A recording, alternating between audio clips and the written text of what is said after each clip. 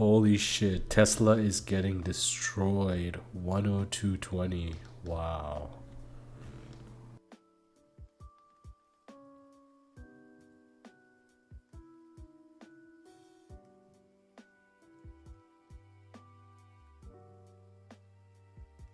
I have one Tesla position that might end up negative, but it depends how low we go. Oh shit, I can hear myself. Hold on.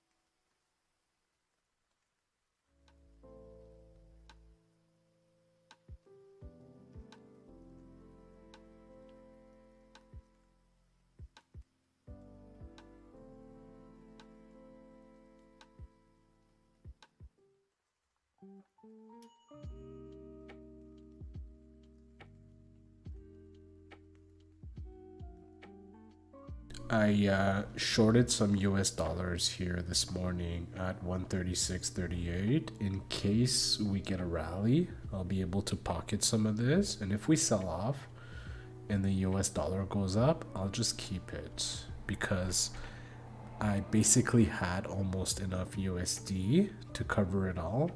So it's not going to be a big loss at all. So I think I'm properly set up here for the job numbers. So I have it down here in the bottom left. Non-farm payrolls forecast is 220, consensus is 200. So if it's really high, it might be bearish. If it's in line, it might be neutral to bullish. And if it's way below, I'm assuming that is bearish. That indicates a lot of troubles with the economy. But it could initially be seen as bullish, so it's hard to tell. Usually, I wouldn't even look at these and I would just look at the price action, because price action oftentimes tells you the story, right? But it's good to know what's going on in the macro, because sometimes you can spot the market going the wrong way and then you get a good risk reward by taking the contrarian kind of bet. But you got to be careful. You can get your face ripped doing that too. You don't want to go too contrarian during a massive move.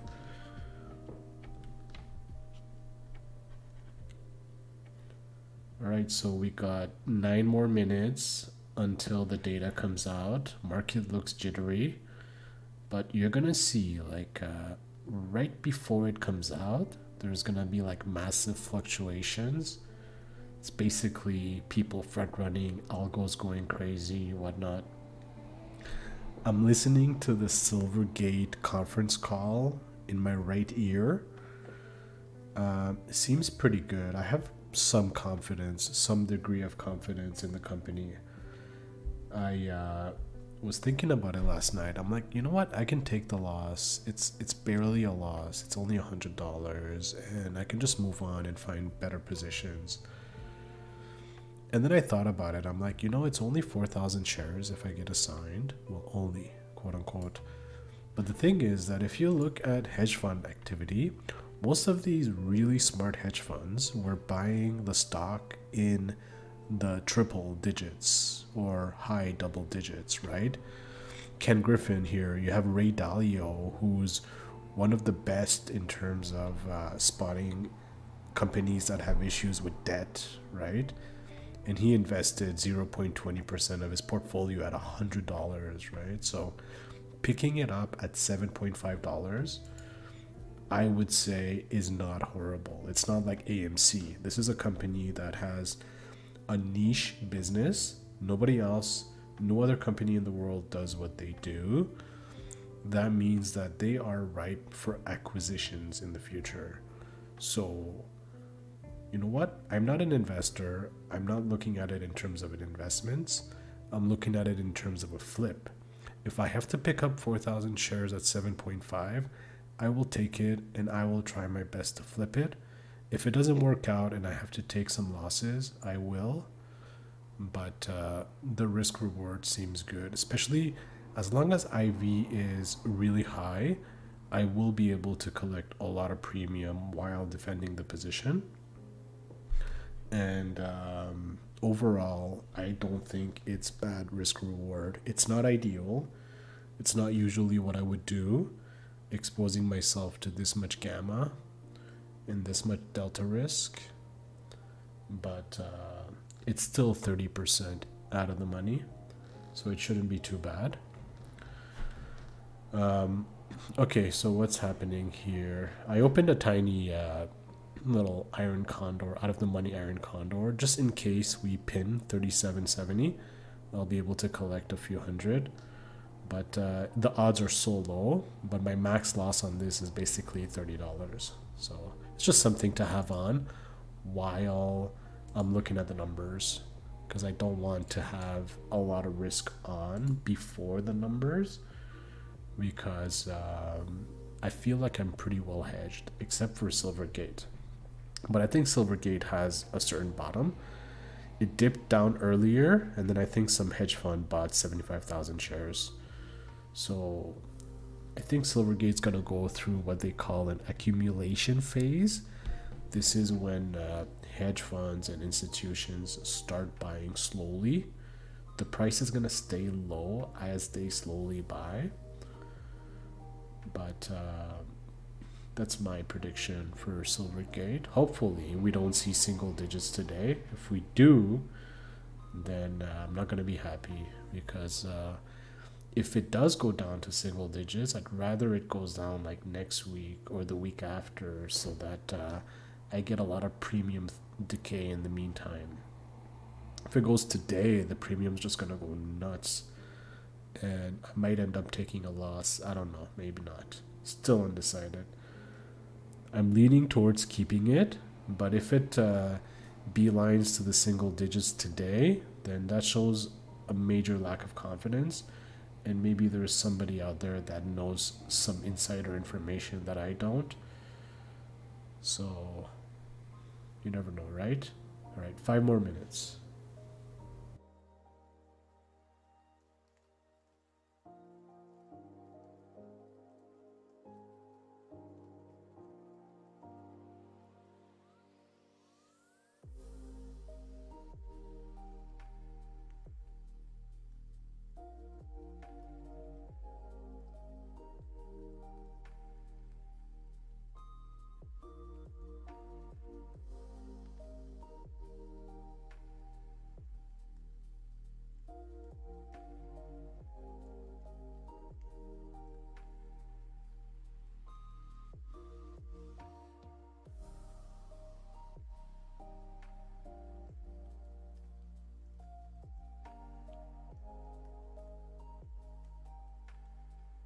I wanna, this guy has his spaces going, I think. I wanna listen to his spaces, because they're talking about, I can't see it. I don't know why spaces don't work on desktop. It's so annoying. Let me just search for it. So jobs day.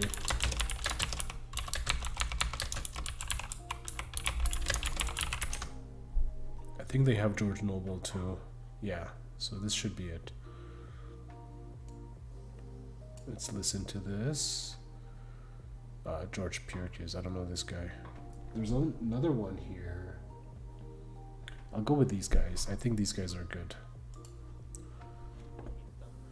Additional level of data dependence, because like in the end, like the precise level of credit spreads that actually yields a 2% inflation target over time is like kind of that'd be an exercise in deep imprecision, at least from my vantage point. Okay, so US dollar is selling off. The MES is going up. Silvergate is stable. Tesla is at the low 102s. Tesla bag holders, Tesla bulls are gonna be crying this weekend if they don't get a bounce. Factors are going to start to go back from headwinds to at least neutral, if not tailwinds, in the first half of the year. Like I could easily see goods consumption pick up again as consumers are getting real income growth, costs for manufacturers are going down due to freight and energy prices.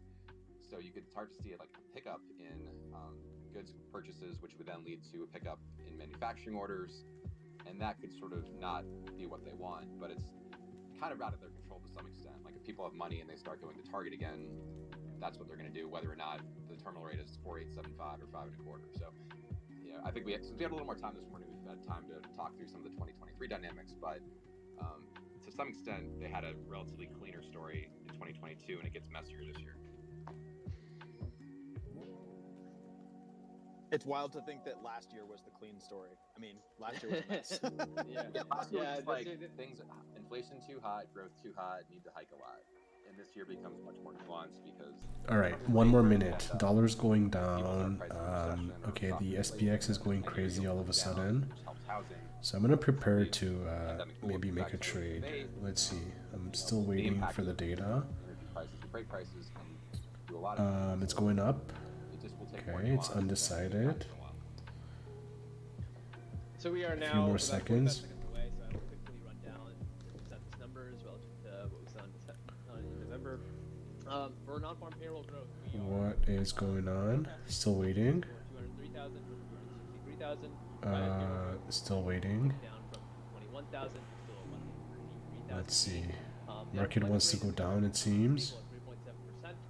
3.7%. Okay. I don't have it yet. Very undecided markets. At least Silvergate is stable. Okay, it's 5:30. I don't have the data yet. Oh, it's going up. What the fuck? Why is it going up? Hold on. Payroll 223K. Consensus was 200K. So that is good, but not great. So maybe I'll fade the rally, but maybe not. Okay, there we go. So we have. Yeah, I should have faded it. Maybe. 223 is right in line with forecast, but above consensus. But it wants to rally. I might just leave it. I might just let it run. This one is going nuts for some reason. It shouldn't be. It makes no sense. Okay. So, should I fade this? Probably not. It's basically flat. But I don't want to fade this because it might just continue up. The dollar's going down. Fed funds rates are going up. So actually this is bullish. These have remained low, but they do seem to be going up. So that means less of a prediction. The markets are pricing in a bit less inflation, a bit less of an interest rate, lower interest rate down the road, especially in the closer kind of dates here. Further out, they're still pricing in some interest rate increase relative to yesterday. Silvergate got a little bump back to 1150. Tesla couldn't even get a bump out of this. That is so sad for Tesla. So it's funny because US dollar positions at $50. I might keep it and fade this, or just take the profit. And actually below. I don't want to play with futures. I usually don't enjoy futures. I'll just see what happens. It feels like Goldilocks. It's probably gonna level out, and we're gonna just be flat on the day. What is this position? It shows SPX is going nuts for some reason. It's a nice way of like there are more people. Overall, I think neutral. I'm just gonna listen to what these guys have to say. Even some people might focus on the unemployment rate. I don't think that's the right way to look at it. I've been talking about it literally since the middle of 2021, saying that aggregate weekly payrolls is incomes, which is ultimately inflation, and that was soft. So to me, this is a soft report in a Goldilocks way. Yeah, I'll second your points, and as I'm thinking through some of the details, and maybe some of yours as well.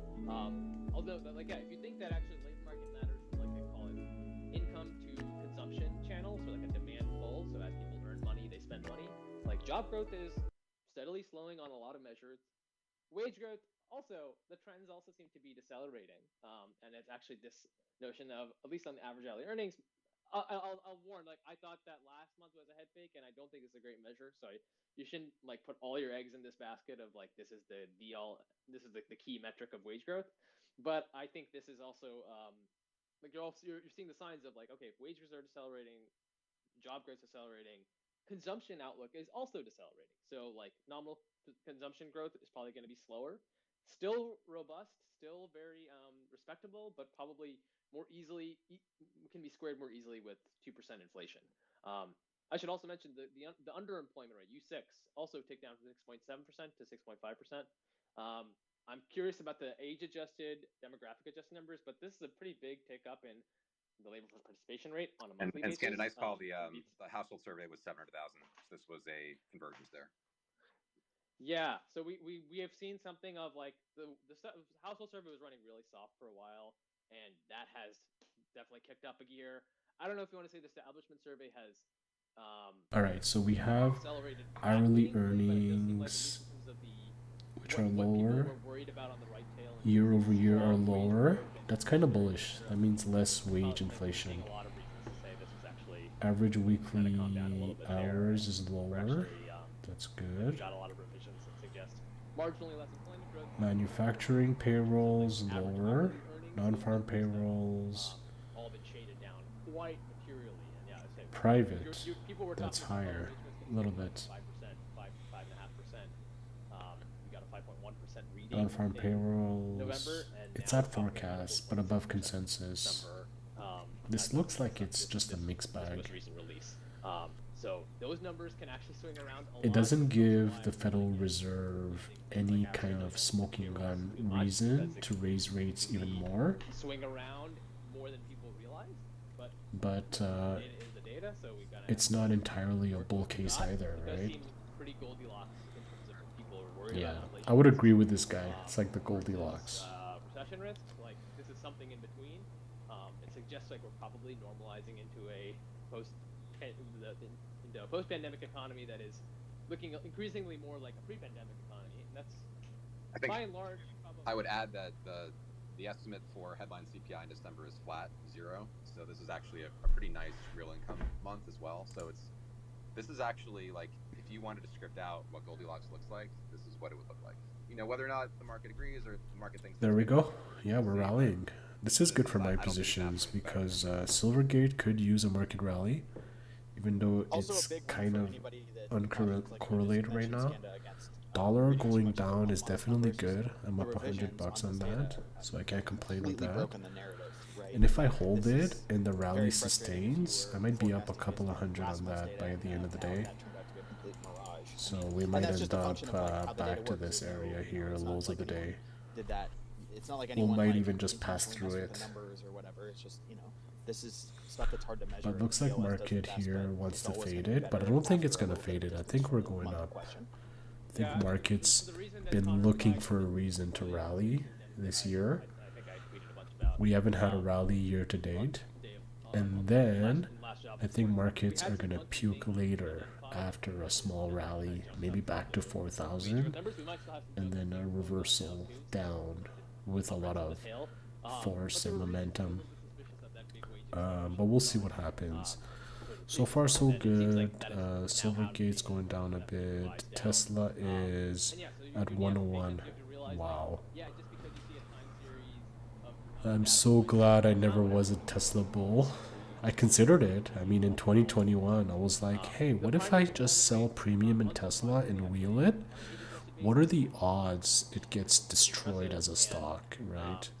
Because of the run it had. But I guess my intuition was right to avoid it. Some of this is also about like seasonal dynamics changing and probably a little bit slow to catch this. So the household survey was probably a little uncharitable. I was selling premium on it here and there back when it was like $1,000. But I we're also never in shallow wanted to take assignment in the stock. So you're not letting go of as many people because you didn't hire as many people for a seasonal purpose. That So seems to have what do also we played out have? in like late November, I early have December. an iron condor that I set Jobless up claims number two, like jobless claims have just actually as like a tiny lotto. oh, it was like actually But what I want to do is see if there's any position that I can close, for the sort of holiday season. and then I can have kind of a free put in a way. So this is, what is this? Maybe firms are just able to do more with less. Which one is this?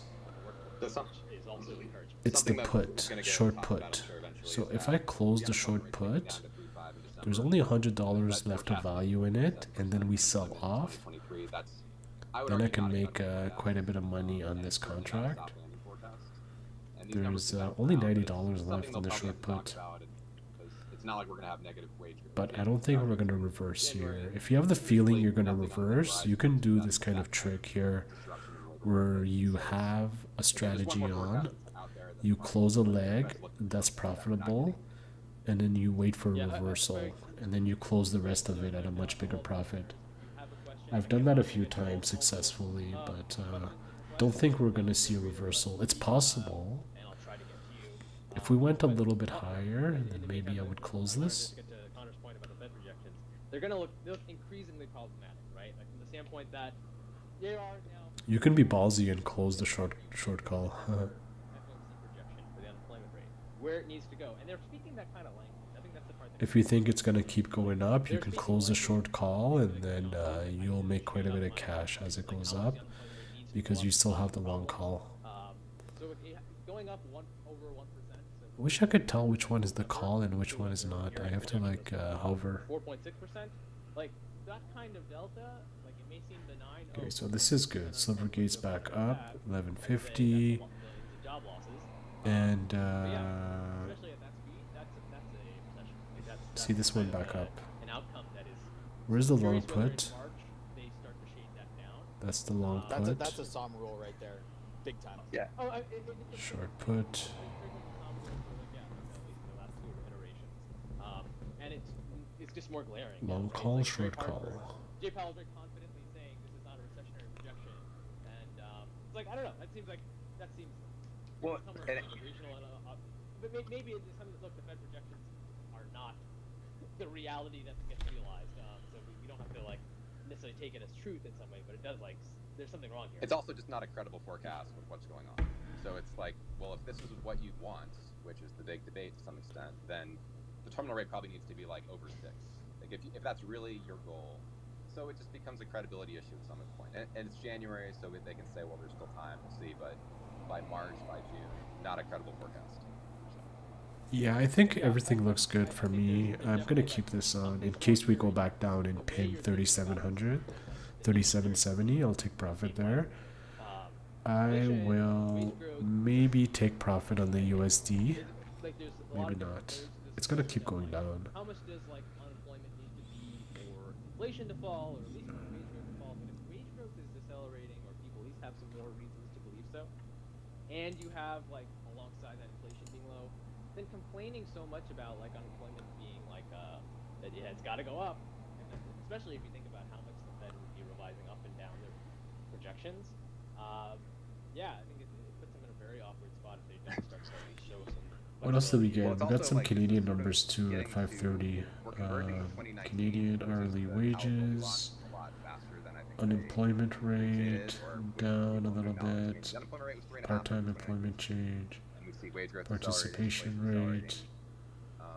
You know, I don't think we're gonna have a 2010s economy for a variety of reasons, but some of these numbers are getting closer to 2019 than people appreciate. 104K. Yeah, What the I mean, fuck? it does That seem looks consistent, really high. like that people are making these like That looks very tough insanely high. arguments about unemployment and also job openings. Like job openings. are Okay, too government high, so payrolls. it's gonna still promote like a That wage looks price really spiral, low. and it's like I don't know. Like we'll see, but the ultimate test will be the CI numbers. Like I was. Silvergate was at $10 today, uh, 1070. the wage data we I got was sweating. last release. Don't and want to then see we single don't wanna, like, digits say, this week. Oh, now this is true. If we can stay above 12 by Monday next week, then the premium's gonna go down by so much. Oh, we'll say like it does seem we still have heightened implied volatility, not as high as the past few weeks, the past month and a half. Just real quick, I gotta drop out. Thanks This for is the during feedback, and we'll FTX, talk to y'all for CPI, spiked to but, 11, okay. and then back up as it was crashing. And then this was the best time to sell puts, and that's actually when I sold my puts, around here, and I should have taken profit because the price action was relatively stable, but the IV was extremely high.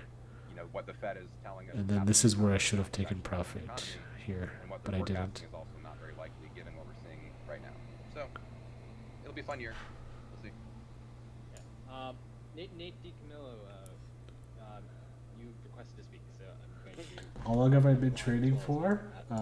Years, Royal, but I've been doing it seriously for a year and a half. But I've been following market for years. I've dabbled in it, but I've never taken it seriously up until now. So currently I'm doing this full time.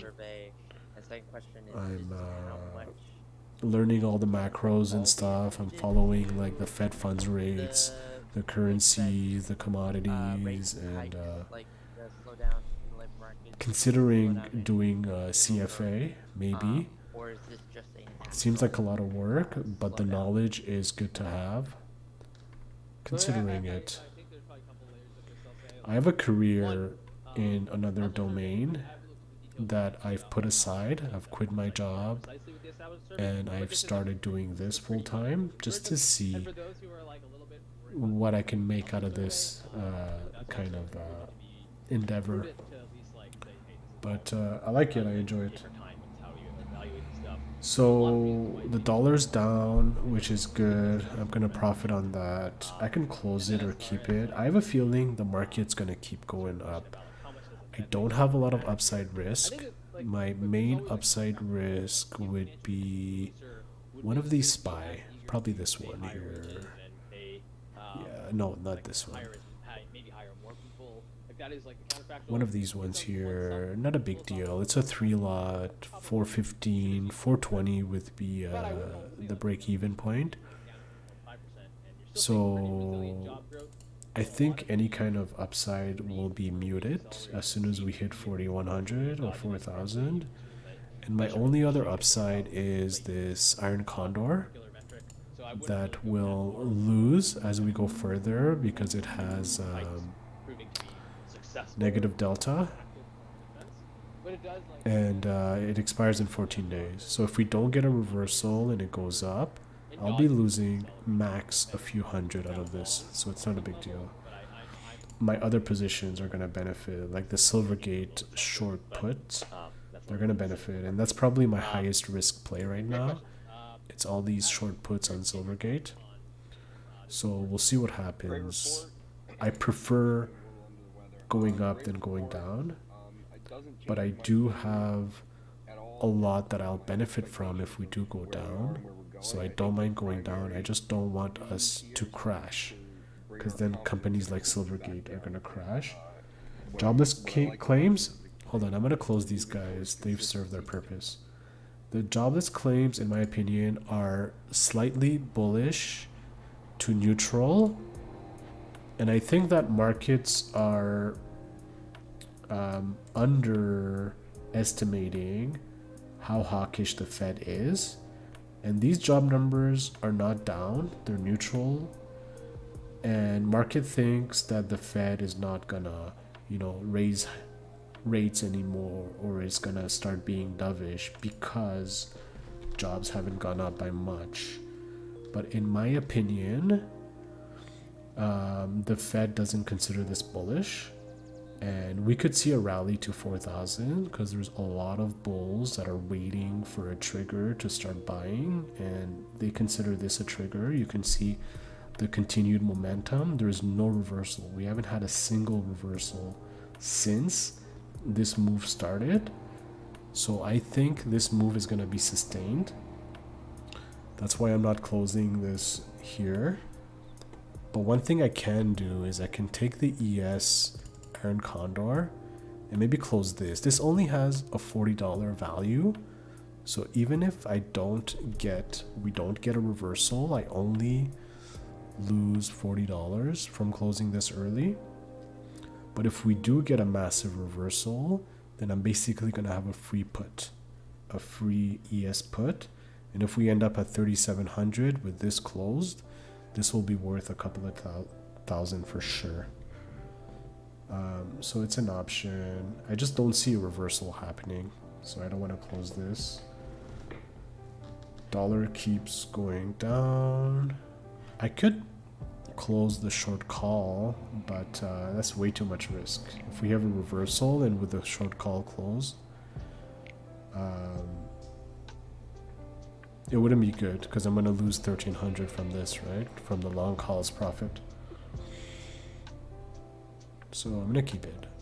The only reason I opened this Iron Condor is just to have something to look at and that I can play with in case I kind of want to go for a counter trend or something. So I'll just keep that in mind.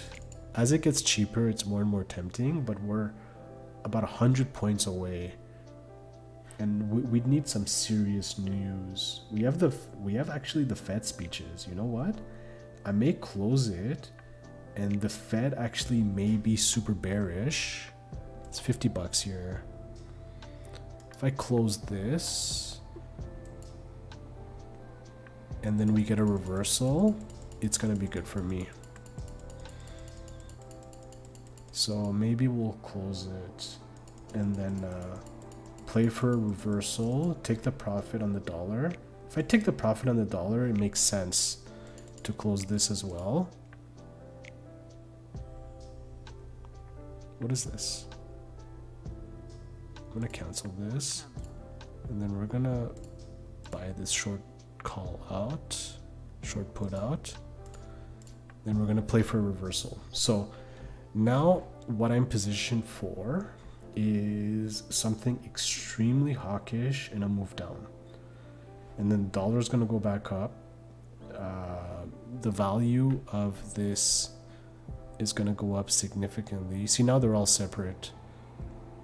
So there's the ES, and then there's going to be another ES. So now I got to keep in mind that they're all separate, but they're pretty much hedged. And then I have a free put. Where's my free put? This is it here. So this is my free put. So if we get a reversal, all I need to do is close this and I'm good because the other two are hedged. The other two cancel themselves out. So my goal would be get a reversal, take the profit on this, and then I will have made money off that Iron Condor. Dollar wants to go back down still. Let me see, realized. Yeah, I got 500 realized, so that's good. But it's not actually, because there's this guy here. So if we don't get a reversal, this guy is gonna neutralize some of this. It's basically gonna just give me my profits from this, as well as some of the loss from the early closing of the short call. I'm happy that Silvergate got a bounce. I might want to open a hedge here, but I'm thinking Silvergate should be higher before I hedge. I was dumb yesterday. I had a hedge and then it was going higher and higher. It went to 13 and then I closed the hedge thinking that it's going to stabilize at 13, and then we went straight back down to 1070 this morning. So I should have definitely kept that hedge. Do you know where you can start learning the market as a complete beginner? I would recommend, well, before I recommend anything, like, what's your situation? Like, what's your budget size? How much are you playing with? And where are you in life? Like, how old are you? What kind of income do you make? Like, do you make a lot of money, or you're looking to like get rich fast or something? Is that your reason for asking this question? Because it all depends on, and of course this is not financial advice, but it all depends on a person's kind of situation. We keep going up, 3870. So this is good. I'm not going to complain that it keeps going up. Silvergate wants to go down though, so that's not good for me. I would say something that would help anyone is learning about value investing. So any book on value investing is good to learn, because it's going to teach you how to research what companies have good value, right? You want to learn how to read financial statements. If you're going to trade for yourself, I think anyone who trades for themselves or who invests for themselves, they need to understand financial reporting. So any book on financial reporting is good to study. You want to learn how to read a cash flow statement, an income statement, revenue statement, and whatnot. And you want to understand what all the terms mean. You want to know what securities are, you know what assets are, liabilities are. If you don't, then you're basically just trading and investing based on hype. And that's how people get crushed. People can make a lot of money, of course, just going with the hype. But people can also get crushed really badly, like what happened last year, just going with hype. So yeah, I would say. And I'm not an investor. I'm basically, currently, I'm just a trader. I'm just trading in and out, and I'm growing my account using these strategies. And it's been working really well for me. So I am expanding on that. But I'm not planning on actually purchasing any long-term positions until we get some form of capitulation.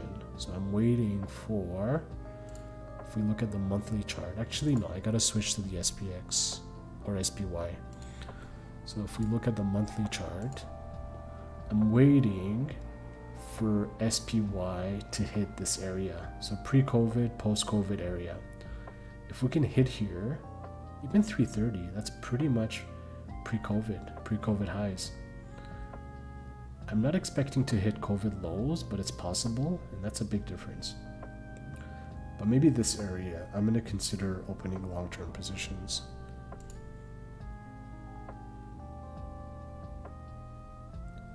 Take a look at the SPY. SPY wants to go up.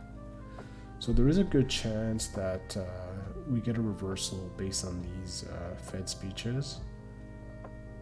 But so far so good, I would say. Let me turn this off. There. Market opens in 35 minutes. I'm looking forward to it. I am gonna take a small break and be right back. I'll leave the stream, the screen on and stuff so people can see what's going on. Let me change SI maybe to Tesla. I think more people are interested in Tesla. We got a small bounce on Tesla. That's good. Tesla bulls are going to be happy. They've been taken out to the woodshed for the past few weeks. There we go. We might get a start of a reversal.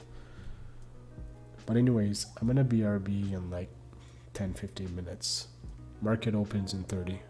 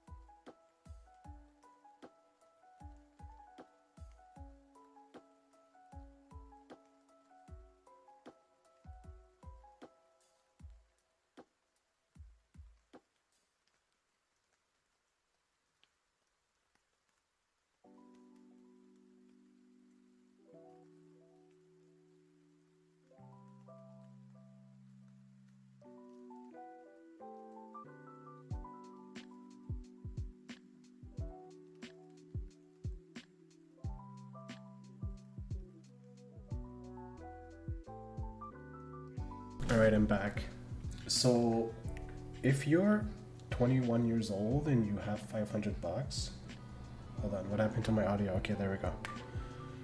And then I would say that, not financial advice, of course, I'd say you got to focus on income. You don't need to actively beat inflation by taking on risk, because what's happening is as interest rates go up, all these stocks go down in value. So when you're gonna buy like a stock because you want to beat inflation, odds are if there is inflation, rates are gonna go up, stocks are gonna go down in value. So odds are that you are going to lose money trying to beat inflation. So what I tell people who are younger, I tell them focus on income. Whatever you can do to build income is what you should focus on. There's always a way, unless you're like super disabled. There's always a way. Trades, businesses, going to university. I would invest that $500 in anything that can grow your potential income down the road. Because trading, you're not gonna become rich trading from a $500 account unless you basically hit a lottery ticket, which is like 1 in a million. So you can try to gamble it away and try to get rich. There's always a way to gamble money. There's no shortage of options for gambling money. But what happens when people do that is even if you win and you double it, you're going to try again and then you're going to lose everything. And then you're going to put another 500 because you're like, I did it once, I can do it again. And then you just end up wasting money and time. And the biggest issue with that is the time aspect.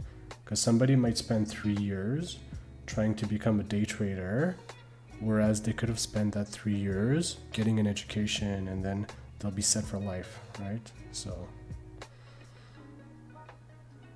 like everyone's in a different situation. I'd say if you have a good income and you're ready to start building up a portfolio, I'd say 21 years old is the best time to just start buying companies. Just buy good companies that have been around for a long time, that have good management, that have a dividend. And if you start building ownership in these companies at a young age, you're gonna be able to be rich by the time you're 40 easily. So the main focus, I would say, for most people is build income. And once you have income, then you should start buying assets. That's how you beat inflation. You buy assets like real estate and ownership in companies and such. But you need that steady stream of income because markets fluctuate. You're not gonna make money off of the markets unless you already have a large account where you can do strategies like what I'm doing, or your account is so large that you just buy a short duration bond and your coupon payments pay for your lifestyle, right? But if your account is small, then you need income. Income is the number one thing that's needed, because then every month you can put some money in through your IRA, tax-free savings, RSFA, or whatever. And like me personally, I'm making a big sacrifice by doing this and not working. And the only reason I'm doing it is because I am able to match my salary doing this. And if I wasn't, and I wasn't able to consistently make more than what the company I was working for paid me, then it wouldn't be worth it. I could do more passive investing and just go to work, right? Go to work.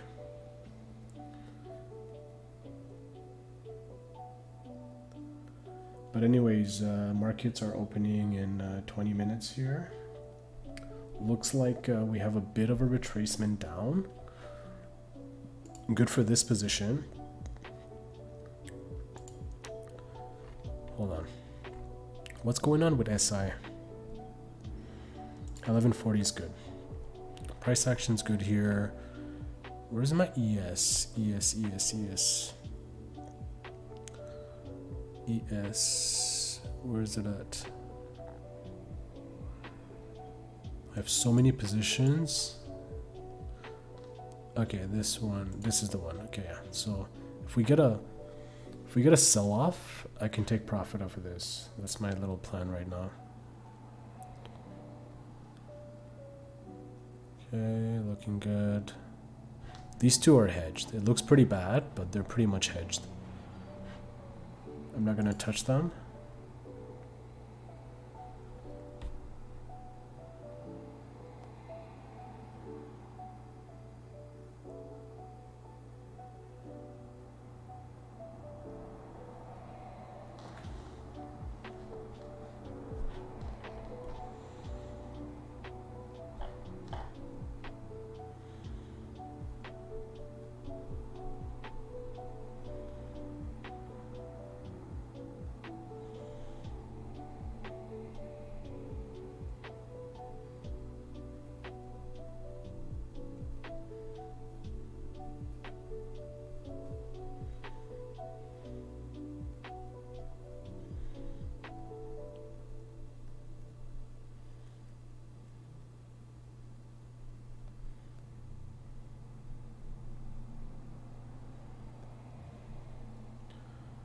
All right. So yeah, Silvergate is selling off. That is not good. That is not good.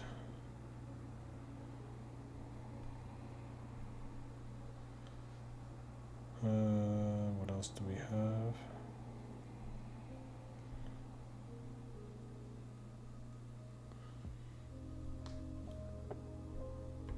That's some really good advice. Thanks, man. I wish you the best of luck. The kind of strategies I'm doing is not very useful to you, but you might learn a few things here and there about what I do and what we do with premium selling. It's not your typical kind of trading. It's relatively more passive and strategic. And generally, it's pretty good. So, yeah. My biggest risk right now is Silvergate. Silvergate needs to cooperate because it's being a pain in the ass. Expires in 14 days. I think it should be fine. It's just temporary pain. I don't like looking at temporary red. I want it to be green every day. US dollar has stabilized out. Where did I close it? 56. It's at 48, so not a big difference. Silvergate keeps going down. Damn it! Should have bought the edge here.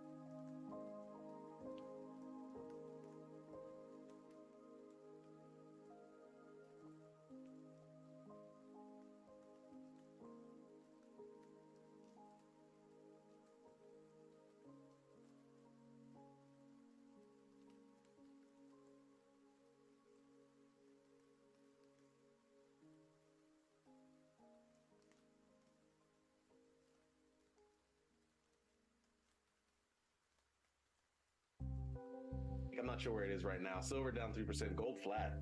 I don't really know what to make of any of these other than nat gas. I think temperatures have been a little warmer than expected. Dollars up 1.5% year to date, and the short end of the yield curve is higher. Wow, Bed Bath and Beyond is down 13%. Crazy. Doesn't stop. So is Silvergate though. That's a shame for me. Tesla is still at 102. Wow, 7% on Tesla. Crazy. I know we like take the tape off every now and again and look at it, dude, I didn't realize it was 75. It's 4-year lows, man. Yeah, this is if you're looking for the most interesting story on here, I think actually that's the most interesting story on this first page, is that the difference between the VIX, where how high that's trading, and volatility on volatility at 4-year lows. That to me is that's the most interesting disconnect. Now, I think it means that, and it means that our positions are really good because it means volatility is going to crap out. But I don't know. I'd be curious to know how many times VIX has been above 20 with the US dollar's really stabled up here. It's barely moving anymore. Yeah, me neither. But I have no idea. So what I'm kind of hoping for is for the SPY to go down back to here, for the USD to go back up, and for Silvergate to go back up. It's unlikely for this one to cooperate with these two because they are inversely correlated, but it's possible because it is way in the oversold territory. So it's there is a possibility of it. People with my people, yes. with my people. And well, these were That would basically give me my max profit for the day if that happens. First of all, I meant more Jews than old people, but it's okay. I have a lot of losing positions. Hey, how is Lulu doing so poorly? Wow. I might actually buy another contract of this. Before we started talking to him, which was a mistake. Because that's crazy. Lulu is catching a bid here. I might buy one more because that is a big appreciation in price. Do I have downside on Lulu? I don't think so. I should have gotten downside on it. 2022. So really impressive, man, to see options growing the way it is. What you really want to know is how did you start learning the stock market? What are some things you should be doing to start learning properly? The first thing I would say is don't listen to CNBC. They're toxic. They teach you the wrong things. It's all hype, basically. They only talk about hype stuff, and they focus on certain subjects. Like the amount of time they spend talking about Las Vegas and gambling companies. Like, who cares about those? I never in my life, not even for a second, think about casinos. But they just hype things up and they hyper focus on it. I would say a great place to learn is Twitter. So there's a kind of a subsection of Twitter that's called FinTwit, Finance Twitter. And if you follow the people that I follow on Twitter, and it's relatively only a small list of like 100 people, you're gonna learn aspects of finance that otherwise it would be hard to learn. You would need to personally know like financial experts to learn these aspects of finance. So I'd say that's a good place. And then also what I mentioned earlier, learning how to read balance sheets and such, learning how to read financial reporting, learning a little bit of business, how businesses operate. If you have no business acumen, then it's hard to invest in the stock market because you're investing in like a basket of businesses. And how do you know what they're worth if you've never operated a business or you have no understanding of business, right? So yeah, learning business, learning financial reporting, and following and listening to people who have more experience in the field. Like, don't listen to people who are just gamblers, like Wall Street's Bet. There is a lot of smart people in Wall Street's Bet, but the overall kind of like hive mind of the subreddit is just idiocy, and there's no value in trying to learn from those guys. You want to try to learn from hedge fund managers or people who lived through recessions, people who lived through crazy inflation, or people who've studied it, because it has a big impact on any kind of asset class, whether it's cash, gold, real estate, or stocks. Things can change within a few months. What you thought was valuable could end up not being valuable anymore. And unless you follow the trends and you listen to experts, you're basically on your own. There's no way for you to know what the hell's going on. And then you put on CNBC and they just confuse you even more.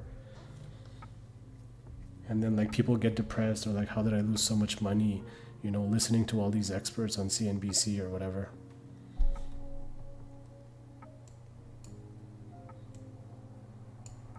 As of yesterday, it didn't have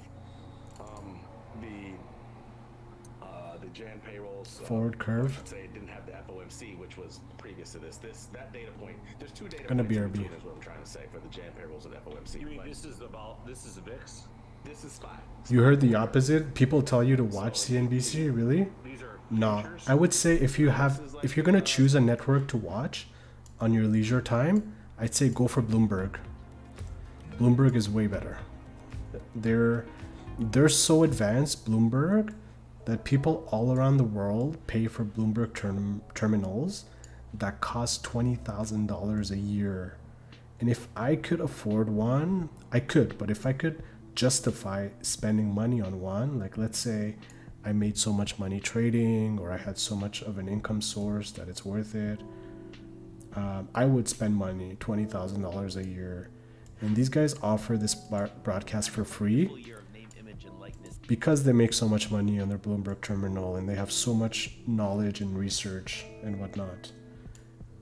And then I'd say once you start building up a lot of cash, like you have over 50,000 and you want to play with stocks, listen to these guys. So These guys, next week. they're Tasty Trade or Tasty Works. Tasty Trade is the network. Tasty Live is the network, and they offer free programming, 10 hours a day, and they teach you strategies that are based on premium selling, the kind of stuff that I do, which could be risky, but also gives you a lot of flexibility as to how much risk you want, right?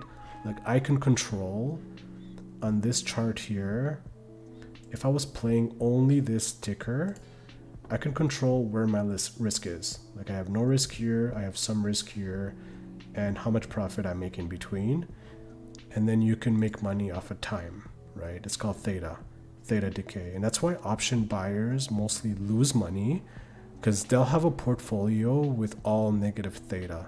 That means they lose money every day, whereas I have positive theta, right? So that's Tasty Live. They're really good for learning options. If you want to learn the ins and outs of options, you listen to them and their research. They have a lot of good research. They have a huge YouTube channel with tons of research and videos.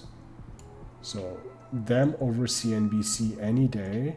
And then also finance Twitter. Just find people on finance Twitter who think opposite of how you think. Let's say you're a Tesla bull and you love Tesla. Go listen to the Tesla bears. Follow them, join their spaces, and their discussions are very insightful. And no matter the room, but you got to keep in mind that sometimes some little groups become cultish. You know what I mean? Like Tesla bulls. They're like cultish basically. GME bulls, they're cultish. AMC bulls. And once you notice that a group is becoming cultish, that's usually kind of a contrarian indicator, right? That means that you want to ignore or do the opposite, because depends. You don't want to do the opposite because you can lose a lot of money going the opposite direction of a cult. But sometimes you can sense it. The top is in and we're going down, and you're going to bet against the cult, right? And a lot of people have made a ton of money last year betting against these cults, trading cults. Okay, gonna BRB.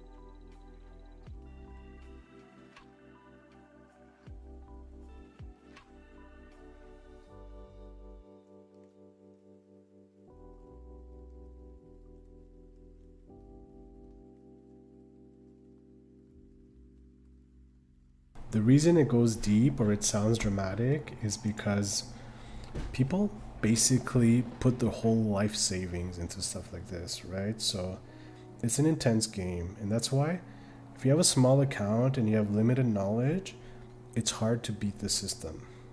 All you can do is basically just buy and hold, because you're going to be competing against people who have, you know, instant access, knowledge, experience, and they're ruthless. If they know they can take your money, they'll do it in an instant. There's no pity. All your life savings gone in a flash. Happens all the time.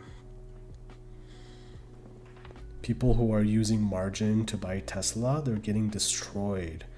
We're in for another round of margin calls, I think, soon. Maybe like 95. And I have positions. Like, I'm gonna lose a bit of cash on Tesla today, but if it stabilizes, I'll be good. But I also have positions that are gonna win, right? Like this one is winning. I have 3 Tesla positions. So market's open, 6:30. Let's take a look. What's going on? Tesla's going down. Silvergate is going up. Nice. Okay, Silvergate going up is good for me. But Tesla's going down. SPY. How's the SPY doing? SPY wants to go down. SPY going down is good. That's what I want to see. Tesla stabilized here. SPY going down. I want this to go up in value so that I can cash it out. Wow, portfolio's looking red today. Crazy. It's looking like a red day. Take a look here. Let's do this. Fuck. Feel like my computer is being slow. Okay. So what do we have? SI doing poorly as expected. CarMax, ES. This one's fine. It's just confusing seeing it. This one's okay. $70. Lulu, okay. Lulu was looking scary earlier, but that's not bad. Microsoft. It's looking fine. My winners are still winning. Losers are under control. And I just gotta keep an eye on Silvergate. But I might play some Tesla in the meantime. Tesla's popping here. Silvergate's looking okay. 1183.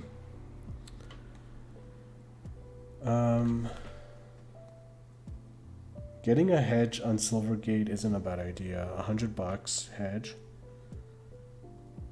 I want it to go higher before I hedge. Maybe I'll just buy some options here, just as a hedge. Options that expire here.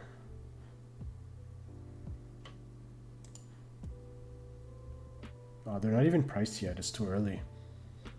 Let me just reconnect my data.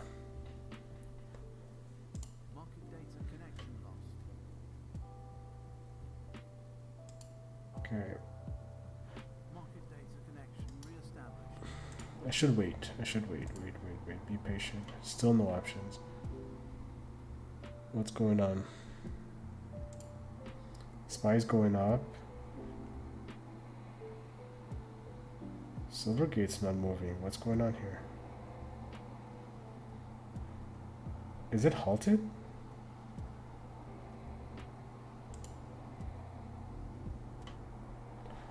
I'm gonna restart my client.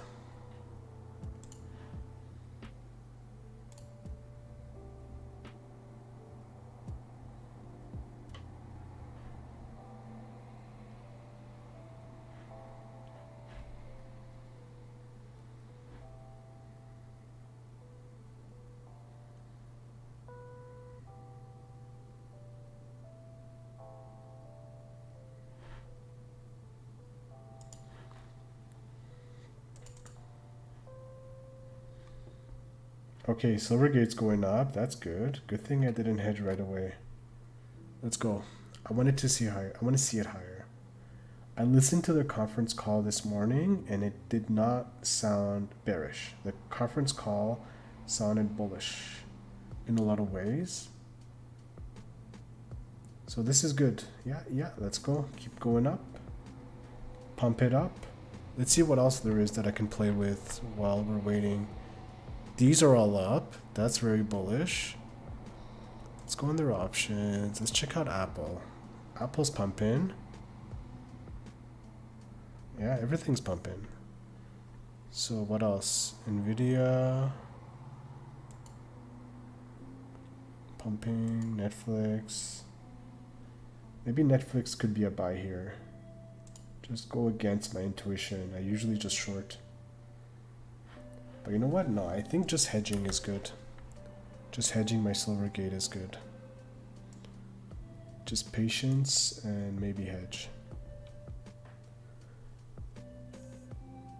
Yeah, good thing I didn't buy this. It went straight down. Like, instantly went straight down. That's why sometimes you gotta do the opposite of your intuition. Yeah. The SPY keeps going up though. Let me take a look what else is going on. We've got the yields going down, which is bullish. Yeah. I think overall, this is today's jobs report was a bullish indicator for the markets. The dollar keeps going down. Bonds are going down-ish, going back up though. And yeah. So it's good and bad. It's good because Silvergate is up. It's bad because a lot of my bearish plays are going to be red, but most of them expire on the 42nd. Some of them expire on the 14th. But still, pretty good. Like this one. Yeah, I might close some of them. Just take the profits. We'll see. Take a look. And then some of the big winners are doing well. Like SI, this one flipped. This one was up here, now it's here. Apple, looking good. Netflix, this one. This one's looking good. This one might flip soon. 14 days. This is, yeah, this one's gonna flip too. Positive soon. Amazon. This one already flipped, and I can take $117 off of this. I might do it. I've had this position for a while. But the delta is very negative. That means if we go up, I lose money. And there is a likelihood that we go up based on market trends. Although Silvergate is starting to sell off here. I wonder if I take my first hedge here. Yeah, I take my first hedge here. I'm not gonna ignore this threat here. Big threat. Look at my liquidity. You went up by a lot. That's good. Went up by like 1,500 since the open. So that is good. And okay, I got my first hedge on Silvergate. I might even double it. Just do a 100 lot, you know? Because if we sell off, this is going straight down too. Just do a 100 lot. Max loss, couple of hundred.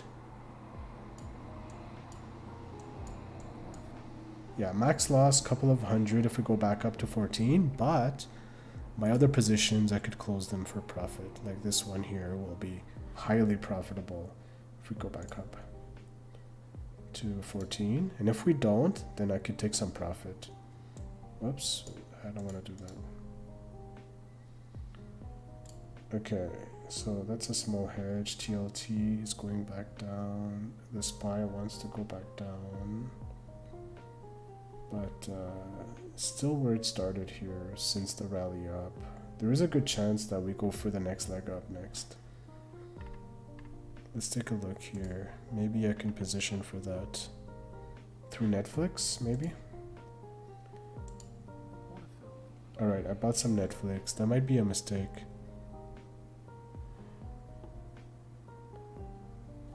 See what happens. Yeah, Netflix was a mistake. It's already down.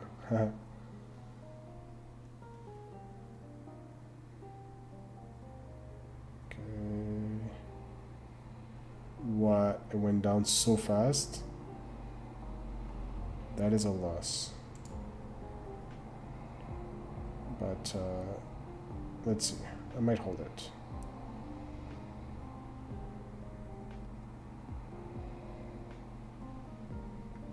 Where's VWAP?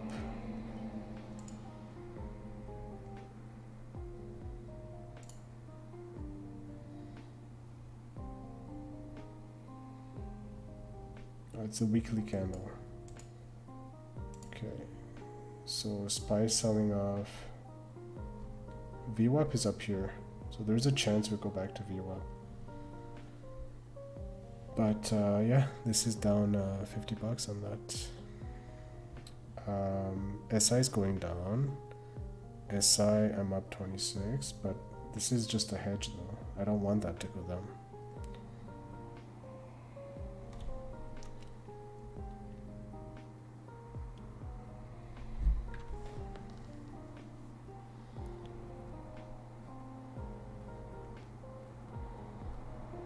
What's gonna happen here?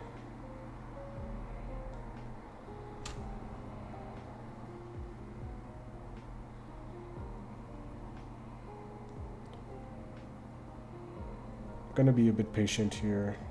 Should be fine. I do have a downside hedge too, so if we sell off hard, this downside hedge will help.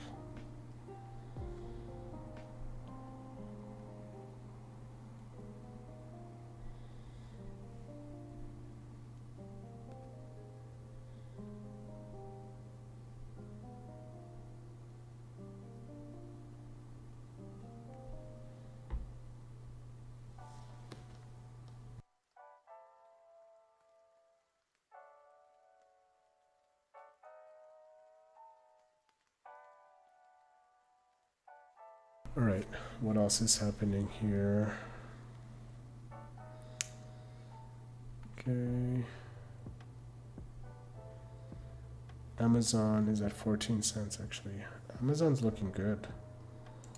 Amazon's kind of a nice downside hedge too.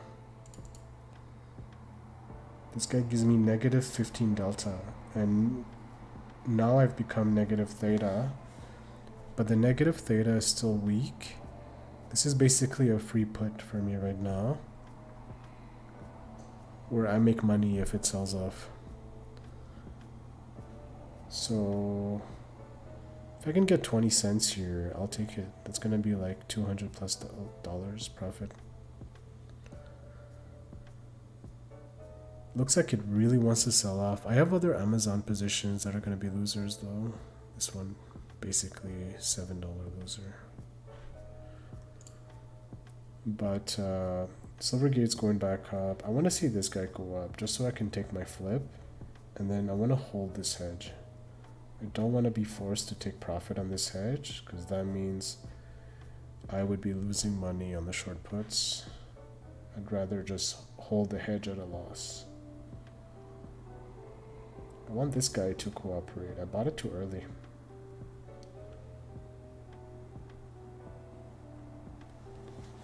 SPY is going down. Okay, let me look at the MES. So this guy here is starting to become more and more valuable. This is what strike? 37.65. It's really far away. But there is a chance that it gets there.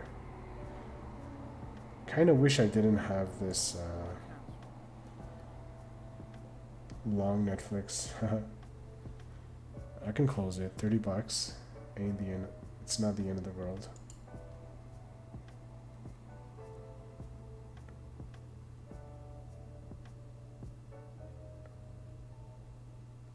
Okay.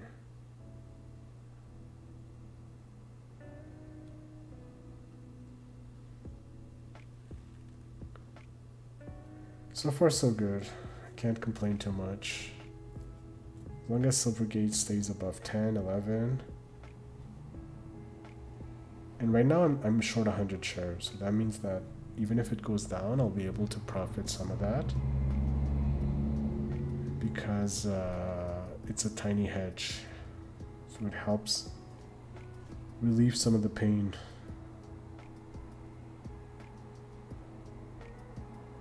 Let me look at the Fed funds futures. Fed funds are still up. With the way the market is reacting, it almost feels like they should be down. I feel like just closing this now. It's an annoying position to be in a bear market. Long Netflix.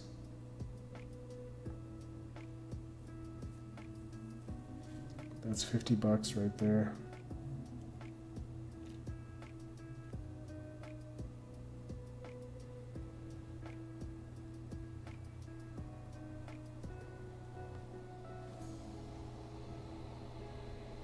P&L's showing good, even though Silvergate is down. So maybe there is hope. This is near my all-time high. So despite all the red and all the stress, I'm doing pretty good. This is a good time to question whether you want to keep these positions, because if you're near your all-time highs and you're suffering quote-unquote stress from your positions, you can just close it. You don't have a drawdown. You don't have to be in these plays. You can reposition. You can sell further out, whatnot. But Netflix is being a pig here. Netflix keeps going down. $60 on Netflix. Bought it at the worst possible place. I knew I should have faded it. I considered fading the rally. But I have the hedge though. So this is worth $1.25 now. That's not bad. So this could be a bit of a winner if we sell off. So Netflix is now down $78.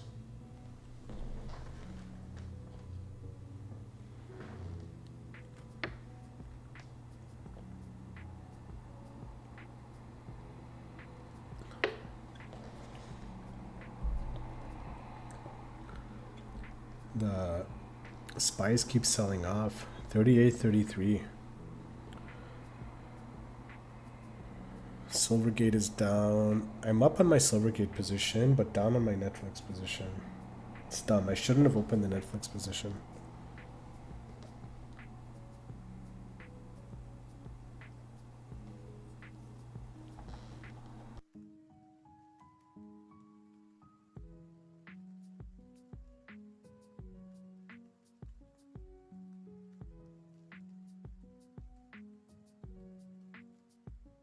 I might see a reversal back up.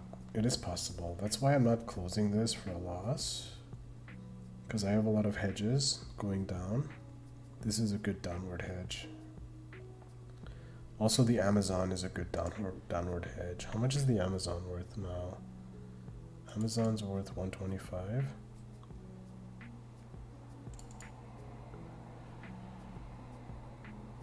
This one is a downward hedge too. This one will be up a few $100s if we hit 3,700. We're getting close. 38.14. What else? This one.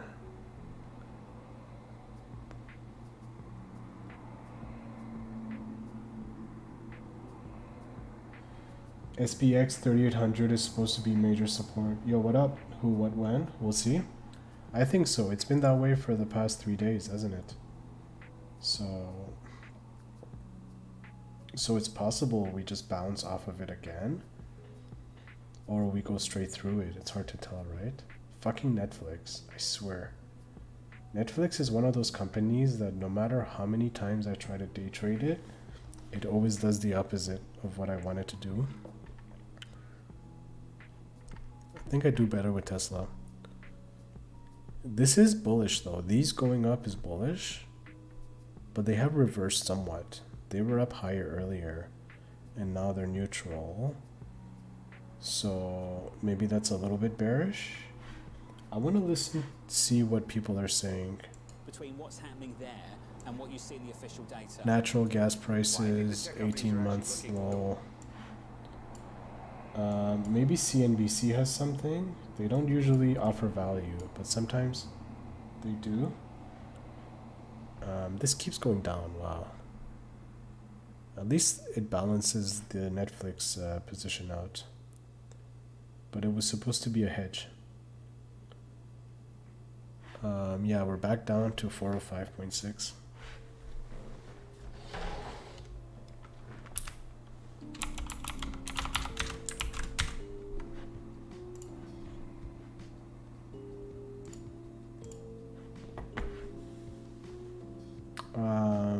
Keeps going down. Holy smokes.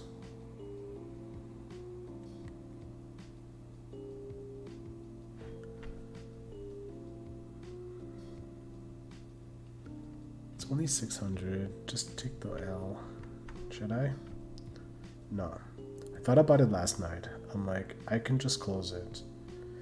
I can just close it. But I thought to myself, I'm like, don't let the market scare you out. Because hedge funds have been buying this stock since the high 200s and the high 100s. And they're going to shake me out at 7.5.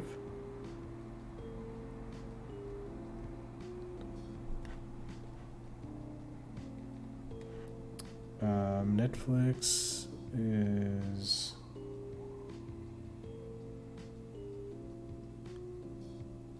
low volume. This is low volume selling. Maybe this is a sign of exhaustion. But yeah, it's already down 94 bucks. I might as well just close it, I think.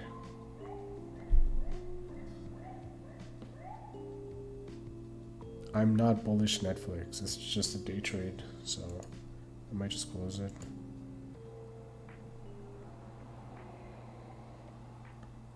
Five-minute chart looks ugly. The 1 minute chart looks ugly too. How's Tesla doing? Tesla is 104. Tesla isn't as bad. I'm gonna keep the hedge on Silvergate, and I'm not gonna chicken out either, but I'll keep the hedge. I'm not gonna cash out the hedge expecting a bounce, but it does seem to be correlated. Like if you look at these two stock, they both got the bounce at the same time. So I think this is more of like a market drop as opposed to like a bearish Silvergate drop, right? So it seems to be in line with how the market is moving. So maybe we'll see a bounce in it. Let's see, this one here is still only worth 55 cents. It was worth more earlier. But it's fine. That's just a free put that I got. Basically, this cost me like $25.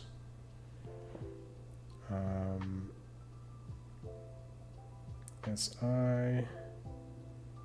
Pump in. Netflix down. Netflix is the one that's being bearish as opposed to Silvergate. What's your strategy making the most for you? Short puts and call ratio spreads. So like these are short puts.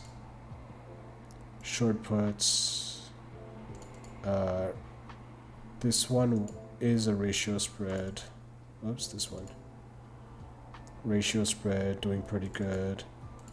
Ratio spread, short strangle. This one's doing good too. Iron condors occasionally, but I don't place the iron condor centered. I always place it where I want the market to go. That way you get a little directional bias and you can make more money if it goes that way. And it also means your max loss is smaller. So this has a max loss of like $350, whereas it has a max win of $4,500 if we pin the strike by 14 days. So I like those occasionally, but like a lot of my plays that are doing well are like ratio spreads,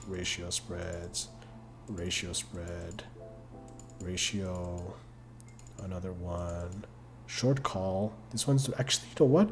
the short call is hedging my short shares. So I could just keep it because they basically have similar deltas. This one here is a 25 delta. This one is a 12.7 delta. So, no, actually, it's a 10 delta. Is it? I don't know if that's the proper Greek. That's the portfolio Greek. This is another ratio spread. But these kinds of positions, they could be big winners, but they could also be big losers. So you gotta watch out. There is a lot of possible risk when you short premium. If you're not careful, you can get your head chopped off pretty quickly. You gotta be on top of it. You can't be like procrastinating. You know, like I'll open some short positions, but then I won't look in my app for a week. You're gonna get destroyed.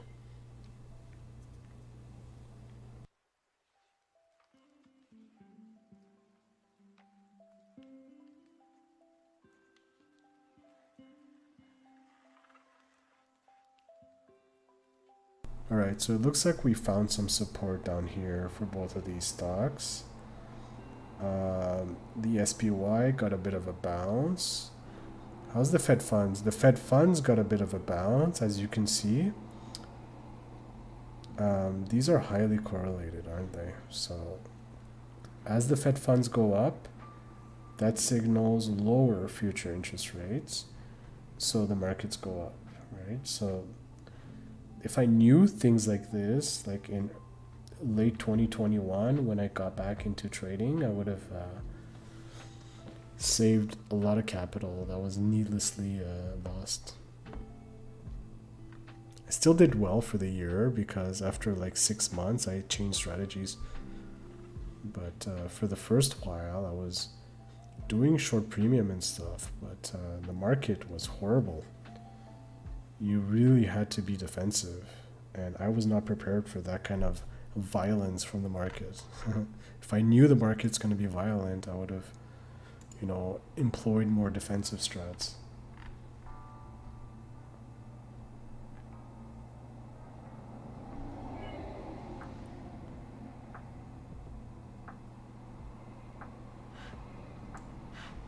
We're going to have some events coming up soon, I think. Let me take a look here. So we have Fed speech 8:15. Okay, so that's in an hour and 15 minutes. We have Cook, Bostic, and Barkin. I'm gonna try to find the audio feed, and then the rest isn't as useful. Bostic speech. Wow, we're still selling off on these, right? It must be a NASDAQ thing. How's the NASDAQ? NASDAQ is doing worse. Yeah, NASDAQ's doing worse. Yeah, these are basically NASDAQ. Let me look at sectors, see how the sectors are doing.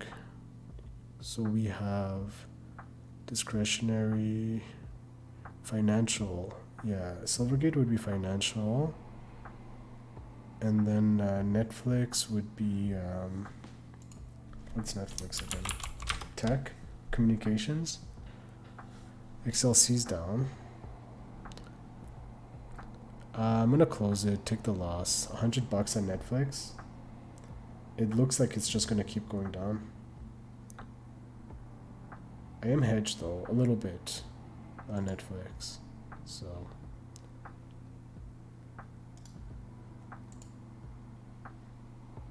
yeah, that was a bad one. No problem, man. But Silvergate is counteracting that. And then we have the Netflix short call. So many positions. That's why there's certain aspects of trading that an AI can do better because of how, you know, reading charts like this could take time to a human eye, especially when everything is confusing. They don't have a good scheme for, you know, showing you what instrument it is quickly. A lot of clutter. But I guess you can customize this.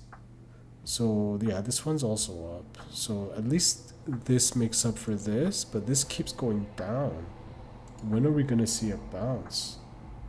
So is this. Yeah, this is not good. I'm gonna take a hit right now for sure because of this drop. Yeah, it's gonna go down. But you gotta be patient here. Netflix, I need to just ditch, I think. Same thing happened a couple of days ago on Netflix. I took a big hit.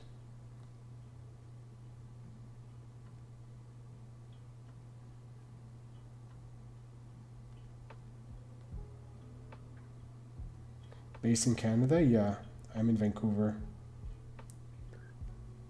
So that's why I have Canadian cash.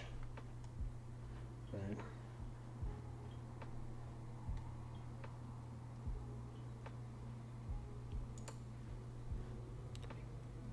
Let me look at USD.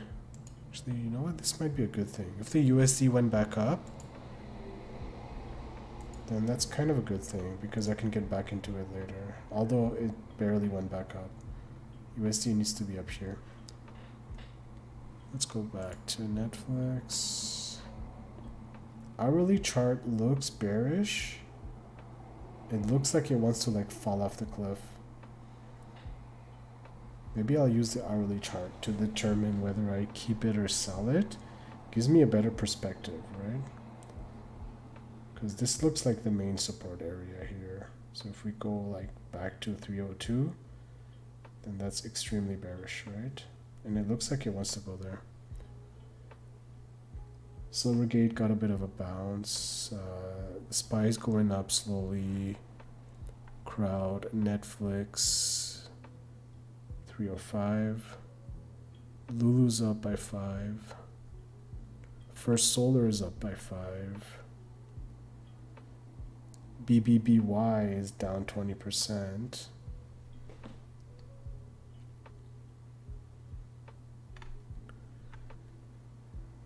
Bitcoin down a little bit. Gold is up. How's my gold position? Is my gold position losing? Doing good, yeah. Despite gold going up, this is surviving. And Netflix is still above this area. Silvergate doing the bounce.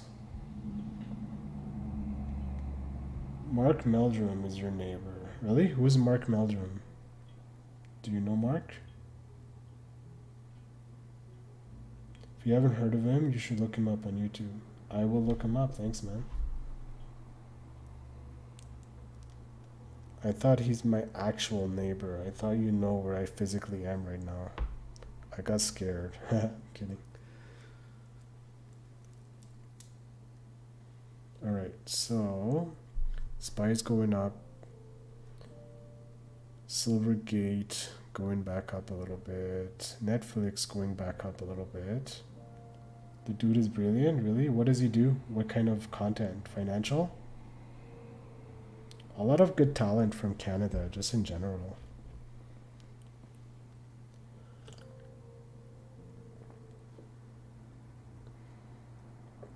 So things have stabilized. I like that the SPYs have bounced because that means Silvergate can bounce. It means Netflix could bounce. Because I'm leaning bullish.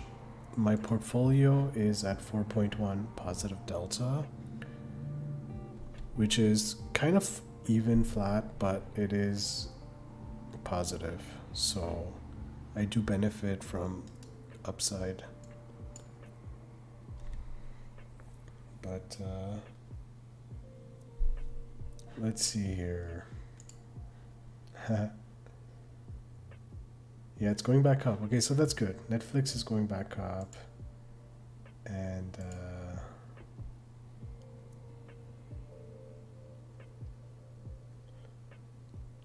yeah, it looks like it's going to be a decent upward momentum day. Upward trending day. And we may have a catalyst coming with the Fed speakers. Let me close that. Or maybe not. He writes the test prep for all level 3 CFA exam. Oh, nice. That's sick, man. I'm considering doing the CFA, so I'll definitely look him up because I have a master's degree in an unrelated field, very unrelated. But I took a break from the other career to do some of this. So I'm considering doing a CFA while I'm not working. I am quote unquote working because I'm trading, but it's from like 6:30 to 1. I have a whole rest of my day that I can study and maybe take an exam. He gives a lot of information about how he manages his own money. Oh, nice. Cool. I'll check it out. So Netflix is back down 404. Silvergate. Yeah, it looks like it's just correlated moves, but this one is high beta. Just a big number, that's why. And I'd say everything is balanced. Looking out for anything abnormal. These two are the biggest pain in the ass, but it's nothing abnormal. I pretty much predicted this. This is a lot of premium added in though, so that extra premium I did not expect. So yesterday, I think we were around 10.34, or no, we were lower. We were like at 9.5 yesterday, and now we're at 10.34 historical implied volatility. So the premium got juiced up, but I think it's gonna stabilize. I do.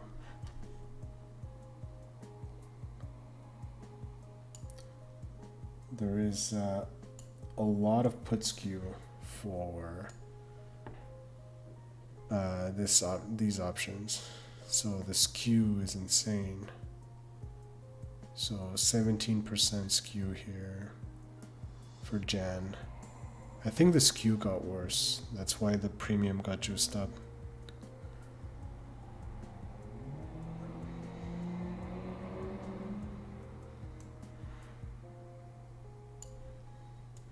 In terms of volume, what price is that? 10. So everyone's trading the 10 strike. So that means that we're kind of pinned to 10. And that my strike here is unlikely to be hit. If you look at the volume, nobody's trading that strike. If you look at the open interest, it's relatively small. There is 1.3k versus 4.9k, but that's going to change throughout the next week. As this is closer, more people are going to spend on further out. So it's going to juice them up a little bit. 2.5 might be an option now because of how it's juiced up, but I'm going to wait to see if the story has changed. If the story has changed, I'm going to take all the risk off.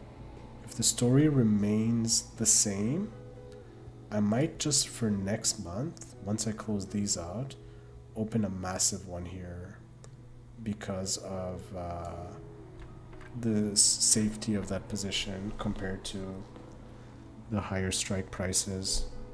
Let me find HKD.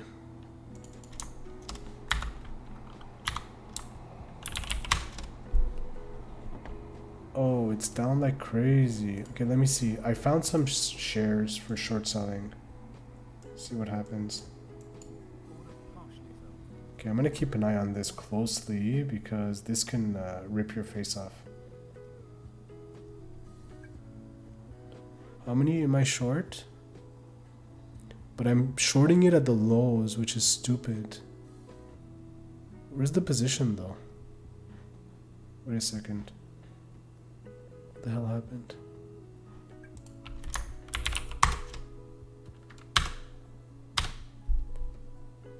How come it doesn't show a position? What the fuck? What happened here? Did I buy? Did I buy or did I sell there? Wait a second. Something's not right here. I swear, if this client loses me money because of a glitch like this, I'm gonna be so angry. Let me restart. It's only 50 shares, but I'm gonna be super angry if I lose money because my client creates this bug where I can't see what I just purchased. It literally said order filled and then I couldn't see it anymore. I have it on tape here.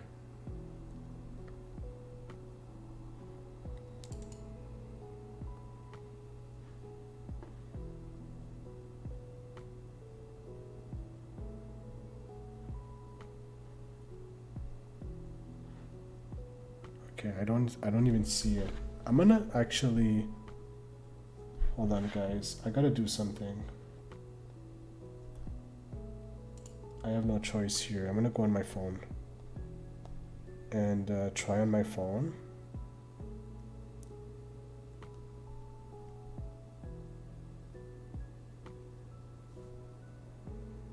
Trading connection lost.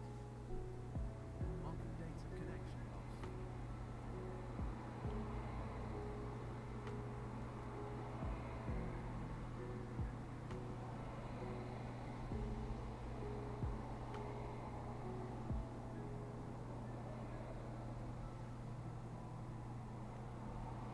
I don't see it. What the fuck is going on?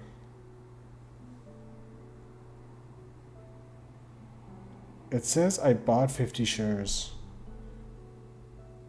Oh. It closed itself. What the fuck? Why did it close itself? It opened and closed immediately. Within 5 seconds. Hold on. I'm gonna re-log in. Okay, one sec. I think I just figured it out. But that was scary. I'm just gonna log back in. It looks like it opened a short and then it closed it within 5 seconds. On its own for no reason.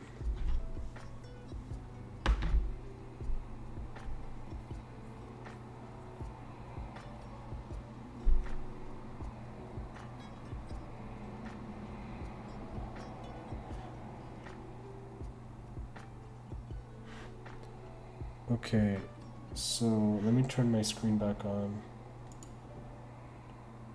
Okay, so it should show up here. I made $7. I don't even know how that happened. Okay.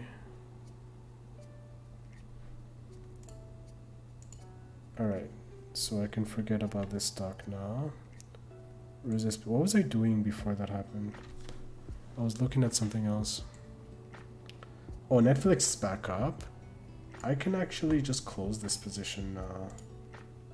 And just, instead of taking the big loss from earlier, just take a tiny loss. 36.45. I can hold it. Or maybe just do it, actually. Yeah, fuck. Fuck that position. I'm still up on the day with my day trades. These two count, this one doesn't. But yeah, that's a bit of a hit that I just took there. As a result, what I might do is I might take my profits on this short. I might actually just take profits on this short. Yeah, so that's good.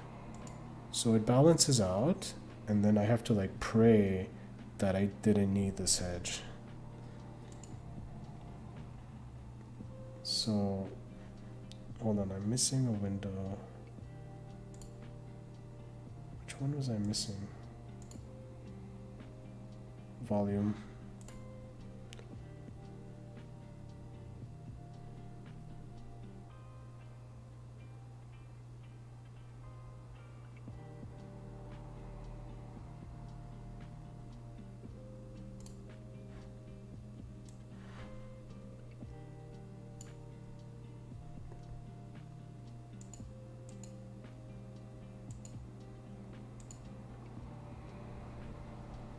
Okay, so far so good.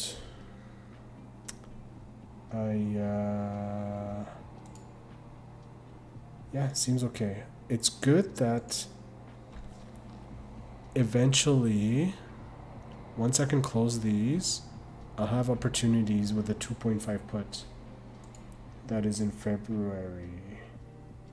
Because I was listening to the earnings call earlier, and they were talking about their business model and how they had a 75% drawdown in their reserves. So what happens is they're a bank and they hold customer deposits. And for a bank to survive a 75% drawdown in deposits is extremely difficult. And they did it with ease. It's still bearish. Like, you don't want that. The bank's business is to hold deposits and to make money off of deposits, right? And to offer services that they charge for. So when a bank has a big drawdown in their deposits for whatever reason, and there's a bank run, it's usually very bearish. But as long as the bank is solvent and the bank has still has deposits and there is no more run on the bank, and then there is an inflow of deposits down the road, let's say like 2 months from now, 3 months from now, there is more confidence in, like, you know, crypto and Bitcoin, and more companies make deposits into Silvergate, the value of the stock is going to go up tremendously as long as their business model is solvent. And the fact that they were able to survive a 75% drawdown in deposits and survive that is significant. So that's why, in my opinion, market makers have a floor on this. And I think the floor between now and earnings is probably in this range here. That's my guess, like this range. Depending on, you know, variables, you know, like how many deposits were taken out, how much did you lose on selling your securities. They had to sell these long-term securities, long-term government treasuries, to raise cash to pay back the depositors. So they had to mark that down as a loss. So there's a few variables like that analysts are looking at to see, like, how much is this stock worth, because it has a book value, right? And the share price is a multiple of that book value, or a fraction, I'm not sure. But that's why it has a floor, because as long as they hold the assets and they have the business model, they become so cheap that they're basically ripe for an acquisition. Any company, Binance can be like, this would be pennies for Binance. They'd be like, well, what if we buy Silvergate?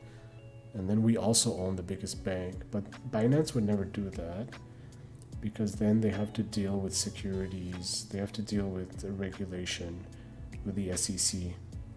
But other companies might want to do that. Like, for example, Tastyworks.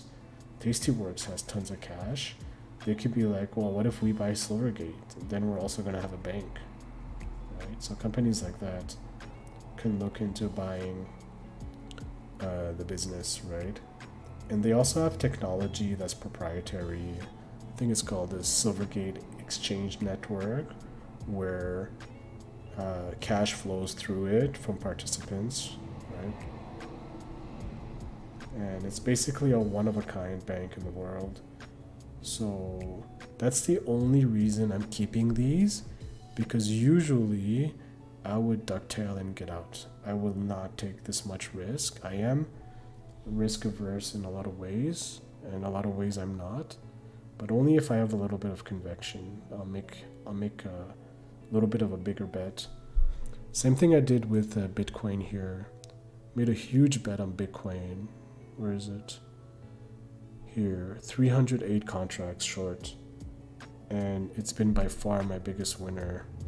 Silvergate was my second biggest winner up until yesterday. Then we took a hit, and then today we took another hit. But should be fine. focus too much on it. If I forget about it, the price is gonna go up, and I wouldn't even have noticed this. Hold on, I gotta do something.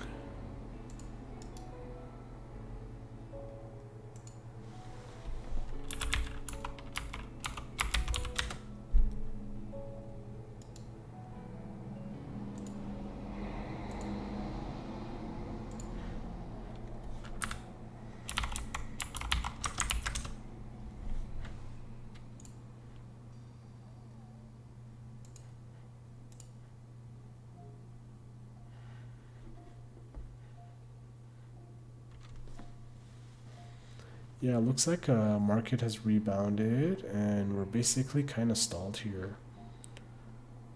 So what's gonna happen from here on?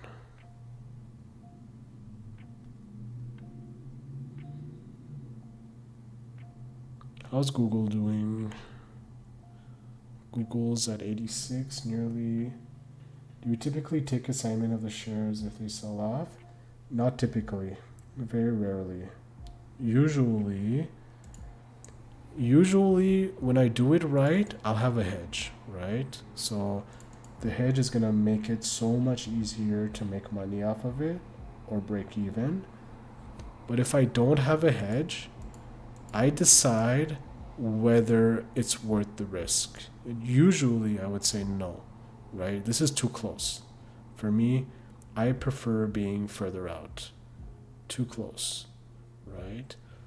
Like if you look at, for example, take a company like Apple, right? This is 100 and 145. This is very far, right? What happens is the closer you get to the strike, the more extrinsic value it has, right?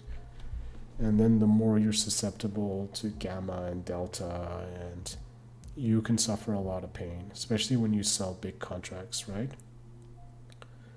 Big sizing. And that's why it's usually recommended to just keep things small and spread it out. That's usually what's recommended. But if you don't take these concentrated bets occasionally, like I like to do 1 or 2 a month, do 1 or 2 concentrated bets, like medium size, and then the rest small.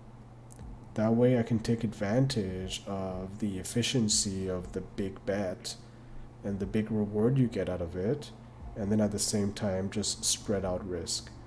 But if those big bets suffer a drawdown, you have to decide quick.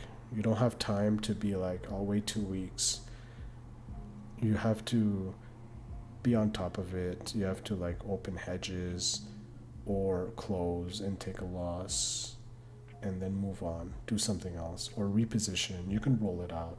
Some people roll out, but the reason I don't like rolling out, I don't like that reflex, is because your natural reflex is to, kick the can down the road.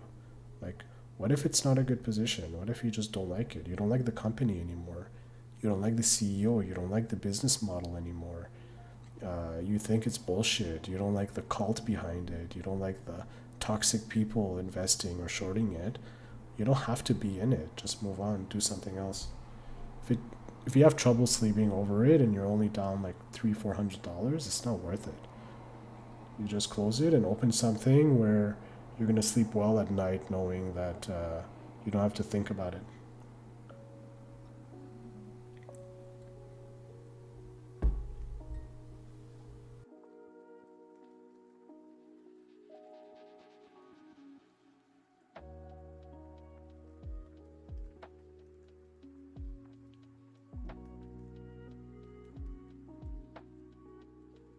But sometimes I'll take assignment. Like Silvergate here, this one I'll take assignment. This one, I probably at this point I have no choice. That's gonna be a lot of cash. Like this one alone is how much? It's 7,500 times 4, right? So it's like 30,000. So this one I would, just because the business model, their assets, their valuation. By the time it gets to here, I have no choice. It's like, fuck, I'm already committed. I'm going to be committing 80,000 to this company if it gets to here. So I would really, really be in a tough position if it happens. But I'd have to kind of counteract it. I'd have to be aggressive, selling calls and shorting shares, whatever. It's not ideal. You don't want to be there. I don't like the idea of selling puts for assignment. If I sell puts, I don't want to be assigned at all. I'd rather not even, maybe close, that's okay, because then the following cycle you can sell further out and then you can kind of make money on the way down. But you don't want to be assigned. It's not ideal. And that's why I don't like, the idea of wheeling, because it comes to the point where if you're going to make money with premium, it's usually because you want to control risk. But once you own shares, you have very little control of risk. You can never reconcile making 1 or 2% in premium, but then losing 20% on the underlying. Yeah, I know. Exactly. That's why wheeling is not something that I like. It's like you want to choose your path. You want to either be, risk averse, where you control risk through premium, or you want to be like a bull. You want to be like, I want to own the stock and I want to be a bull. But you can't be both. Like, you can use premium as a bull for entry points, but then what's the point of selling a call against it if you're bullish? Just let it run. You got a good entry point. But I would only do it as a last resort. Like, if I get assigned on Silvergate, then I would try to wheel out of it, but I wouldn't try to wheel back in. You know what I mean? I would be aggressive trying to wheel out of it, but I wouldn't try to just wheel over and over and over, because then once the wheel rolls down a big hill, you're going to roll down with it. Like what probably happened with everyone in 2021, right? Wheeling companies like, DraftKings, like fucking Zoom, and all these shitcos that went to like double digits.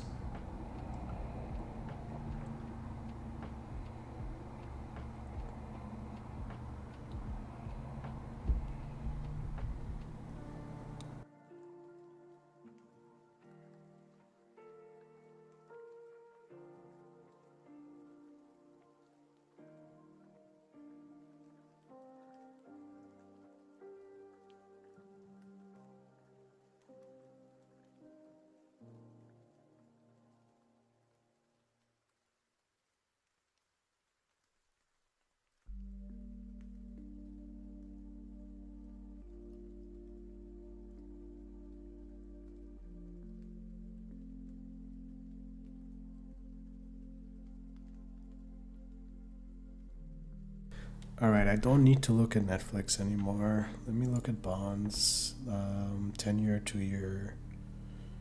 10 years down, that's usually bullish for stocks. 2% is a big move down on 10-year. US dollar has been taking a beating, eh? I can always buy US dollar as a hedge in case we go back down in the markets. That doesn't hurt. And yeah, even if I lose on the US dollar, that's fine. That means that Silvergate will be fine, and a lot of the other stocks that I have downside risk on will be fine.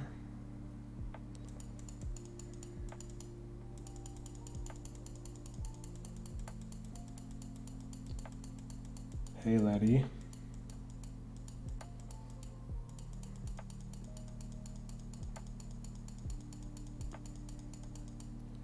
Alright, so I opened a funny position today. I opened the Iron Condor with the 0 days to expiry on ES. And then what happened is when ES rallied, I took profit on the short put, right? And then I kept the long put leg, right? So now I have an iron condor without a short put, basically, which basically means I have a free long put. This one here is free, kind of free, but it's not paying off because we did not sell off. So I'm losing on that iron condor, but it's fine.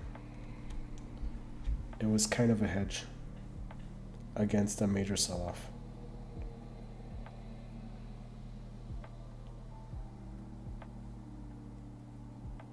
So we have a tweet from Mohammed Al Arian. He says the US economic numbers are getting even more interesting.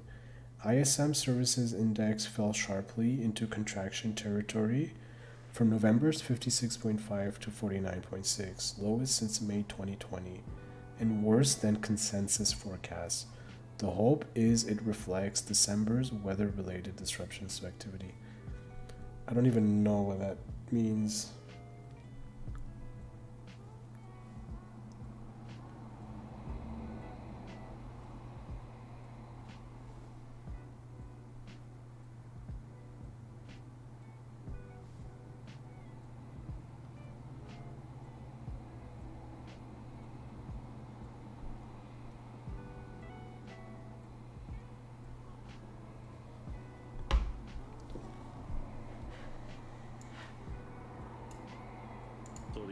Given a $1 move in the underlying.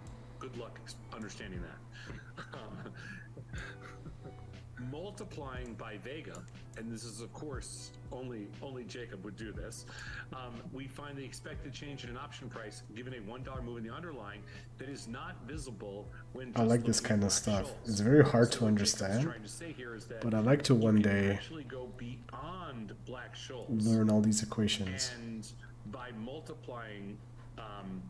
By using a formula that's listed here, you can actually find out essentially, how much the delta moves based on a Vega move, which is something that's not in the Black Scholes formula.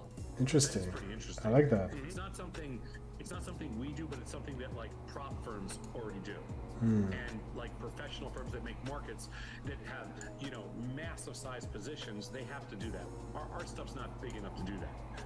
But we rely on historical standard deviation of implied volatility to compute that, because that's the only way we can build it into, a retail trading platform, which is still pretty damn good. It's not the same as. Let me see if there's anything interesting on Twitter. Where they're managing, let's say, 1 million different positions as opposed to managing 5 or 10 positions. It doesn't have that big an impact on our stuff. Let's go to the next slide. Sure. And that ding sound. This guy's good, actually. I like.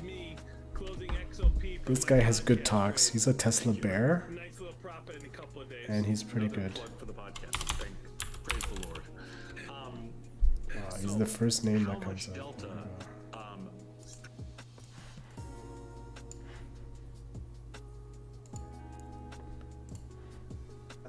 That's kind of my soapbox take on that. I think it's a really fascinating story, and I think it's only going to get more serious from here on out. The people who are like, he's untouchable, I just don't buy it. If he gets touched by NHTSA or DOJ, it's game over. I would love to see this guy. So a lot of these guys say that Elon is a fraudster. I think he had kind of And avoided that fate. there is some evidence here and there Like, if you think about, like, right, even if you throughout look at, like, everything the they say, sales of but stock, nobody right, has a if you- smoking gun, right, and if you on put them in a Elon. bank account and then, like, But there is a reinvest in chance, companies there is a that are non-zero around to, chance save them when they're having a hard time. that Like, Elon I is a think major that's totally different fraud, thing than what he did. and Tesla's going to go And we just down create this, significantly. like, There this is a additional chance. leverage on himself. For That's all why intents and the purposes, his put premium equity are stake so in Twitter juicy. is down 90%. It's back up though, So the whole thing is 106. just like it's almost like it's Nice almost rally like for too the good to be true Tesla if they're boys. bearish on the guy and the company.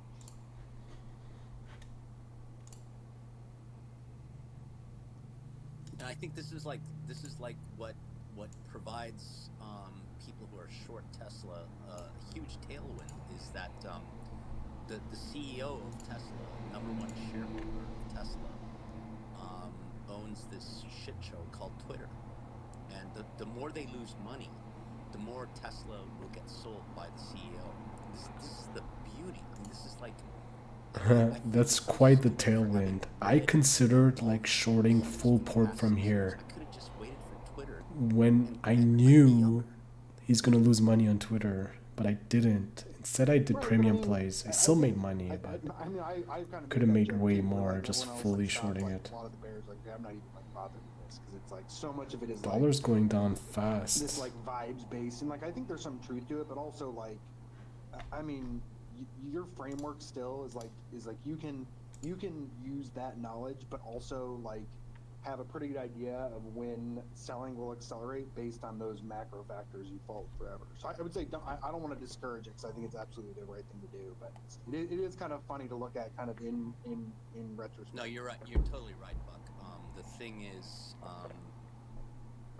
having read through all the quarterly reports and everything, and spent like 6 years doing that, when Tesla's a short, and it's like the funniest thing was the Q1 earnings call when Musk came. Let up me and look at said that, Silvergate. Optimus would be worth more than the auto business at Tesla. I just sat there. It's the first time I ever shorted Tesla in the aftermarket, but I let it rip, and sure enough, the next day, not sure enough, but it's like I was right because I felt it, and the next day it was down like 12%. It was like hilarious. Yeah, I mean, like it and I've mocked a lot of people for like being like, well, bullish on vibes, but like truly this thing did a 10x like almost exclusively on like vibes and COVID. I'm gonna COVID checks BRB. going to retail punters and so like you really do have to pay attention to like vibes and sentiment and kind of these esoteric things because like yeah, you see that and it's just like totally obvious in retrospect.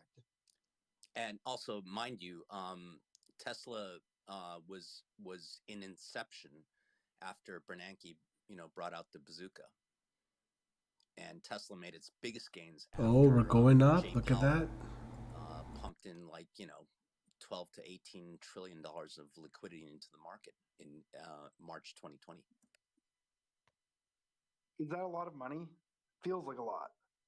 It's basically 5 times GDP. Yep, that's right. Yeah, it's very funny.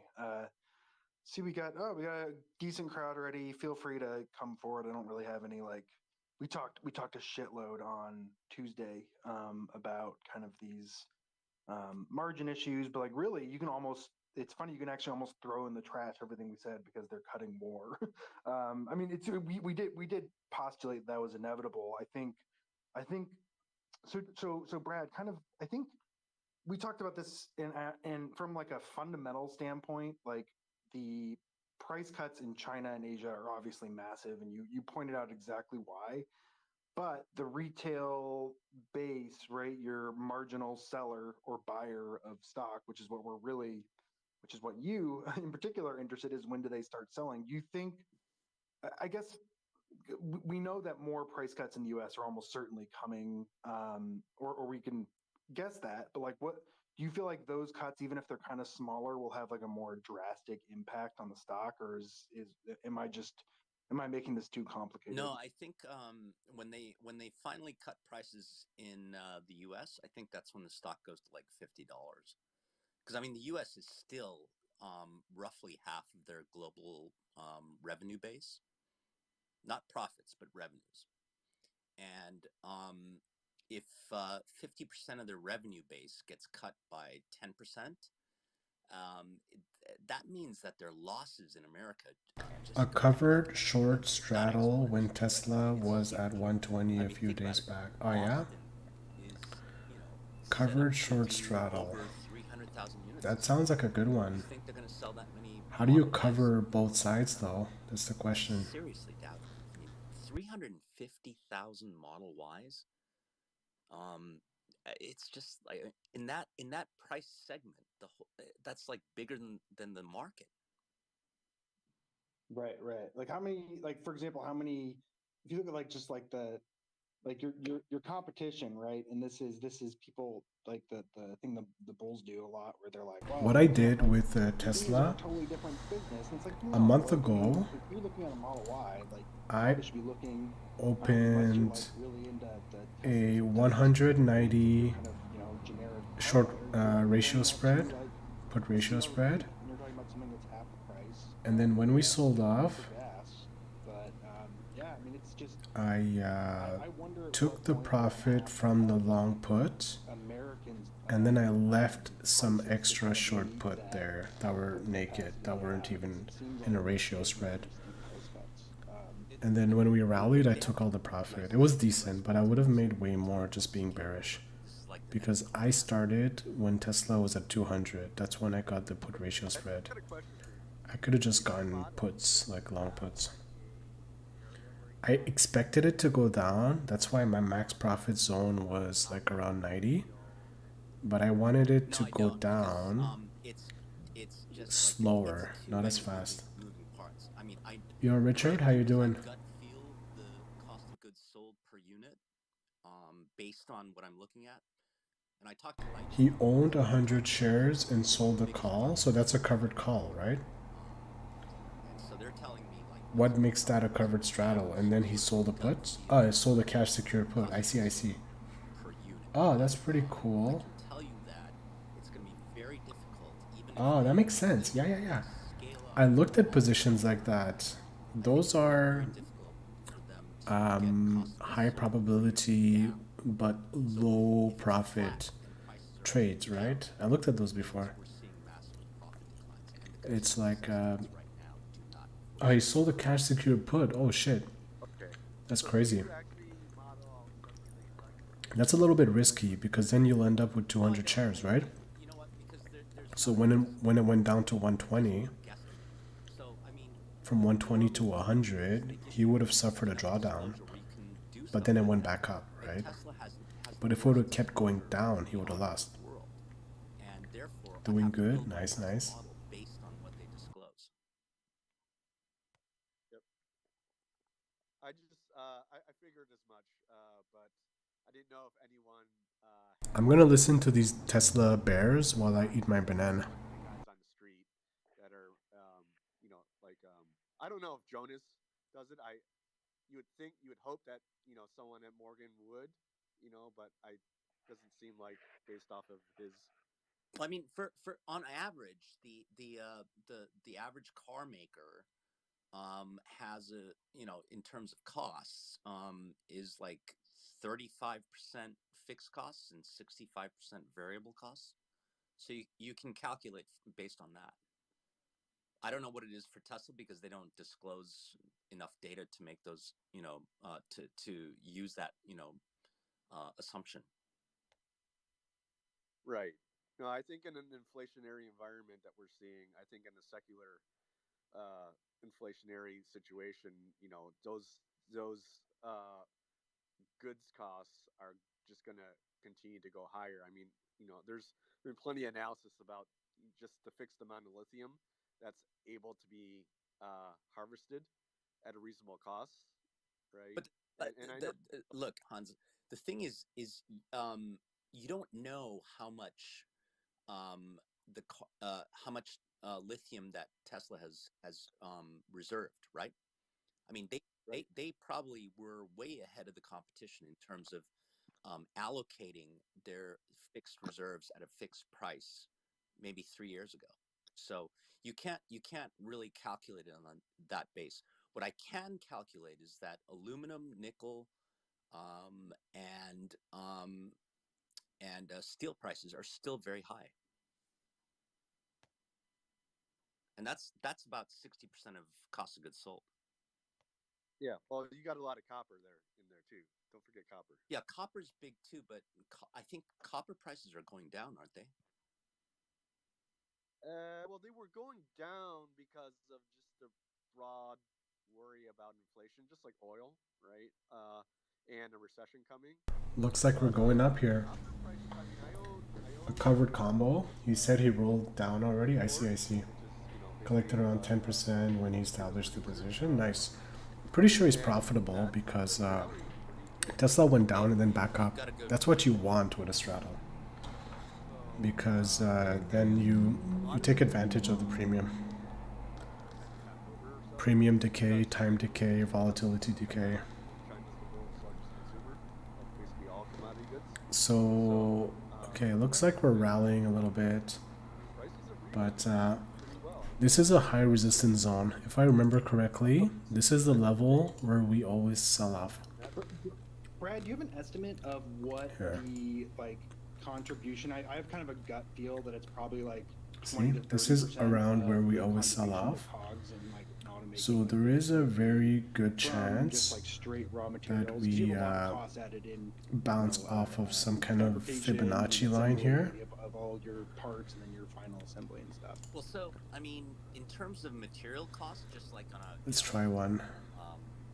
Average basis, 60%. Yeah, that one is too high. Material cost is steel, and aluminum is more expensive, but yeah, this one looks a little high. Tesla basically uses but we're gonna bounce. We might bounce back down. But if we don't, then we're probably gonna go back to like 400 area. There is a strong chance that if we just push through and keep going up, that we're gonna go up high. Shorting Tesla here is a good idea. If you think the SPY is gonna go back down, Tesla's probably gonna go down faster, more beta. Go back and listen to this. Musk basically admitted that they're not going to chase profits; they're going to chase market share. And at that, Let's go. I'm gonna open one just because I'm listening to Tesla bears. Free cash flow to go negative. Just because I'm listening to them. Profits could be negative. I'll wait till it pumps. Once it pumps, I'll do it. Reasons they could make it, positive. They don't give a shit if their profits go into the red this year. This is the basic message, and this is what I expect to come on the guidance on January 25th when they do their Q4 earnings call.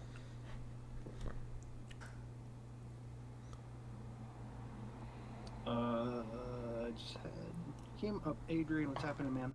How you doing today? Good, man. How are you doing? Oh, I'm all right. What's going on? Hey, I just wanted to support Brad here.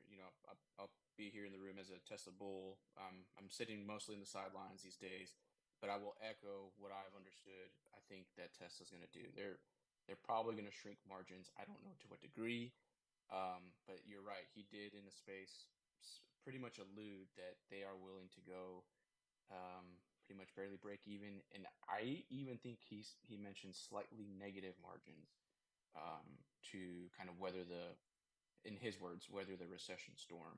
He did. He said negative margins, he said. Yeah. But the entire bull story is that they have industry-leading margins. Agreed. Yeah. Okay. That's why I'm kind of sitting in the sidelines these days. I still like the company, even though there's some controversy behind them. But I expect margins to go down, and that's going to impact valuation. And we're seeing that happening today with what happened in China overnight. If their profit margins shrink, then eventually their valuation should as well. So I don't know where it'll bottom out, but I am fully expecting it to continue dropping. Just thought I'd echo here from a different perspective. No, and I think that's a great observation. You're obviously well attuned, and that's the smartest way to be a bull, right? When you see something and whatever you had is which one? Tesla Q? I've never used it. Nope. When you see that, then you sell. You don't just. These guys are pretty smart. I like listening to Tesla bears. They make a very good case sometimes. If you would have listened to them like 2 years ago, you would have probably not thought of them as being smart. But everything they were saying before is pretty much coming through now. I think the only reason Tesla bears were wrong is because of QE, but also like crazy growth. Like nobody expected that much growth from Tesla over the past few years, but they basically have like zero competition, right? So now that there is competition everywhere, they have to reduce their prices, their margins are going to go down, they're going to lose market share. They're already losing a lot of market share, and there we go, it's pumping. in take one. I'm gonna close this early. I don't want to take a loss on this. Just want to make a few bucks shorting Tesla. It might not work out though, which is fine. It's only 25 shares. It's pumping though. Should have waited till 110. I think 110 is an area where it may sell off. It's showing a lot of strength. That's crazy. Damn it. Fuck. It's going up fast. See, that's why I don't day trade as my main strategy, because it's not as reliable.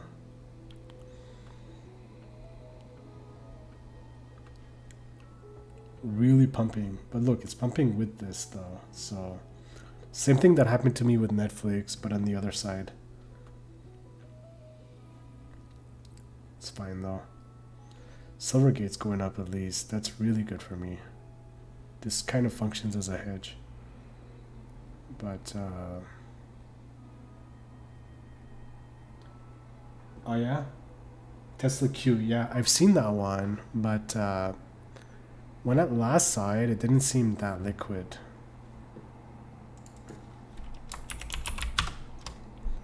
Oh, it seems pretty good now. Nice. Yeah, yeah, yeah. I see it now. The other one that I saw was like pennies, and I'm like, how am I going to trade this? I don't trade something that's pennies. Wow, look at that. What a performance. Yo, Will, how you doing? Good morning. So maybe I can make a few bucks off this Tesla short, but probably not. I'm not lucky with day trades. I'll take a $25 loss maybe. But yeah, so far so good. My only problems are Silvergate. These ES positions don't matter because they cancel each other out. It was part of an iron condor that I split up. And they're pretty much covered. So, and then this one doesn't matter. It was a free put. It was part of the iron condor. These two are the only ones giving me trouble today. This one is, but this one has 42 days of expiry, and it gives me theta, and as soon as we go back down, this ratio spread will do really well. I predict that by 42 days, SPX will be closer to like 3,600, and this one will give me like $200 profit. So it's gonna flip as soon as we sell off. And the number is not even correct. Actually, yeah, it is negative now. You know what? Since it's negative, that means that they pay me to open the position.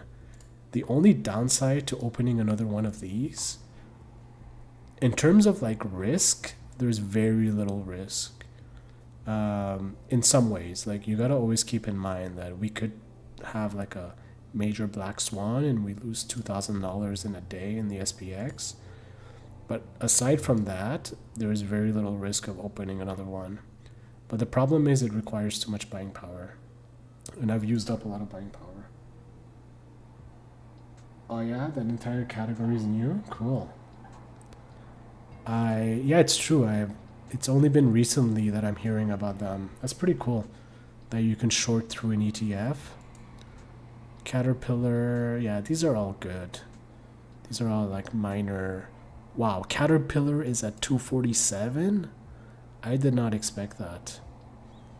So I'm at risk of actually suffering a loss on this if it keeps going up past 260.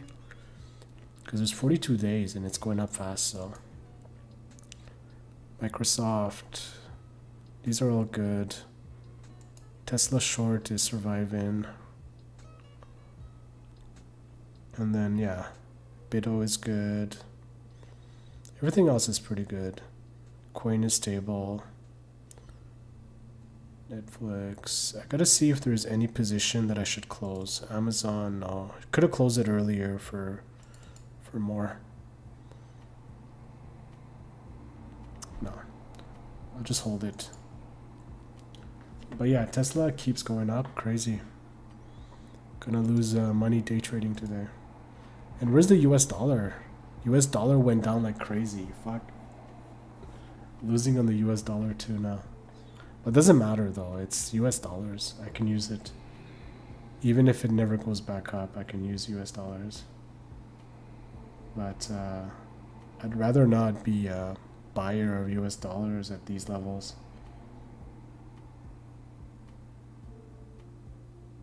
So yeah, Tesla keeps going up.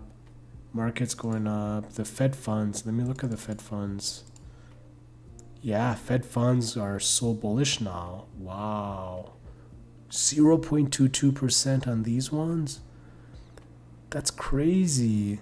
That means the market is the market's not expecting rates to stay high at all. At all.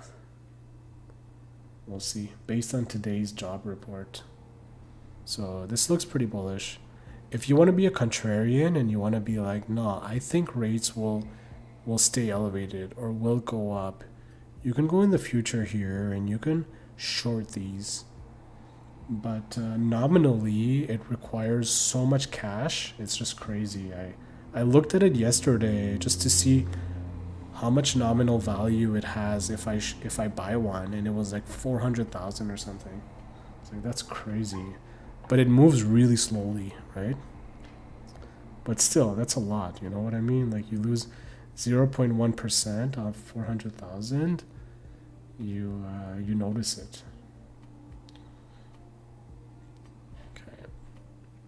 So SPY wants to come down. Silvergate keeps going up, so this is good. Tesla needs to go down. Maybe I need to listen to the bears again. Better than this shitty music. Let's see.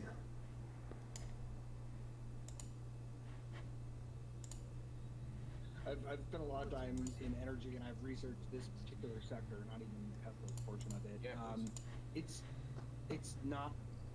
not a very good business. I mean, it's a fine business, but it's not. It is you are taking commodity goods from a third party.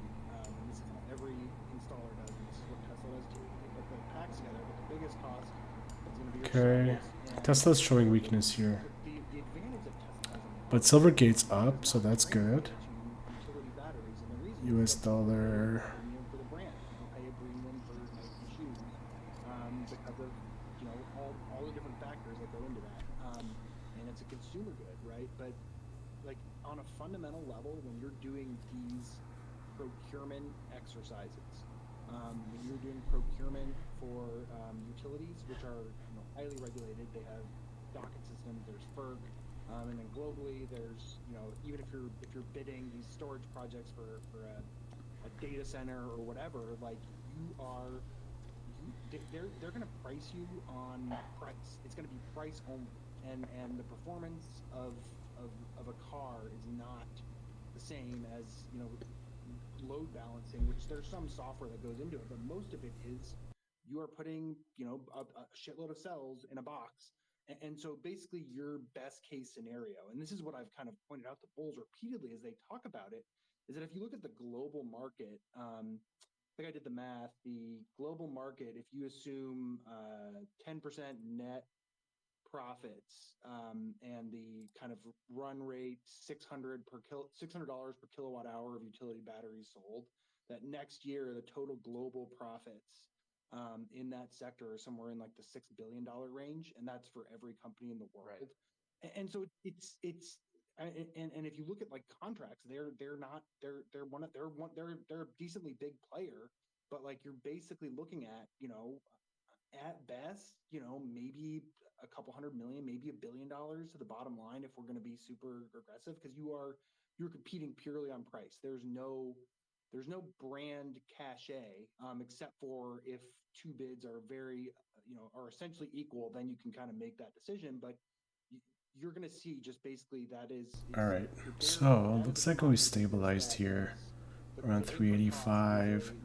This is the level where we've been selling off of these past few days.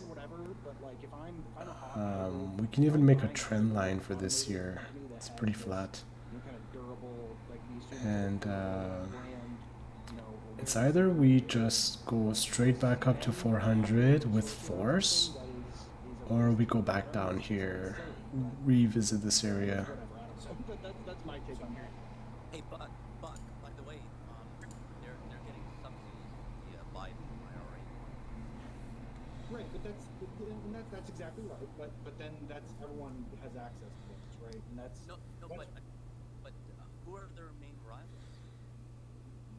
AES, Toshiba does direct installs. There's a bunch of local companies that are not publicly traded that bid on these procurement contracts all the time.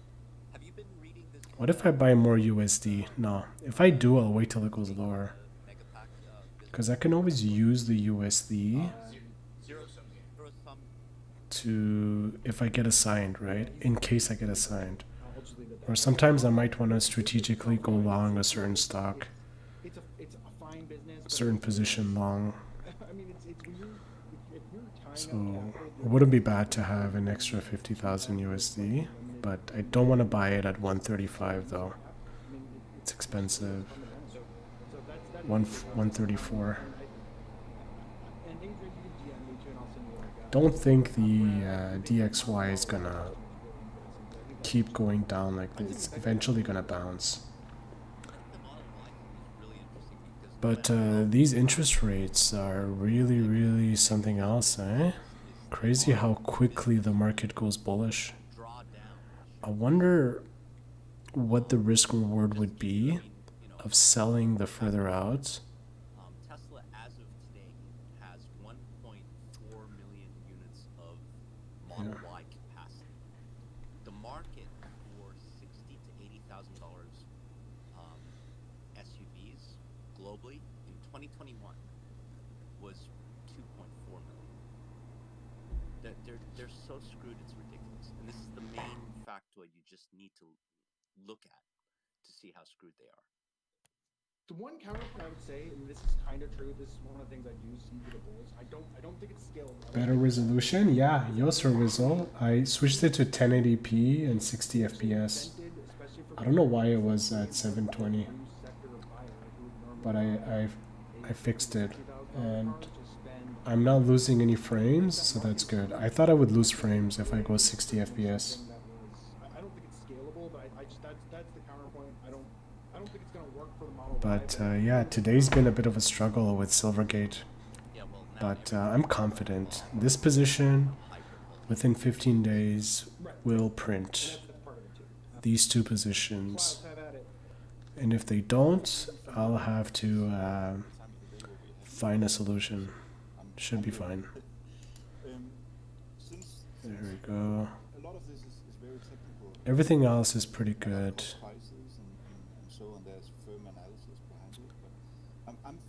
Small losers because we went bullish. A lot of my positions were positioned for more of a bearish downside play. Where's the SPY? This one here might be a pain in the ass. But time is to my advantage, so as long as we don't go up too fast, I'm good. You made an IBKR account for paper trading? Nice, man. Finally fixed it. Good job. How much do you start with? Can you choose, select how much you start with? Yeah, the entire thing about selling this to customers as being level 5 is driving and setting those expectations. What else can I check? Let me see the sectors. All the sectors are green. Wow. What a bullish day. Hundreds of thousands of customers in the US. It's enormous risks that he's putting on these people. And when we XLY is up. That's Tesla's category. Let me put Tesla on this graph here. So yeah, Tesla's pumping, but it's moving with this here. So criticism on that is just giving it away to everybody. So basically, what defines a beta? If it's just a product you can just buy and apply it and it's dangerous. What else can I check? What is this position? Close that. Let me check my list of my main watch list.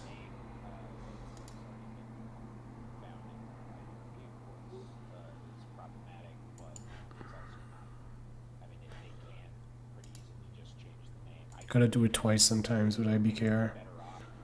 It's too much data for its computer or whatever. So BBBY minus 16%, Silvergate minus 9.6%, Neo, I wasn't expecting this. UVXY, volatility's down, that's interesting. GME's down to a 15 handle.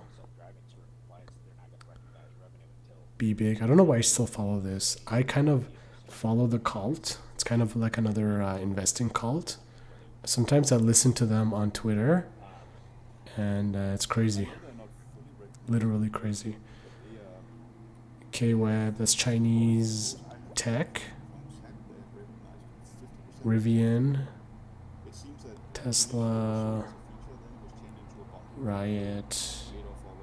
Nothing too crazy, nothing too unexpected. And then we have the Fed speech in 15 minutes and 10 minutes. That can move markets. We have a few Fed speakers. Might catch it on Bloomberg. Moderna's up. Square. Square's up a lot. Salesforce, Nvidia, Boeing. Nothing too crazy. Maybe I can do something on the Qs. Since it probably won't go too high. How much are we at? We're at 266. So I don't know.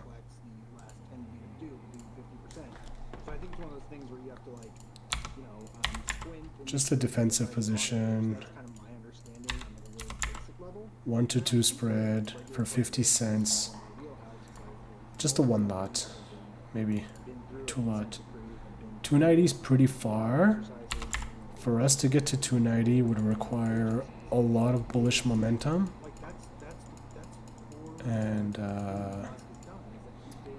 if we get there, I'll be in trouble. A little bit. Let me look at the weekly. Fuck, what are these lines? Post Enron, kind of everyone was like, oh, we need to comply to the, great financial crisis where no one gets punished. And yeah, see 290. It's a resistance area. But yeah, I think I'm going to be in trouble here with Tesla. I'm going to close it maybe. Actually, no. Tesla's fine. I have a background in process safety, and so we talk about things like... Let's go back to the sectors. See, XLY is going up, but Tesla isn't. That means there is a lot of sales pressure on Tesla.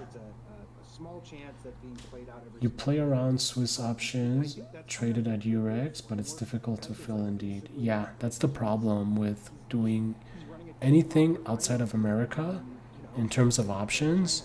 There's no market. It's all about liquidity. So you have to do American markets. Unless maybe 1 or 2 stocks in Europe. You guys need to make it more popular because it's a great thing. It's a great thing to have. But I think I'm not listening to this anymore. I think even in Europe, most people are just playing American options. Because it's the most liquid market until it becomes more popular throughout other exchanges. And the thing is that there aren't a lot of companies in Europe, like banks and financial institutions, who want to take the risk by making the markets, right? And the thing with making markets is if you don't want to take too much risk when you're making markets, you just make the spread very wide, right? But then if the spread is very wide, then you're not going to get volume, right? The closer the spread is, then the more risk the market makers take because they get less of a benefit from the spread. So that's the thing. Like, I'm sure there are markets, but they're just not liquid, and they're wide markets. So in 5 minutes, we have Fed speakers. I want to see here. Let me just put on the here. This is from Trading Economics. So we have Cook, Bostic, and Barkin. I think, which one is the bearish guy? I think these guys are just like middle of the road, or maybe dovish. One of them is bearish, but it's not these guys. I think Bostic was accused with like insider selling. I don't know why gold is pumping. So yeah, so that's the main watch list. SPY,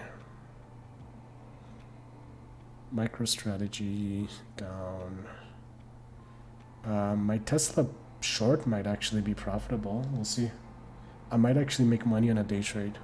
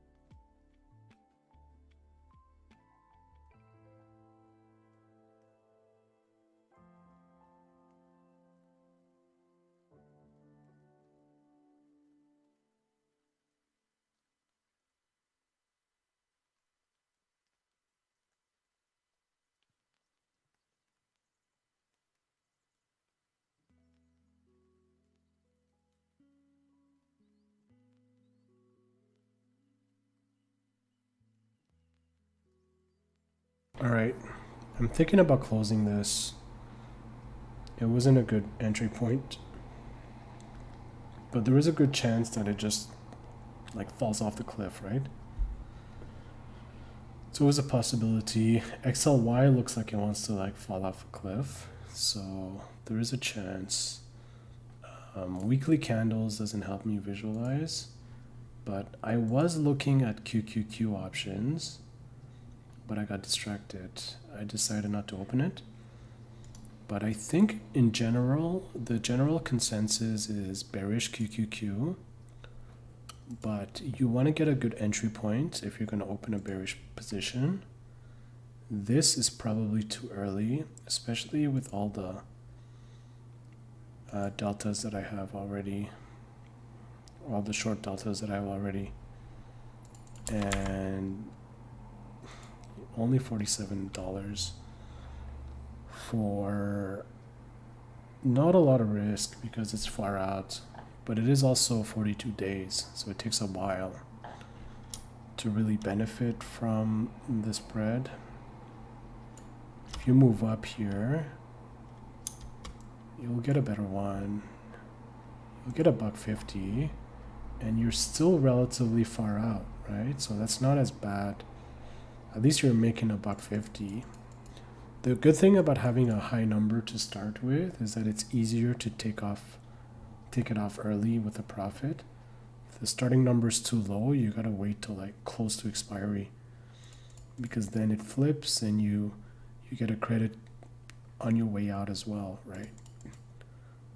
So I kind of like this. I have a lot of risk to the downside with Silvergate, so I'm gonna open up some risk to the upside to balance it. $150 for February. the problem with ratio spreads is you often have to give up on the spread a few cents, and then you give up a few also on the commissions. So you start at a small disadvantage. And that spread differential, is it selling off? Is that why the numbers are moving? Also makes it so that you are less likely to exit a position because of all the fees and whatnot that are associated with entry and exit of a position because of the number of legs. Fuck, finally. 138. I'm gonna write this down. So this is QQQ.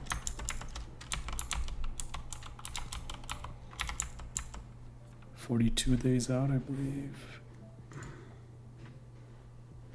42 days out. This one looks like it wants to go down.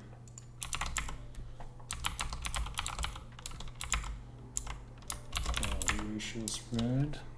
How much is it at? 265. That's my average price. 136.7. IVR 22. And then what's the buying power? Problem with these is it requires a lot of buying power because of the big number. 45, 46. And one size. Alright, that looks good. That was a good play for today. Conservative. It hedges my downside with Silvergate. How's it doing? Fuck, 1110. It keeps going down. That's why this is going down too. 404.4. I started the month at 404. So, taking a hit.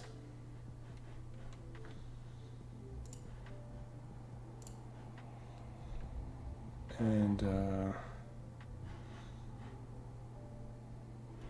let me open up Silvergate here. What is this? Coinbase?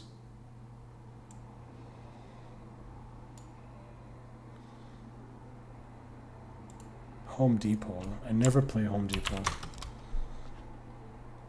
1106. Look at this drop. Wow. Is it part of XLF? I think it's XLF.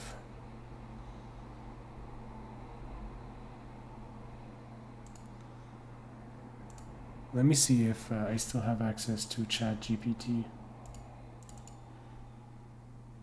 I'm gonna ask it a question. Oh shit, I fucked up. I had so much information in that window. Can I undo?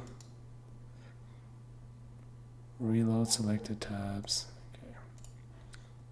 Damn it. I don't even remember which one it was. Okay.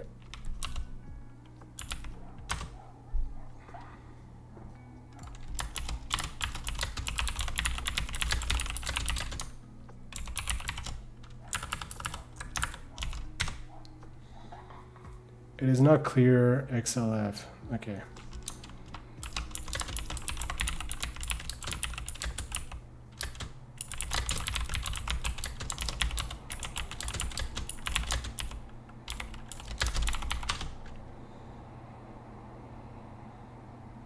So dumb, I swear. I was gonna invest in Microsoft if this was if this could answer that question.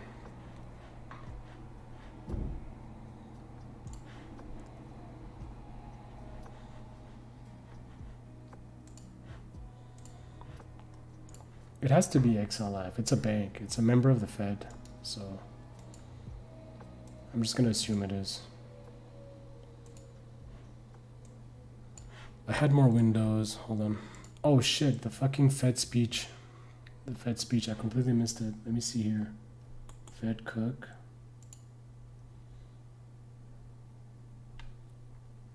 Do we have some audio?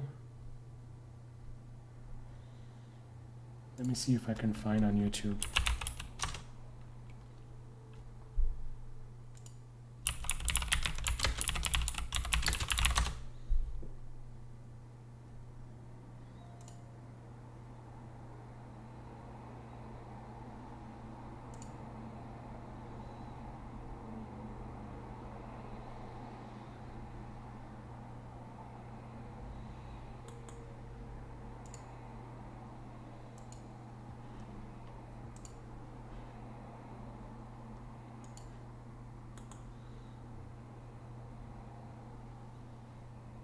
Okay, I don't seem to be able to find it here.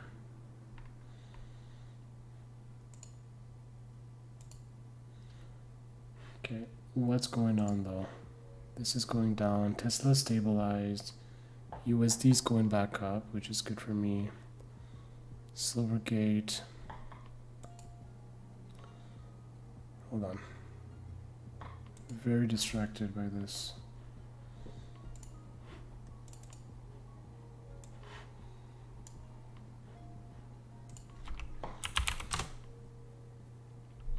I had better music earlier.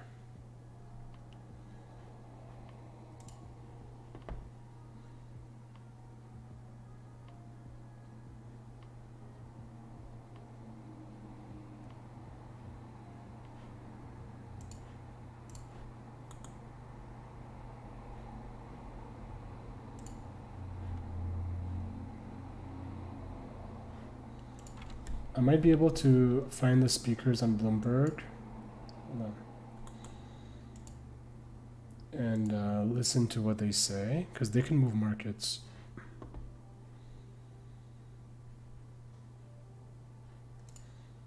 swear. That's why you need a Bloomberg terminal, I swear. Okay, so nothing there. Home Depot, yeah.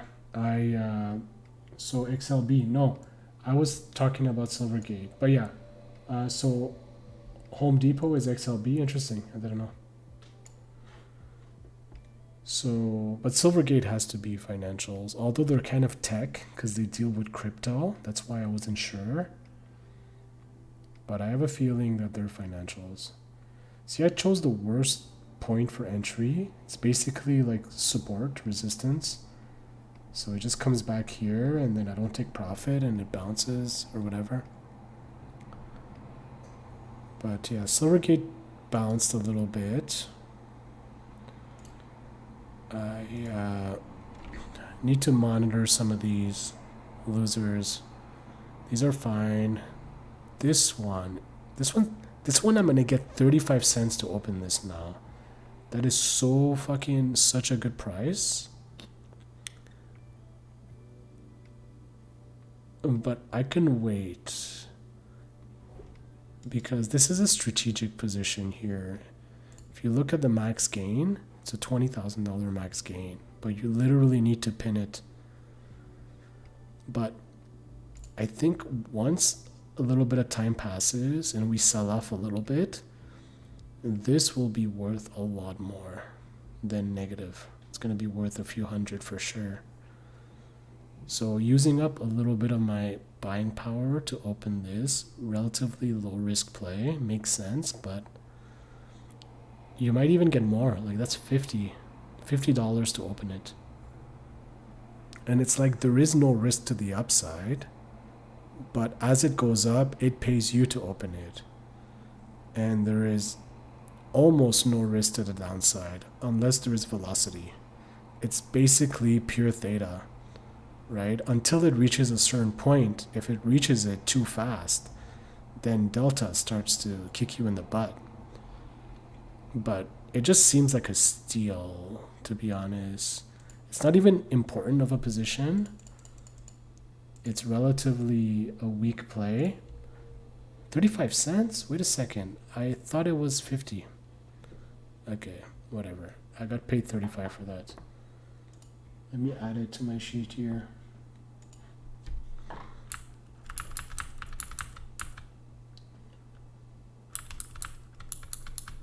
So that's SPX, it's this one. So that's an aggressive ratio spread. I'm getting paid to open it. I think that's good. 0.1, 0.6, added size 1, 2, okay, good.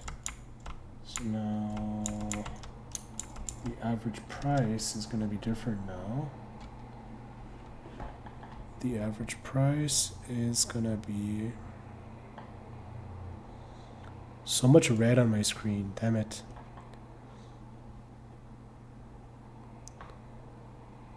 Where is it? Did I accidentally close it? What the fuck? Oh my goodness. I closed it. Okay, I'm gonna reopen 2 of them just to balance it out.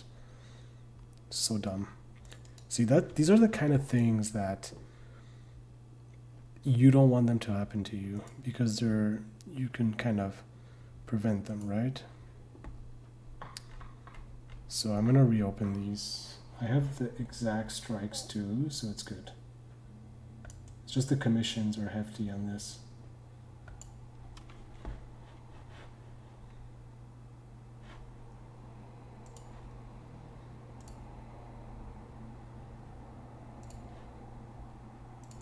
Hopefully I can get the same price. 50, okay, let's try to get 50 for it. Open 2 of them.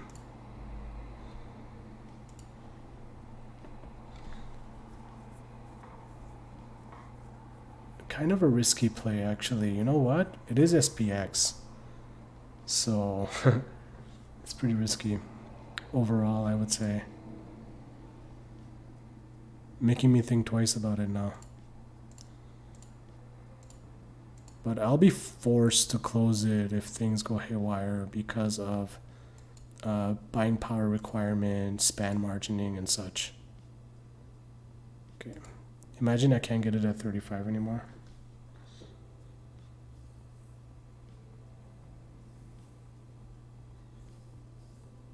That was pretty dumb.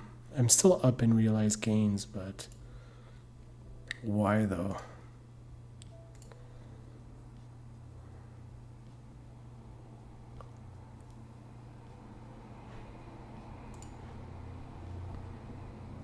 Did I really click sell? I guess I can check the VOD and see. I might have to go for 30 here. This is such a shame.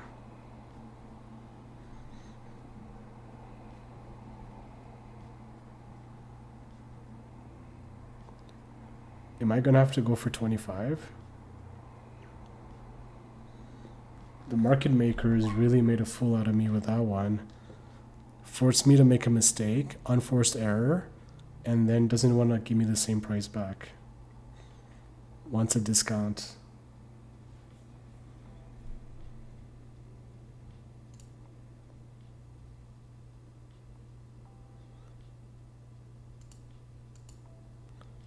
Damn. Okay, I got it at 25, but what a shame. So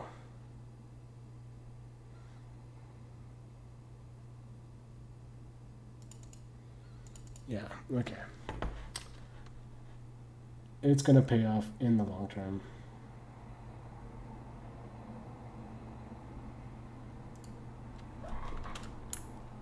Hopefully.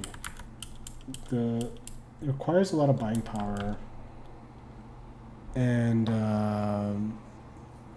it can potentially pay off massively, but you have to be patient with this because I might have issues with buying power. But if I have to close that position, it's not going to change in value very fast. What's going to happen is time decay is going to benefit you a lot with it. And then eventually there's going to be a lot of benefits in the delta. So it's potentially a huge winner. If you look at the performance profile, oops, that's the wrong one, is it?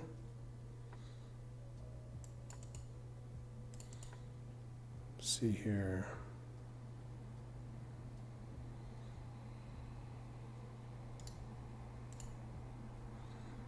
Yeah, 39,000. So eventually the max gain is 39,000. So what happens is if, let's say February 1st, okay? Let's say that's when you want to kind of check to see if you're winning or losing. If around February 1st, S&P has sold off to like 3,500, then you have like a nice $2,000 profit off of this, right? So, and even more, right? So it's basically, in some ways, it's a free put. The only way you lose off of this is if the velocity to the downside is extreme and if it happens early, right? The later it happens, the less pain you feel, right? Because even here, like, it's not projecting much for a loss, even with a huge down move by today, right? A few $100s, you can close it or whatever and reposition. But if it happens later, let's say on February 9th, we have a huge sell-off, then I can potentially cash out like 5,000-6,000 off of this position, right? 8,000. So the way I see it is low risk, low credit up front, but high potential reward. It's like a free put. That's how I see it. But in practice, you can probably get burnt a lot with a position like this. Fucking Tesla. I wasn't paying attention. Now we got Tesla running. Realized on a daily basis. What do you mean? This year, realized gain? Yeah, that's today. Realized 516. I'm not even sure from what. Actually, no, it's not correct. Because this one gets canceled out by another loss. So it's actually much smaller. I'm actually going to be at a scratch, I think. This one doesn't count though, because I reopened it. But if I count the other ones, I'm probably going to be up a little bit after I get squeezed out of Tesla. Just realized Tesla was running. I didn't get a single opportunity to take profit here. And I don't want to be stuck short on a running hype stock. So maybe my floor is 111. I'll take the loss and move on from this stupid play. I gotta stick to options. This US dollar purchase is also not good. So overall, today's a scratch, just like yesterday. And losing on Silvergate. So not the best day for me, but that's how it works. When you trade Theta, you want days like this as well as up days, because what matters is the time. You want a little bit of both, because if it only goes up, then you get too much pressure on one side. But you want it to kind of like, you know, intermingle. Some of the red ones go green and then they go red and whatnot. Like Silvergates, they were mostly green a few days ago, and it's going to balance out. And if you get too much pressure on one side, then you got to consider, you know, is it worth keeping it? Should I take it off? Like, I don't mind like taking everything off and just restarting. I'm still near my all-time highs. I'm not that far away. I basically started the month here. That's a couple of days ago. So it's not the end of the world. You want to kind of make that choice before you're in a position where you're in a bigger drawdown and you're like, am I committed to this, right? So it's hard. The bigger of a drawdown you have from your all-time high, the harder it is psychologically to reposition, change strategies. You end up feeling like, you know, you're committed to the strategy and you got to stick it through till you're back to your all-time high. But I found most of the time that doesn't work.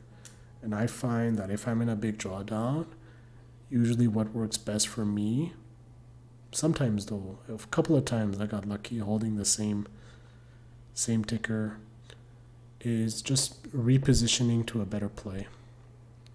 Sometimes, like back in October, I was short these Apple puts. They briefly went in the money, and I was like super like stressing over it because I also had some short calls, and then there was a violent swing up, and then it was so stressful trying to balance the short puts and the short calls, and with all the violent daily moves that Apple was having, that I just said, fuck that. I closed all of that for basically kind of a scratch, but it felt like a loss because I wasted a month on it. And then instead I went like nearly all in selling Bitcoin puts on BitO at a great time, like after the FTX fiasco, after the 30% drawdown. I didn't go all in, but it was a hefty position. And then I made like 2 months of gains on that position. But that's basically in a way doubling down, and it's usually not recommended. But I wouldn't have liked it restarting from that position and slowly grinding up. I wanted like a quick way back to where I left off, and it required me to take additional risk.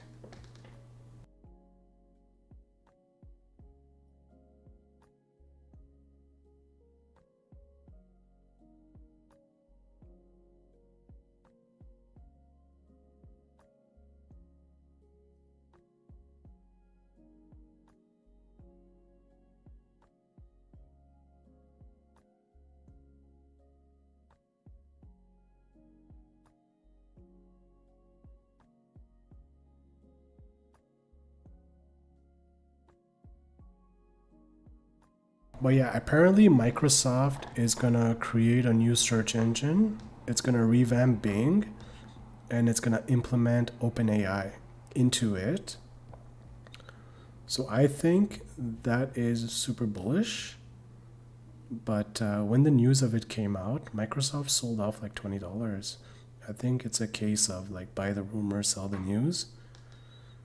So, but I think long term that's bullish, because as they develop the technology, they're basically the best like publicly known AI in the world right now. So it could be very bullish. Like maybe once an announcement is made, like an official announcement is made that it's going to be released, like Bing AI or whatever, hopefully they come up with a better name, because I think part of Bing's biggest problem is that it has a really stupid sounding name. It's like DuckDuckGo. I never used that search engine because I just found it so stupid. Such a big name. It's hard to say it. But yeah, it might be bullish for Microsoft. OpenAI.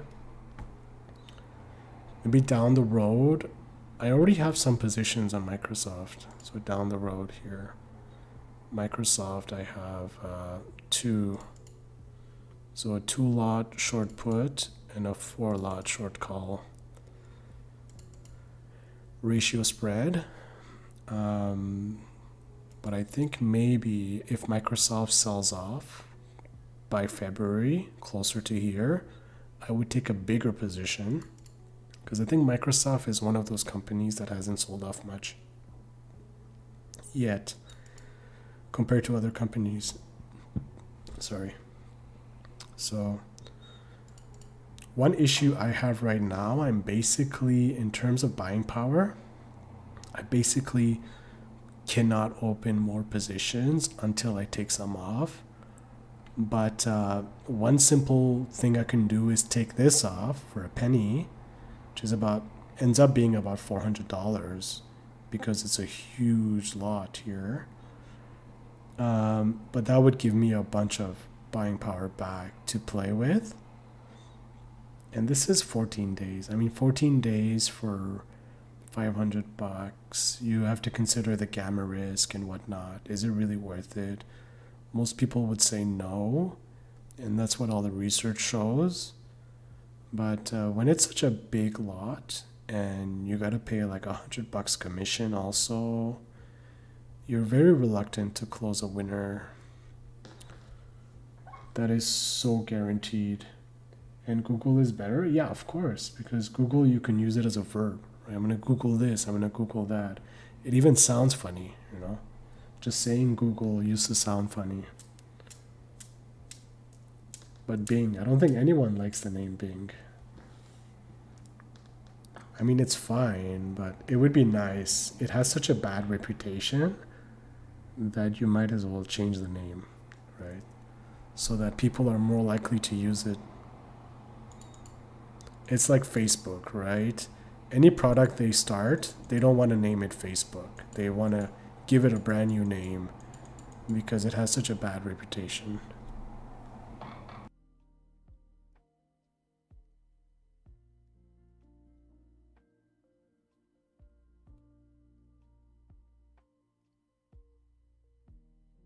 This music's gonna make me fall asleep. Fuck. Oh, I didn't realize that. Yeah. So I'm gonna check Twitter and see if there's anything from the Fed speakers.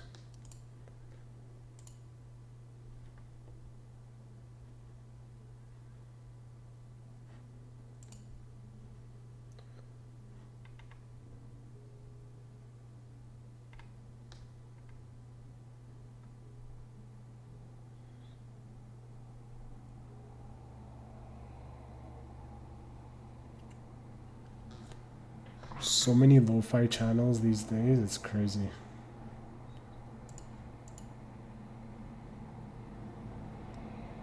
That one person made a popular one with a girl studying, and now everyone makes one. It's crazy.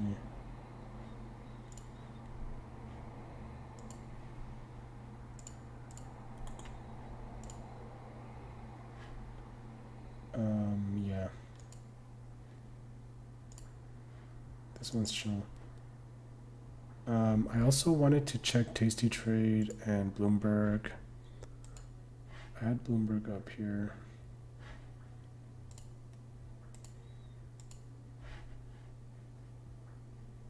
On macroeconomic shifts have just crushed it last year. We're going to find out if that party can last in 2023 as well. We'll break it all down for you. This is Bloomberg.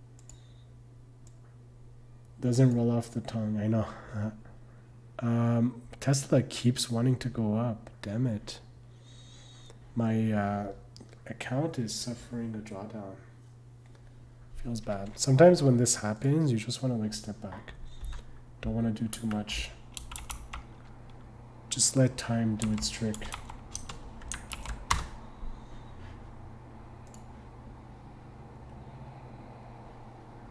Refresh. And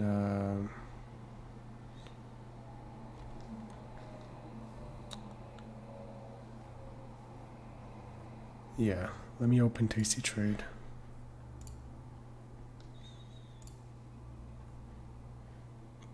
It's 8 o'clock.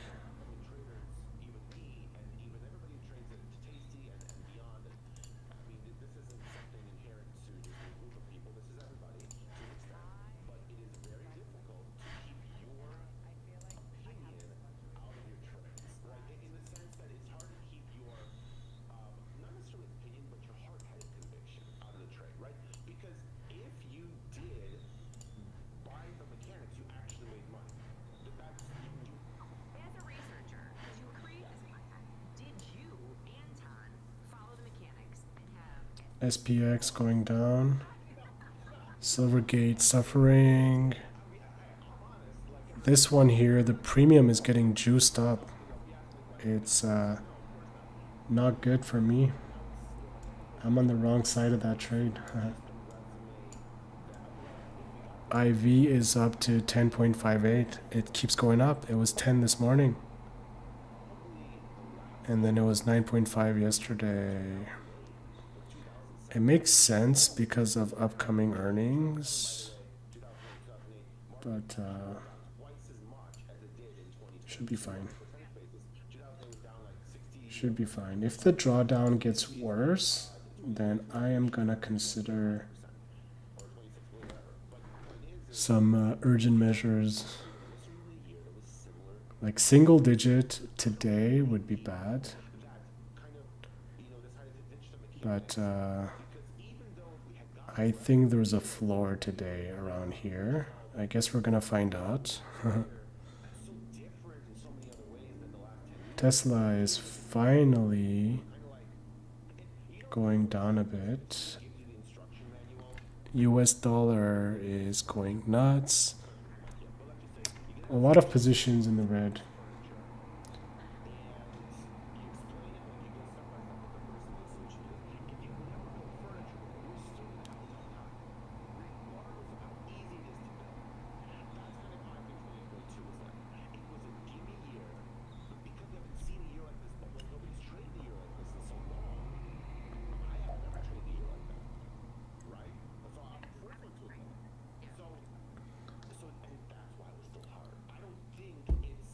Just 2022 was hard. I agree with that. With the environment that also matters. Like, I'm gonna give you an example. If 2023 would be the same exact year, if 2023 was And a the same BRB. year as 2022, okay?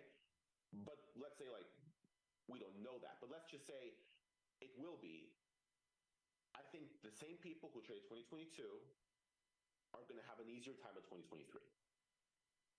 Just because you've traded through 2022. Okay. Does that make sense? Yeah, the experience is helpful because the experience matters a lot. It's kind of like if somebody turns on Tasty Live and watches one of our hardest segments, and he's like a PhD mathematician, super smart, understands all the content. You put him in front of an options trading screen, it's still going to be a tough time to try to put all the trades on. You know what I mean? For the first time ever. So it's interesting just listening to you because, you know, the tasty theme is brains over bots, right? We say that all the time. Yep. Brains over bots. Well, it's kind of different what happened in 2022, because if you were the bot and removed all emotion and didn't have your hard-headed conviction, you would have won. But every other year in history, it was brains over bots. I would still say 2022 was brains over bots, and the reason is because, okay, I think a lot of people, and we get emails like this all the time, and it's interesting when I insert that phrase, you know, like this is why Tasty supports brains over bots, is not because of the people think when we say brains over bots, it means like a person trading will outperform a computer. No, it's not. That's not what we mean. We're saying brains over bots is you have to personally look at your own money and your own risk tolerance and your own income and your own situation and determine how much risk you want to place in the trade. Because we talk about how how markets are efficient. Well, if markets are efficient, then there isn't a wrong or right trade. There are just different trades. So the thing is, if you do something like, if you just give your money to a computer, the computer doesn't know your situation like you do. Right. Only you know your situation like you do. So that's why we say brains over. It's not because if we put one person against the computer's going to underperform. That's not what we're saying. In fact, probably the opposite will be true. The computer will most likely outperform the person on a specific return basis over many, many trials. But we don't live in the long run. We live in the day-to-day. You can only make the decisions for yourself. All right, man. Have a good one. See you next time, bro. So we have Tesla stabilized around 110. Can't believe I shorted it so early. I should have waited till 110. SPX is up 38.70. And we haven't had a sell-off since here. Funny. 6:30. Sold off a little bit. So the overall consensus is that the numbers today were pretty much in line. And there was some tweets earlier from, let me see here, Mohammed Al-Arian. Let's see if there's any macro spaces.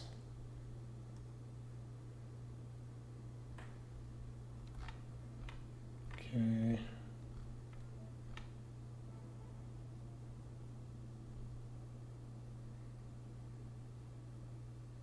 So this is a good one here by Michael Kramer.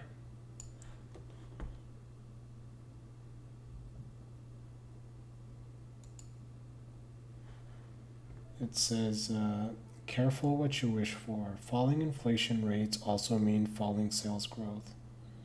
So basically, potentially means that we're gonna have really bad earnings, right?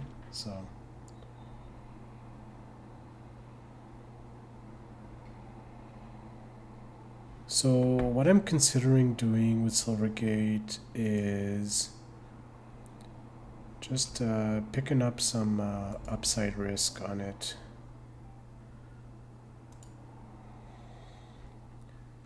I gotta start doing that.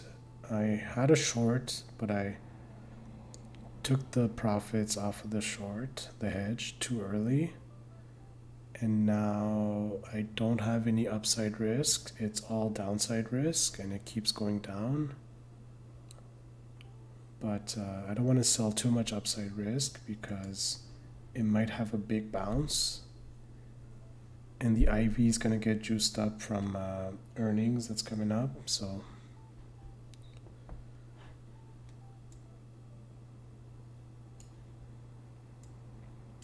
the thing with this company is that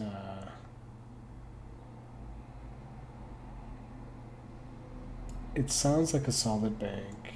Like I think the biggest, I guess the biggest bear case for Silvergate, in my opinion, is that there is actual fraud.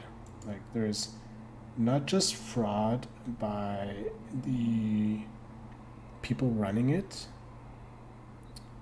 but also them dealing with fraudsters, helping them do things like money laundering and stuff.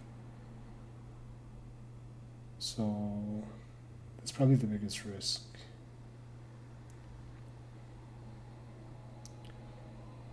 So Baba got a lot of put volume. Peloton, put volume. ARC, put volume. Crazy.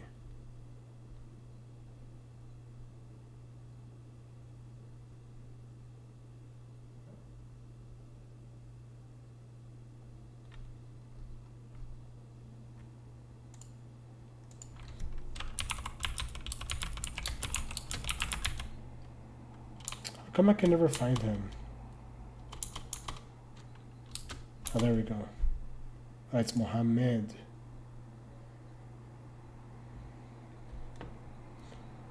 So he had some tweets out earlier.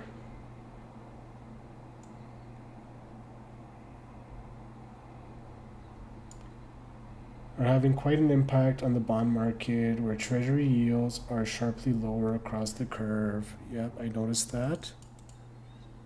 Let's see here. Sharply lower. Wow. So that was the ISM services. Interesting. So I wasn't paying attention to that. Tesla's gonna squeeze me out now. I took a short at the worst possible time. Holy smokes. I'm getting squeezed here.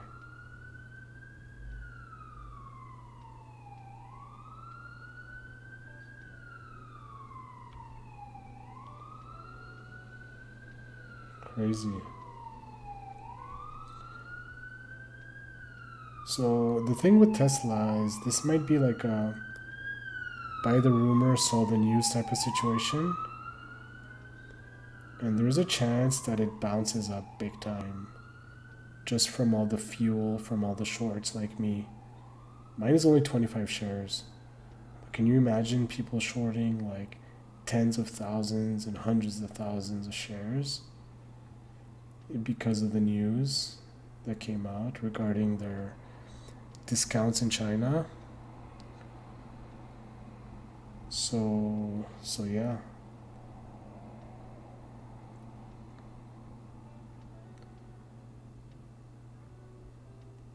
I guess sometimes what people do is they flip it to a long. They're like, I can feel the momentum and I'm gonna go long here.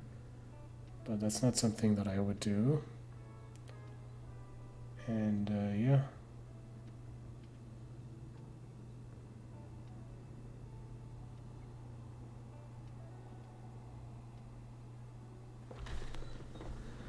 Silvergate has calmed down by a lot.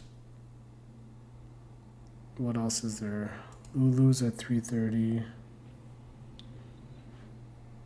Tesla.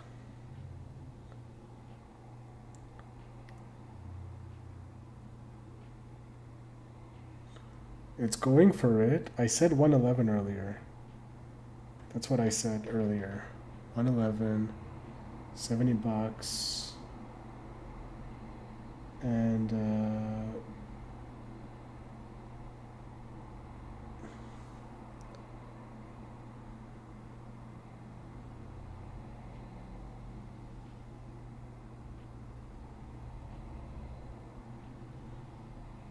thing is with Tesla is that I'm kind of hedged, but I don't want to carry this 25 delta up if we're going to go up in price. So Tesla,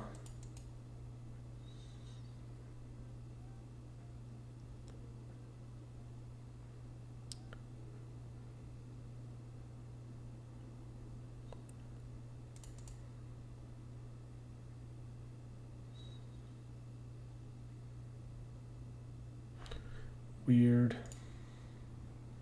It keeps wanting to go up. Let me look at the SPX.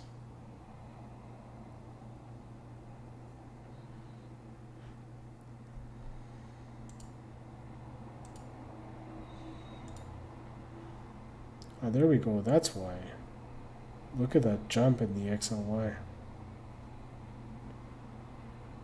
So the sectors are bullish. Materials are bullish. Energy. Financials are up. And markets are liking this, actually. 38.80. That's a big step. It's a big move up. I'm definitely feeling the squeeze because I had upside risk that is approaching here, where I'm starting to see more and more negative returns, and then Silvergate as well. So this one on the downside. So upside for everything else, and then downside for this. And you combine the two, and it causes a little bit of pain. You would have hoped that they would move in correlation, right? But 13% versus positive 2%, that is definitely not correlated. So, yeah. Feeling a little bit of pain due to that, but I think after a few days, it's going to disappear and be fine. That's usually what happens. It's always at the beginning of a cycle where you feel the pain. So beginning of the cycle, you're more likely to see positions look like this. And then as you get closer to the end of the cycle, you're more likely to see these. But yeah, premium here is juiced up for this. Same with this. Opened this yesterday. But it's going to be good.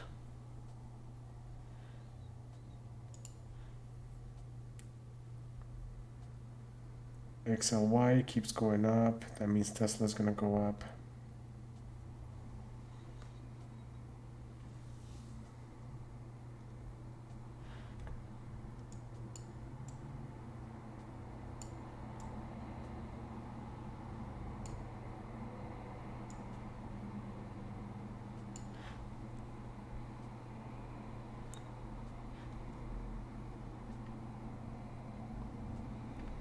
It's funny because the VIX is down, but the premium is getting juiced up on some of my position. I took an unnecessary loss closing and reopening this, so no, it wasn't this, it was another one.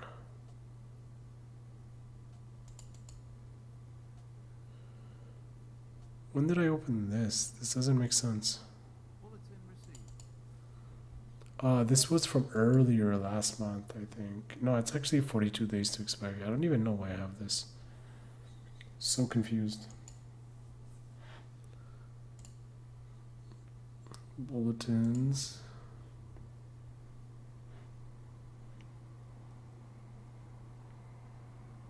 Oh, I have to pay some pass-through fees? Damn it. That probably means it wasn't worth it. I just close this here. Although this is looking a little bit toppy. Looking like it wants to come down, so maybe Tesla will follow. So is this. This is looking a little bit toppy too. Wow, we've come a long ways from this morning. Eh? Look at that, 80 points. But this is where we tend to reverse, right? I think this has happened quite a few times in the past few weeks, in the past week. That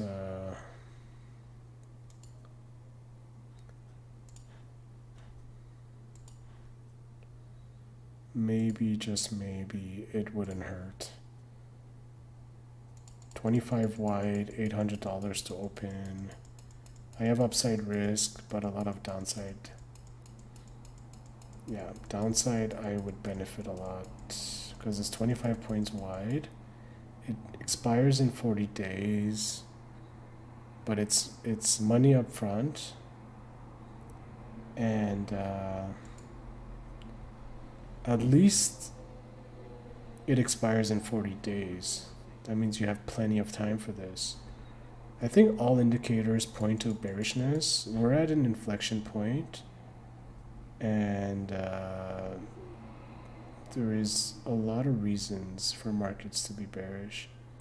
But this $800 of premium, if it keeps going up, and then I lose because of theta decay, it's not gonna be good for me. I would have to kind of keep it on a tight leash and close it if it doesn't go down. I have way too many bearish positions, and then I want to add one. It's like I want to double down on it, but 800 is a lot. Maybe that's the problem with this purchase.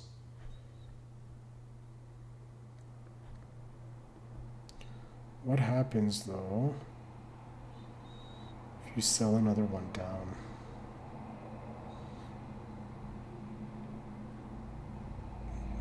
I'm not going to have the buying power. I'm already used up so much of my buying power. There is no way it gives me another one. SPX is really, really heavy in terms of BPR. Even if you go far out. Because I would be able to open for a credit, right?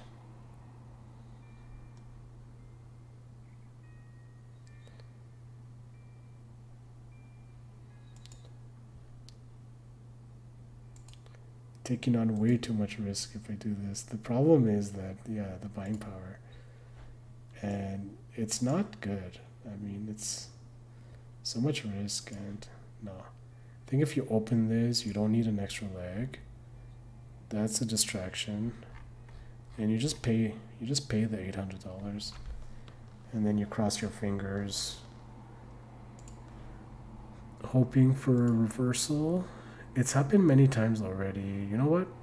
This Tesla stock has been going up non-stop. I may just close it. Take the $80 loss.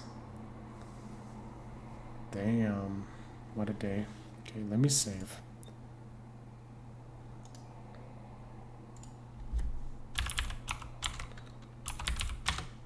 Oh shit, I wrote it wrong.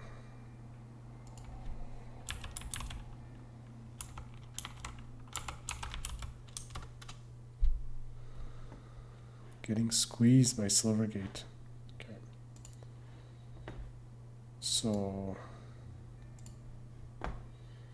but yeah, I'm not worried about Silvergate. I should just stop losing money on these small day trades, because this is what hurts you in the long run, because most of your premium plays are going to make money. It's just the law of probability.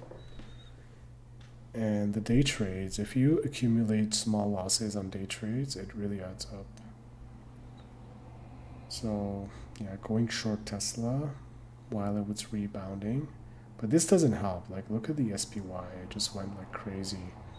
Like 1.5% from the bottoms of today. And yeah.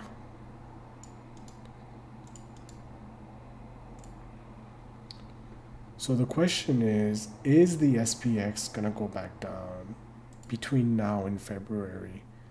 Because if it does, then this will print, right? It's gonna print a little bit. It's gonna be worth having. It's 800 up front, right? I already have a lot of theta. The thing is that I already have downside risk, right? I have quite a bit of downside risk considering the SPX positions, right? So having this as a downside hedge and then limiting myself to upside risk, I think it's fine. I don't usually do these. Very selectively do I go long premium, but I'm going to cross my fingers for this one because let's say, for example, SPY sells off hard. There is a good chance that Silvergate sells off even more. And what that means is my short premium positions on Silvergate are going to suffer. Now, if SPY keeps going up like mad, like it goes up to 4,100, I'm going to lose on this $800 hedge, right? Wherever it is. But at least there is a good chance that my Silvergate positions are going to withstand the drop. It's going to stabilize somewhere because of like inflows of cash coming into the market and whatnot. They're part of, I think they're part of XLF. So yeah, so it's a bit of a downside hedge, but I think I have a little bit too much downside right now. Downside, upside risk. So I'm gonna keep an eye on this. You know, buying a put during a 1.83% day is pretty risky because yeah, odds are that we're not going to reverse the day. I want to see what else they're saying here. Let me just turn this one off. Soft wage data, okay. So yeah, the bonds, let me look at the funds rate again. So yeah, the Fed funds rate, they've really gone green. That means the markets are pricing in lower interest compared to yesterday down the line here. So that is bullish for the markets overall. US dollar also got crushed. So the US dollar is down, the Fed funds futures are up. This is generally very bullish. The VIX is down. So all of the indicators are pointing for bullishness, right? So buying this put right now is very contrarian, a little bit too contrarian. And maybe I should wait to be buying puts like that. It's probably too early to be a contrarian like that, considering like all these different bullish signals that I see. But I think it's still early. There's 44 days left on the cycle. And let me look at the ISM data, actually. Let me see what he was saying. Meanwhile, equity prices are surging as the former obfuscates the latter in that market segment. A new one? Okay, Wall Street Journal, the charts that put into historical context the data from this morning's US jobs report. Let me open the trading calendar again. So I wasn't paying attention, but apparently the ISM data, which came in weak, was considered bullish because it's, I guess, deflationary.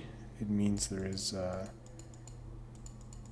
kind of a potential for a soft landing and then for them to stop raising rates and whatnot. So markets are considering that very bullish. So yeah.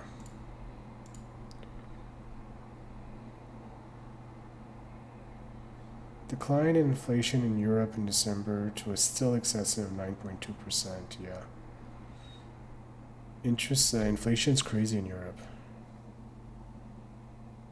Sharply into contraction territory to 49.6, lowest since May 2020, and worse than consensus forecast. The hope is it reflects December's weather-related disruptions to activity. U.S. labor market remains strong and with a puzzle. Labor force participation edged higher. December's job creation topped the consensus forecast. The unemployment rate fell to 3.5% with a record low for U6. Yet wages grew just 0.3%.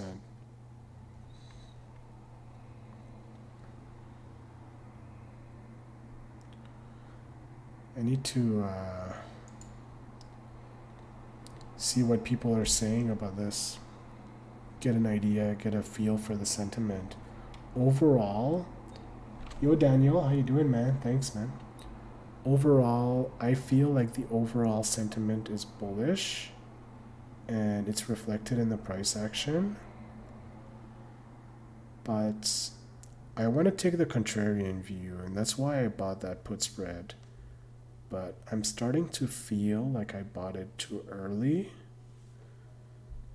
We're probably going to have a week of bullishness coming, potentially. But ending the month, ending February here makes sense. So that put, as long as we get back here with that put, it's going to pay off. It was a $30 white put. $25 white put. So hourly chart here, we're going up, but this is where we always tend, at least for this year, since January, actually even December 31st, even December 29th.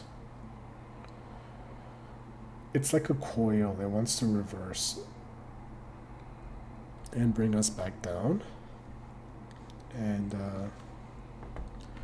I think I feel confident with that put. I don't know. I'm regretting it a little bit. I can open it is good. Tesla wants to go down, which is good. Tesla is leading XLY down. I don't know why I picked the bullish days to go bearish. Honestly, I should have just gone with the momentum. And then sometimes within a super bearish day, I'll try to look for places where it's going to counter trend or it's going to reverse and go up. And then I end up stuck in a bullish position on a super bearish day and a super bear day. So annoying sometimes.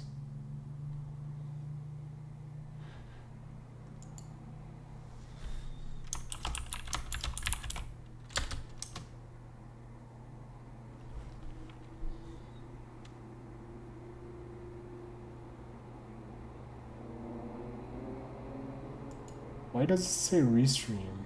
Hold on.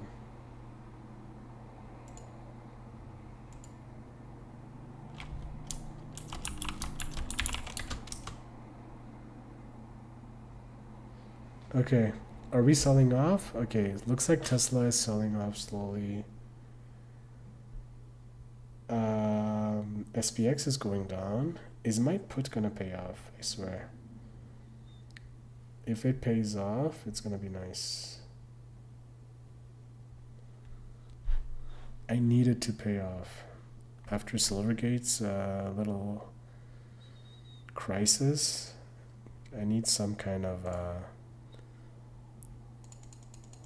put to pay off.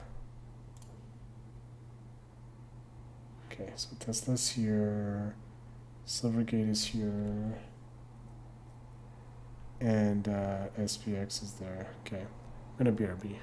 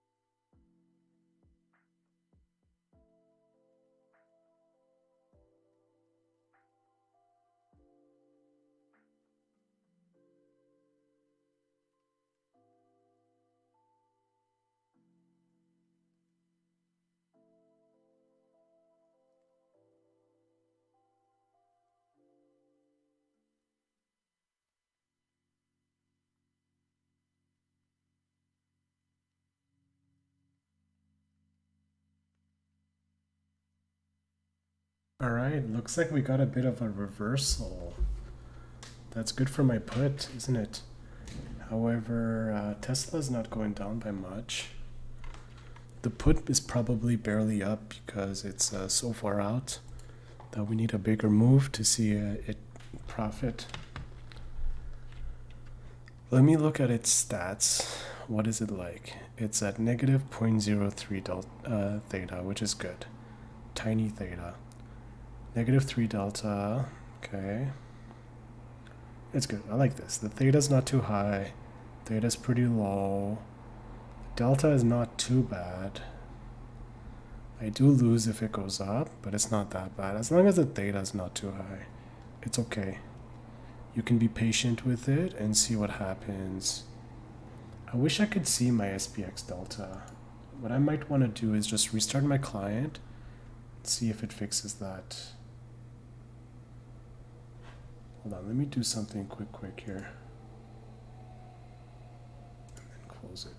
Save. Okay. So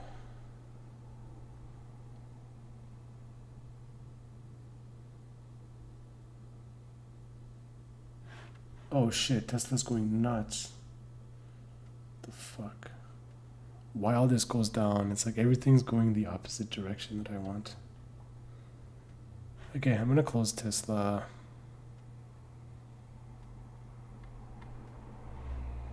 Did I close it already? I don't think so.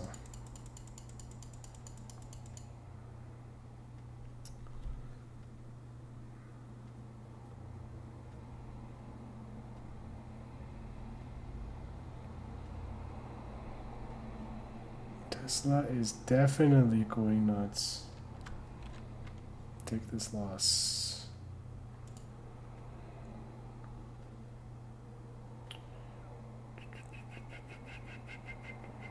Yeah, that was a signal to flip and go long because it's definitely squeezing people out. These are people who are short. They're getting squeezed out, I think. The overall narrative is still pretty bearish on Tesla, but I guess I'm getting squeezed out of this tiny short.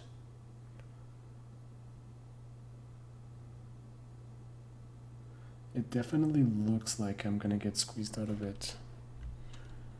Which is fine. I just shouldn't let it distract me too much and just see what else I can do.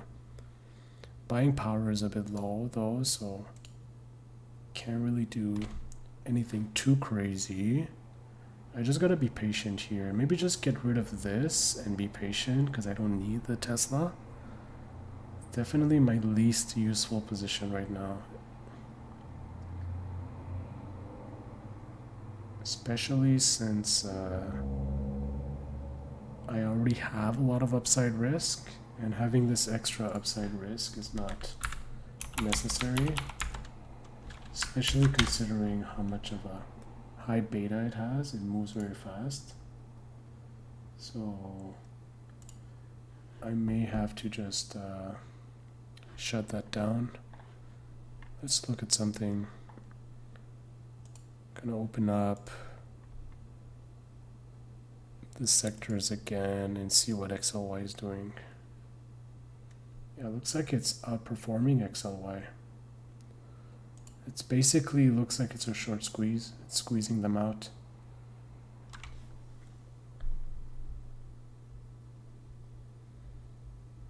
Okay, it's reversing a little bit. The main thing is I want the SPX down, but I want Silvergate to stay up. But the opposite is happening. SPX is going up and Silvergate's going down. So it's one of those days.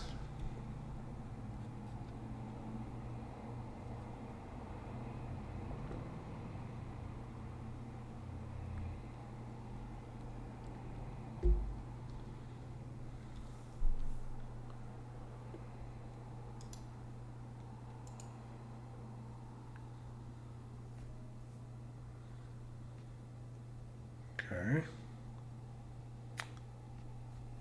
Maybe we found a short-term top. It's possible. What I used to do in these kinds of positions is I used to like short another 25 shares. But I stopped doing that because I've gotten burnt by doing that more than once, where you end up with 50 and then 75 and then 100, and then it just keeps going in the wrong direction. And then the next thing you know, it's a bigger loser than some of your options. So it looks like it's going down. I don't see any news anywhere. Let me open up CNBC. I haven't gotten any copyright notifications yet for CNBC or Bloomberg or Tasty Trades, but it might come later.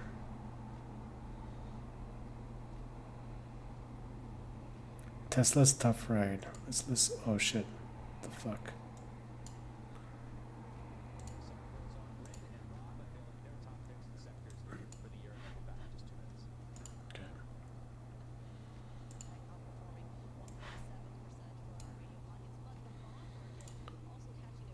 Okay, there we go. It's selling off. Nice.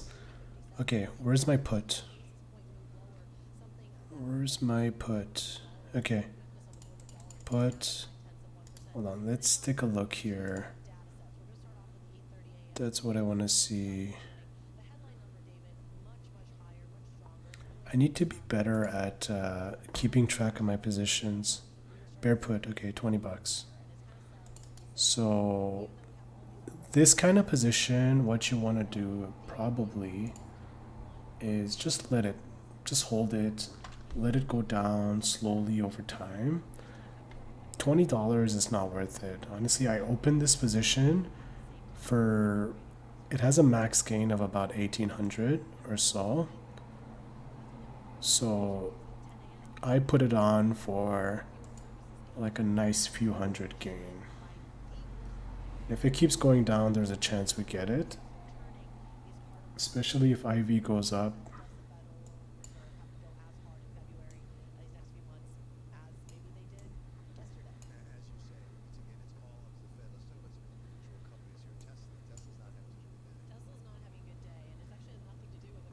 Tesla's doing okay. What are they talking about?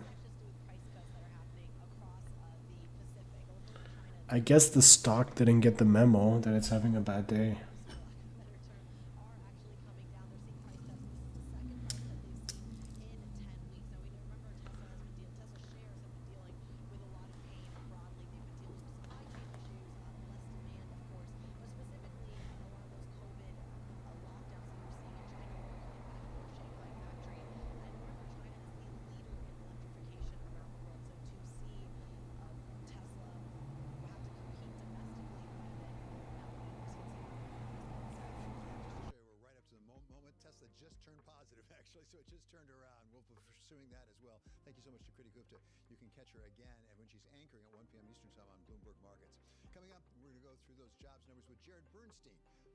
There you go, he got corrected. They're like, yeah, it's having such a bad day, but it's plus 1%. It's like, you guys are Bloomberg, you guys know everything.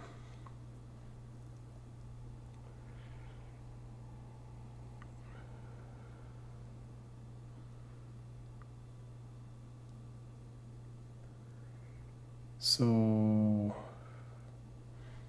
maybe this is a short-term top. That's kind of what I'm banking on, because I opened my short way early and it's been squeezing me. So let's go back down to earth. Enough of this bullshit. Fed funds.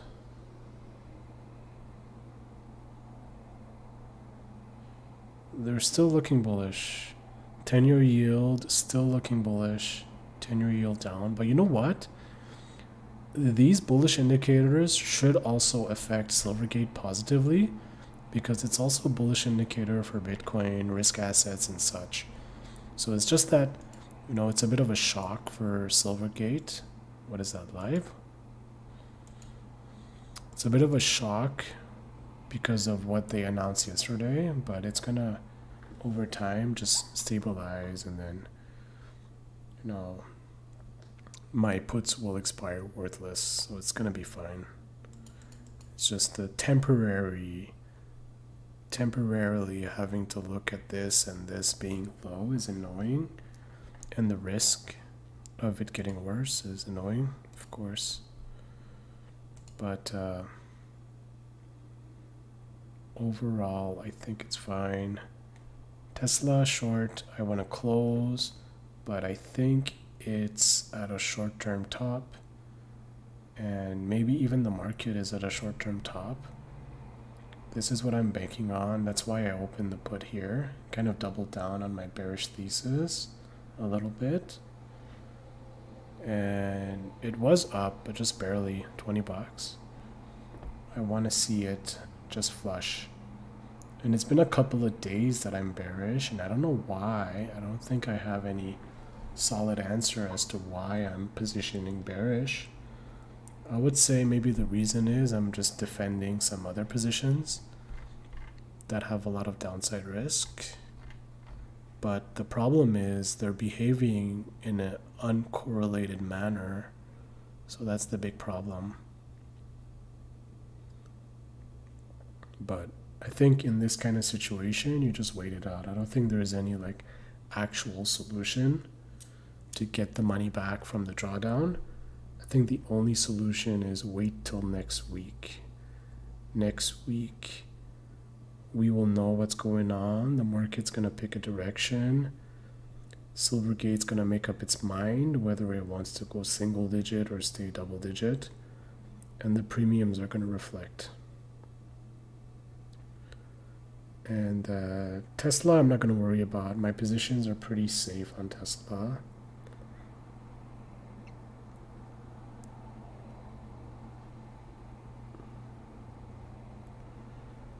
Silvergate should bounce soon.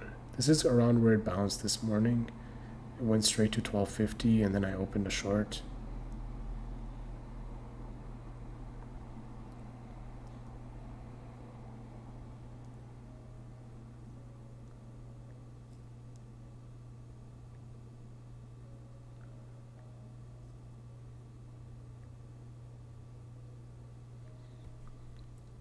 See what else is going on.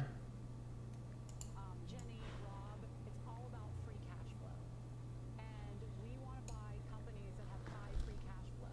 And so what this ETF does is it takes the 100 highest free cash flowing yielding companies in the Russell 1000 and it weights them not by market cap, but by free cash flow yield. And so what you end up with is, well, first of all, last year it was actually up 20 basis points. Which is not surprising because these are the companies that have the highest free cash flow. And why is free cash flow important for those who don't, for the viewers that don't follow that? When you get free cash flow, what can you do? Dividends, buybacks, M&A, you have optionality. And we want our clients and our portfolio to have optionality, but to be invested. Okay. And so these are some cheap options for this new ETF.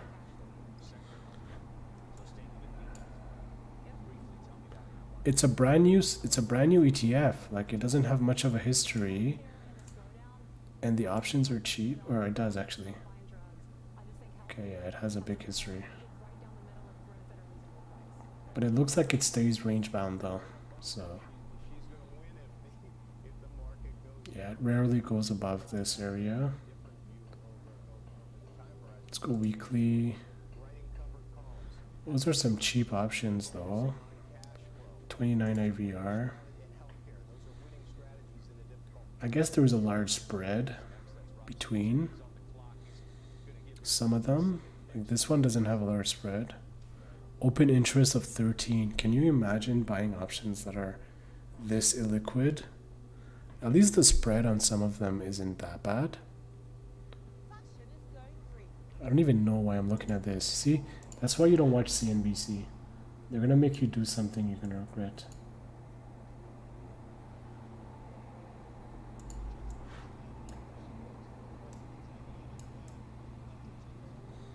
Okay, Tesla's selling off. That's good. Let's go to SPX. Okay, Tesla selling off is good. Silvergate going up is good.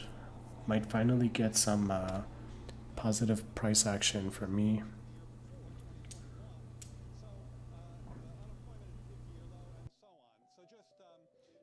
think that those are great, somewhat backward-looking numbers. I think if you look forward, the president said that this morning in his statement, you're talking about a year 2023 where the bipartisan infrastructure law, the Inflation Reduction Act, the CHIPS Act are all entering the economy, both putting further downward pressure on prices, particularly in healthcare and clean energy, creating more investment opportunities for the American workforce. So good report, good momentum, and nice to hear Larry's comment as well. No question, you've created a lot of jobs. No question about that. That's a good thing for all those people, those jobs. There has been concern about wage inflation. We see in these numbers a little bit of amelioration in that. We're down to like something like 4.6% year over year, I think, in the wages. What's the cause of that? Is that because of what the Fed has done? Is that anything that the White House has done? What's causing that from your analysis? Well, anytime you're talking about any outcome in the macro economy, when you're in the midst of an aggressive Fed rate hiking cycle, a cycle the president has endorsed and endorsed from afar due to his respect for the independent Fed, of course that campaign is going to show up in all aspects of the macro economy, including the labor market. But I think the important point there from our perspective is that, yes, while you're seeing some of the deceleration, both in job gains and wage growth that you heard Larry mention, and that is quite clear. All right, so I think so far so good. These 15-minute candles look a little bit bearish. It looks like it wants to just come back down. But in reality, it's probably going to keep going up, but I have bets that it will go down. But we'll see what happens. Where's the SPX one? The one that I had to reopen because I made that mistake closing it by accident. I want to see where it's at. This one.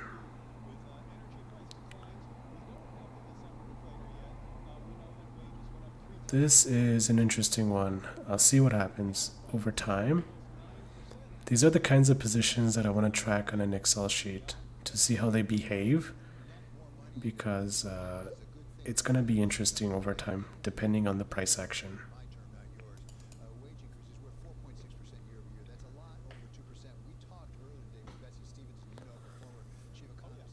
And Netflix, Nvidia.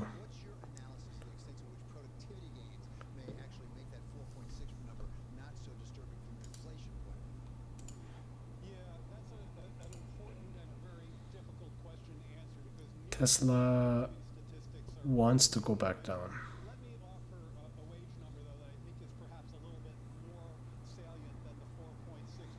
Silvergate's going up.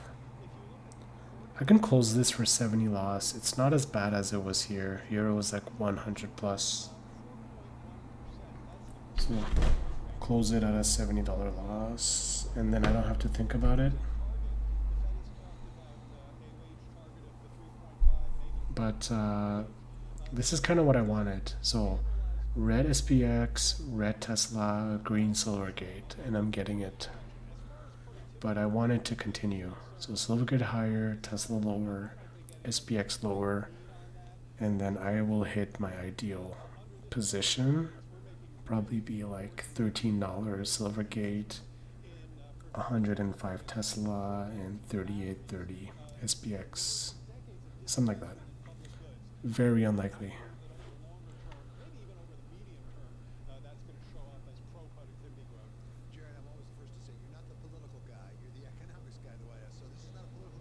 Yeah, the premiums got juiced up today. Yesterday it was nowhere near as bad.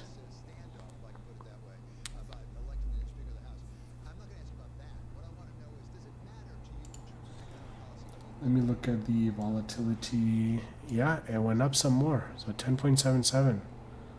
So there wasn't any new news today. I don't know why the actual IV went up. The price action barely went up. So 0.5 to 0.59.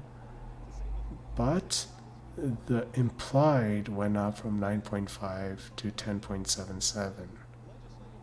Right, so that is not good for me because I'm short premium. So it's a little bit annoying.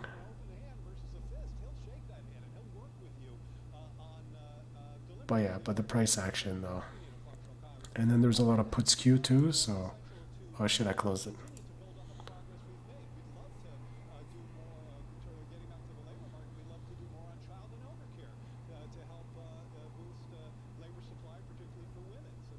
Which one was it again?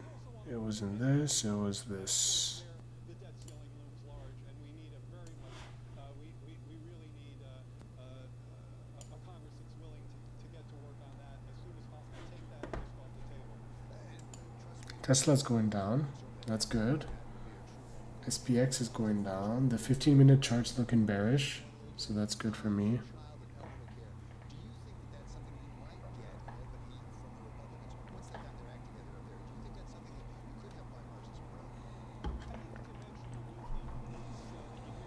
I want to look at the Fed funds rate.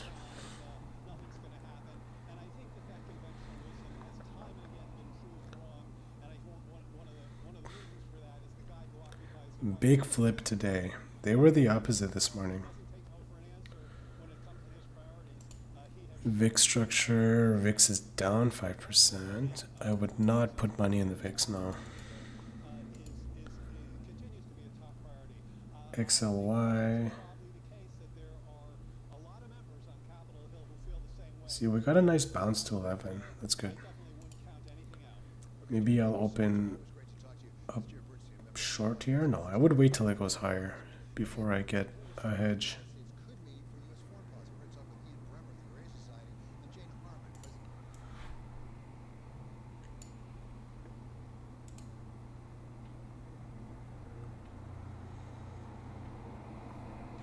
I think my position is good. I'm overthinking it. I'm basically where I was on Tuesday, so don't need to panic when that's the case. Like a loss of potential gains doesn't mean an actual loss, right? Because that's all it is here. I had so much cushion built from the past few days that even this drawdown isn't so bad.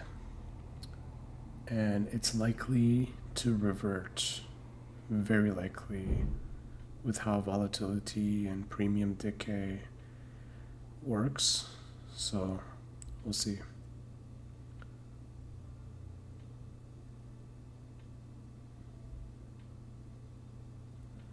SPX is coming down slowly. This area here is a key level. So let's see if I can get a good Fibonacci drawn on the SPX.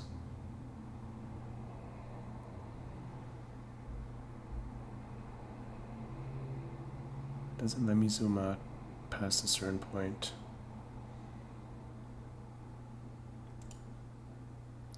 I'm definitely not a technician, so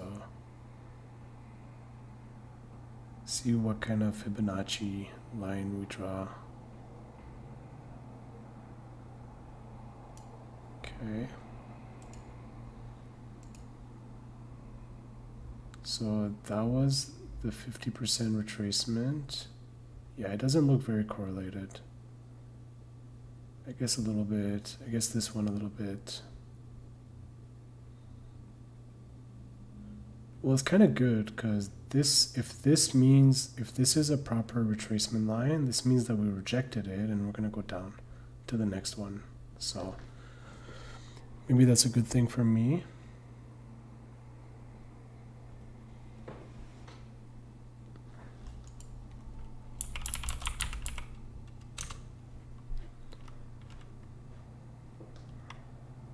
Whoops, what's going on?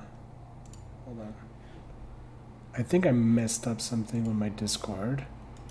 I accidentally joined a voice channel, and then every time I open it, it defaults to it. I don't know why Discord is such a weirdly designed app.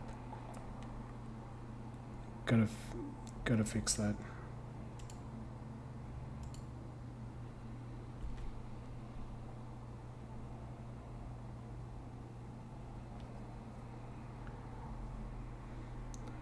Alright, so Silvergate is stable around 11. Tesla's 110. It wants to go down. SPX is at a key level. And it looks like it wants to come down, but it probably won't.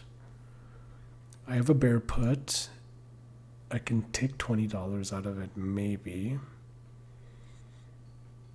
But I think it's going to go down.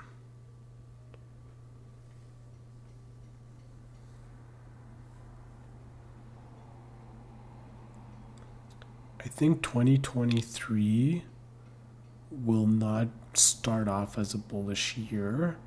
I think the main consensus amongst people who follow macro very closely is that the beginning half of 2023 will be bearish and the second half will have a really strong rally.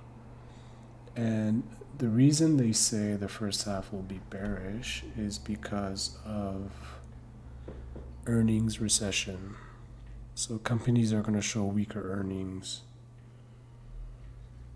And the Fed's going to hike one more time, which is going to affect equity risk premium. And then equities should sell off.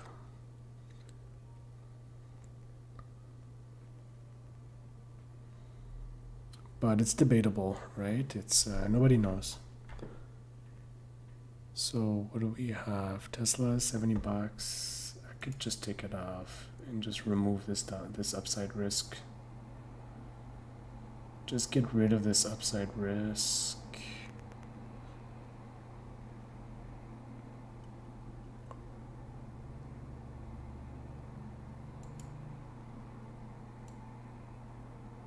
Yeah, just close it. I don't wanna focus on Tesla anymore. $79. Yeah, not bad. The day trades were okay today, kind of balanced. So just focus on the long term, medium terms, the options right now. I'm gonna have to avoid opening new positions until we see what's going on in the markets, because I've opened way too many positions since Tuesday. This is looking heavy, and there are the 14-day positions that I can all close, but I've doubled down on one of them, and at least the premium came down on this one, so that's good. This one was looking quite a bit worse earlier. This one, the premium is still juiced up. I think it's basically a matter of there being no surprises between now and earnings time. Because if that's the case, and we stay double digits, then the IV should go down. Wait a second.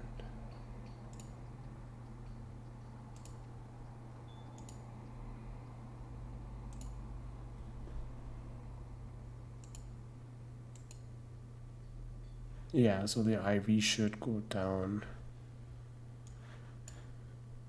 if 10.79, eh?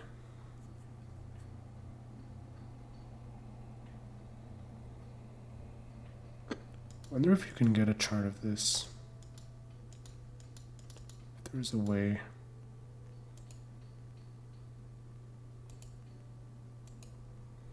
To get like a table format for Excel. Then you can keep track of it.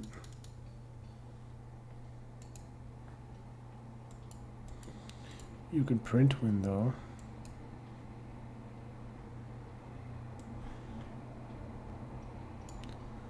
Okay, Silvergate's going up. That is excellent for me. Tesla, I don't care anymore. I don't want to have to look at that. Take a look at something else here. US dollar is so low. That was a poor decision. Maybe this is where you double down on US dollars. 34.4. Just buy it for a flip and pay attention. Actually, no. I would want it to go lower. That's barely $1. But it looks like this is where we've had support before. But the issue is that actually the support was around here. Issue is that there's a chance that the US dollar just fully dumps with macro conditions, and I don't want to be on the wrong side of that. So I'd rather. Would you mind posting a screenshot of your whole IBKR terminal in Discord? Yeah, for sure, Sir Wizzle. I'll do it now. So this here.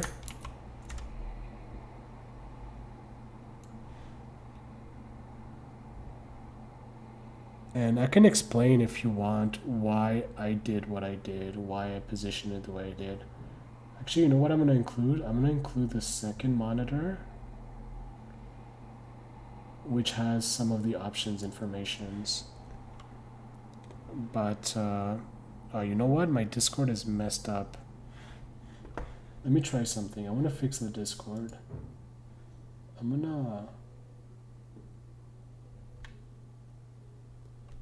gonna just mute the mic.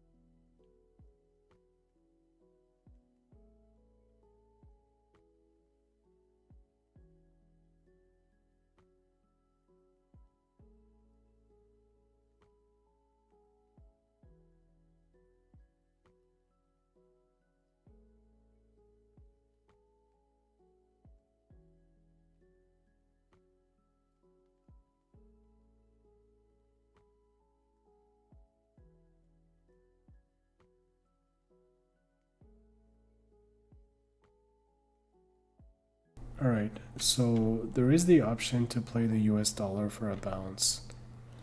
Maybe, but the thing is it's Friday, it's 9 a.m. I don't want to hold double position over the weekend. I would close one of them. But the question is, are we going to get a bounce intraday in the US dollar? Because the US dollar took a huge beating here. And it looks like it's wanting to go back up. So maybe what's going to happen is US dollar up and SPX down before we close, and then I can just take a bit of profit. So the reason I've designed my IBKR this way is because I'm a visual person, so I like to see charts that are not too small. And I like to see ticker symbols, right? And then I can have different groups of ticker symbols on each watch list. Like I try to keep this one on the left, which is connected to the one on the right. They're connected. You can see the purple. This is purple. They're connected. So blue and blue is connected. And then I have my portfolio here connected to the order entry, but not to the graph, because these are usually options and I don't want to lose sight of my main graph by clicking one of these. And then this is also connected to these. I have my options here, option graphs. There's 4 of them that I use. I have them connected to this one. So then I can cycle through a lot of different stocks and look at their IV and HV and whatnot. This one, more macro focus a little bit. So that's where I keep like the sectors and the Fed funds. It's, yeah. Tesla here. Although I don't have a Tesla position anymore, and I'm not going to look at that anymore. US dollar. Yeah. So I was hoping for a bounce. I got it at 134.43. And I was hoping for a bounce maybe up to here. I'll take half of it off. What it's gonna do, it's gonna lower my average price. See, it's already lowered it actually. So I just want to take it off somewhere in between, and then my average price is lower. So then maybe next weekend. How long you been trading? I've been trading for a few years, Wimpy. Actually, I started like around 2013 is when I opened my first account, but it was a shit account. It was a small account. It was Quest Trade. I had no idea what the fuck I was doing. And then I never invested again. And then I did again in around like 2017. But at the same time, I was starting a business. So I focused on my business and I basically just did, you know, small things, didn't really invest in anything good, which would have paid off, but I was too focused on my business. But I always followed some of the macro and some of the stocks and the news, and I was always interested in things like volatility. I used to love back then following volatility and trying to outsmart the markets, being like, yeah, volatility spikes, so it has to go down, so buy SPXY or whatever. But I stopped doing that, and then I started learning about premium strategies a couple of years ago after I sold a house, and I had some extra cash, and I'm like, let me use this extra cash to sell premium. But then that's also when I was getting into my business. But then eventually, this past year, last year, that clearly paid off. Yeah. And then last year, I sold my business, and then I had a good lump of cash. And then I thought, let me enter the markets. And that was September 2021. Literally the worst time to enter the markets. And I knew it in the back of my mind. I knew it that I'm like, with my luck, as soon as I enter, the party's over. It's full on bear market. And that's what happened. As soon as I entered, September 2021 is when I funded my account. And I did like premium selling, but I wasn't defensive enough. So I suffered some of the drawdowns I suffered, and then I switched strategies like halfway through the bear market, like around June. I switched strategies and I went more strategic and defensive and much less of a bullish bias, much more of a delta neutral, which I think is better in a bear market. You don't want to go too bearish either, because you can get like a face ripping rally. They happen very often, and I'm really scared to get too bearish. But you also don't want to go too bullish. You kind of want to be somewhere neutral where you can defend both sides and try to make money out of both. That's basically my strategy. But today I'm getting squeezed by Silvergate, which is okay, because I think it's not going to enter the single digits. I highly doubt it. You remember that yourself? You lost relatively big on your account at that point and you stopped for some time. Yeah. You know what? That's the biggest shame with bear markets and recessionary environments, is that most of the regular people who get fed up with their, drawdown on their account, they leave the market and they never return. Whereas in reality, that's actually the best time to go in. So people who are wealthy already and who have advisors and who are experts in how markets work, they know they bring all of their wealth in at the correct time. Whereas the ordinary folk is like, oh, I'm done with this. I'm getting out of the market and I'm not going to touch it for 5 years, right? And then the cycle gets worse, right? The rich get richer. Could have dropped out of uni. Oh, yeah? I was stupid to leave. I would have made yourself a millionaire if you stayed. Oh, yeah? Interesting. You're on Webull, but feel as if though you're losing out on more. Interesting.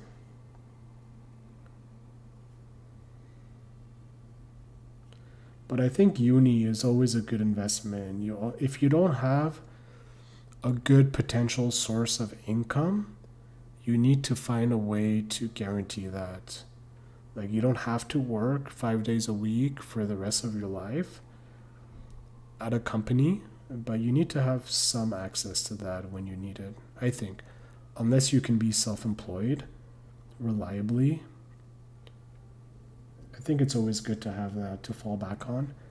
I have a degree, I have a master's degree, and anytime I want to, I can go work for a company in my field and get paid a decent amount, or I can open up my own shop.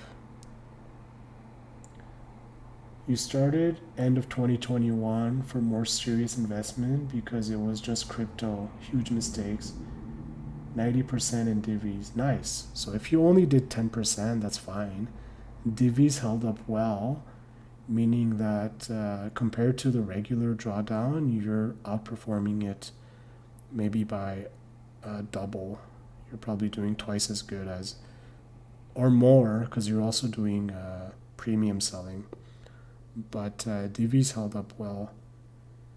And yeah, it was a bad time to enter. And the biggest mistake I made was selling puts on an IPO stock after it ran up. Like, it's like I completely switched the way I approach things because I realized I was getting bullish while it was running up. Like, it's like, oh, the rallying, that means the sentiment is bullish.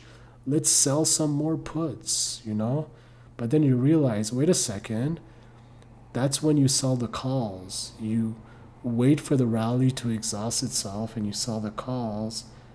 And then you don't sell naked puts during rallies. You sell naked puts during massive sell-offs. But during rallies, you can sell defensive puts like ratio spreads or things that are more delta neutral, hedged, or whatnot. It just made a lot more sense. I thought we were going to continue the infinite bull market and selling puts will pay off no matter what. You know, stonks only go up. You wish you kept your Pfizer divvy. It wasn't much, but 100 shares, you think it was $4. Wow. That's a really good price to get into Pfizer, $4. He sold everything when the markets dipped first. Damn, that's good timing. It took me a while to really... Oh shit, did I double down on the USD and it's going back down? I gotta watch out for that. That's not good. Okay, at least Silvergate's going up, so that is to my benefit. But I don't want to see the US dollar go down much more, and I may actually set a stop because I might have to step away from the desk. How do you do stops again? I swear I saw it. There we go. Stop loss. I can't change the amount? It's so weird that I can't change the amount. I want to do half. That is bizarre. Have a great day. All right, thanks, Wimpy Games. You're headed to the barber? Cool. Yeah, I'll catch you next time. Yeah, tomorrow's Saturday. But yeah, Monday for sure. Peace, man. So it looks like the USD is going up. Yeah, USD going up is good. I got it at 43, so I want it up more, higher. I want this down and this up, and then I'll be in the sweet spot. The vol should start coming down on Silvergate. It's been a little bit too elevated here. I almost feel like selling 10 more, but I'm not going to push my luck here. That's already 1800 of premium.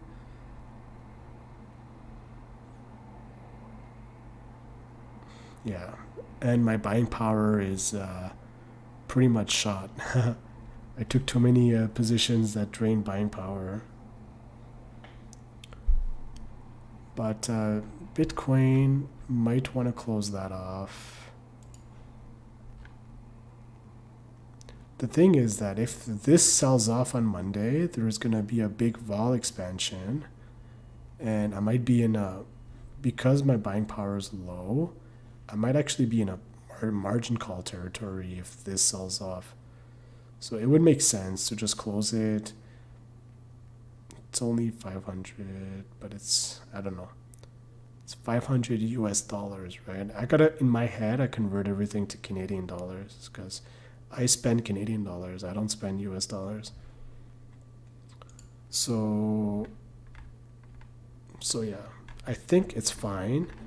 If there is like a black swan on Sunday and things are looking psychotic, I can always open E-mini shorts, right? I can short the E-mini futures or something like that, or buy puts. So, and then if I have to close positions for clearing up margin, then it's obvious which ones.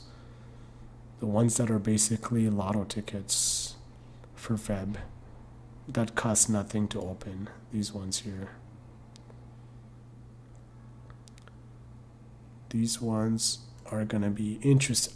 And one of the main reasons I'm opening these ones, it's more for like research purposes because I'm new to ratio spreads. There isn't that much literature out there about how they behave. You know what I mean? Like how do these interact with these and how do they change depending on the day and how you can use the probabilities to your advantage, right? So that's what I like interesting and that's why I'm keeping track. I'm taking snapshots and I'm going to compile an Excel document, which I've already started, with graphs that follow the behavior of certain strategies through time.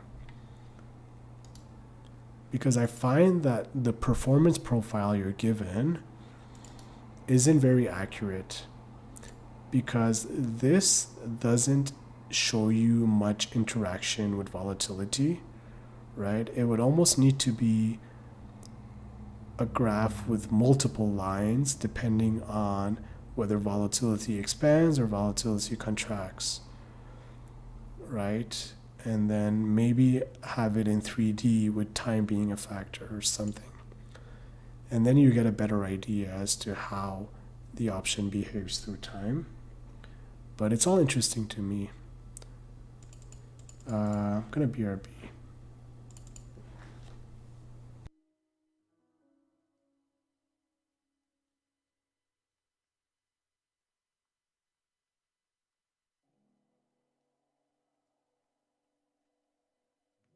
which is midway through this year in June or July. That's when things are either going to plateau off at these higher levels or continue to come down nicely. And it feels like a long way. Fed officials call for more hikes. That is really bearish. Maybe that's when we reversed. Okay, BRB. I think is a little bit more up for debate. We've been in the camp that the Fed's going to hike another 25 basis points and then chill out there for basically the entirety of 2023. So these rapid rate cuts that are being priced into the market, we totally disagree with and think that investors should keep in mind that keeping elevated policy rates is probably the most likely path for the Fed in the near term. I really like that distinction that you made between hawkish messaging and actually hawkish actions. And Megan, when you think about that distinction and the fact that we have seen financial conditions ease, especially on the heels of that rally in early December that you talked about, do you think that this translates into actual further hawkish actions beyond what they're currently forecasting right now? Or do you think that their main tactic will be jawboning? No, at the end of the day, I mean, we saw it in recent Fed speak over the course of the week. We had Bostic, we had Bullard, we had George, all suggesting that they still have a ways to go and that they've had limited traction. So these are encouraging data points today, but I don't think it takes them off the baseline course. I think it's just another indication that the economy hasn't worsened enough to justify the Fed being comfortable with easier financial conditions. And, I think it's easy to lose sight of just how compressed this cycle has actually been. I mean, I think, it's inconceivable at the start of last year that we would see 4 consecutive 75 basis point hikes and then to wrap things up with a bow at 50 in the December meeting. So it's no real surprise to me that with only 2 CPI prints, 1 PCI to support that case, that they're not ready to give up yet. Even though, sort of their more belated start here probably both consciously and deliberately ultimately sends us into a recession.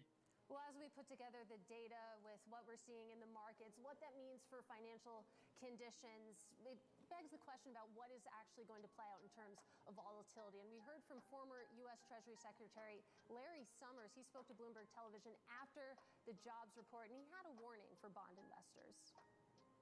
This is going to be remembered as a V year when we recognized that we were headed into a different kind of financial era with different kinds of interest rate patterns.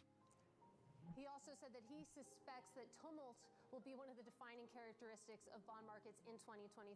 And Greg, it feels like that was the defining characteristic of bond markets in 2022, just the incredible volatility that we saw in the U.S. Treasury market, the biggest bond market out there. Is that going to be the setup for 2023 as well?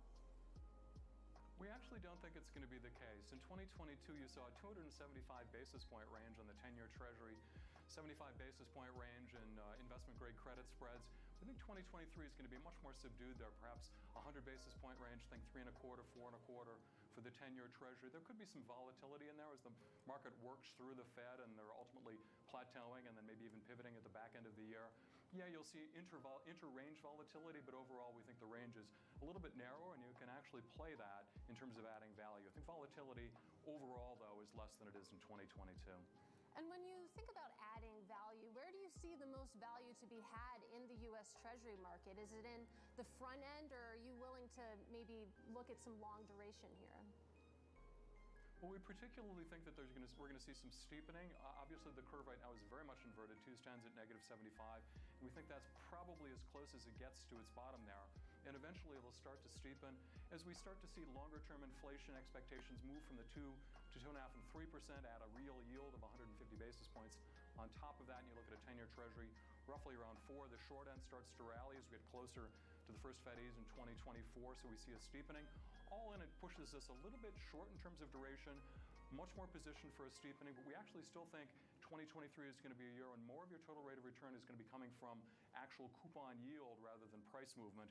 So we're emphasizing yield, higher grade, investment grade credit, particularly in the financial side, maybe a little bit of a discount in terms of mortgages and some structured finance as well. All right, guys, we're just getting started. We have a great discussion on credit coming up next with Greg Staples, Megan Graper, and Winnie. Trade has worked very well, but you know, all of a sudden look at the market today. I mean, maybe it's time to be thinking about technology after the creaming that it's taken. I don't know. You have to have, I guess, pretty short time horizons for some of these things. No one's saying that, you know, but you know, you could see the market dynamic changing rather quickly and even changing right now if it turns out they're a step ahead on the trajectory that rates are about to take in the next couple of meetings. Right. Yeah, I think that's right. I think, you know, the way we're viewing it is not so much technology, because technology has gotten, you know, less homogenous, right? You have the sort of innovation, you know, unprofitable tech, you know, led by ARC and so on last year. That stuff is pretty much done. The thing that's been more durable and has had more a longer term impact on the market has been the mega cap stocks, the Microsofts, Apples, Amazons, and so forth. Those we feel are going to continue to bleed. They have certainly not led the market this year. We expect that to be that sort of as the deflation, right? We're going to deflate that bubble as a percentage of the S&P. So we are clearly looking at you know, inexpensive stocks. You know, the home builders, the automakers are trading at 5 and 6 times earnings. The airlines, incredibly inexpensive.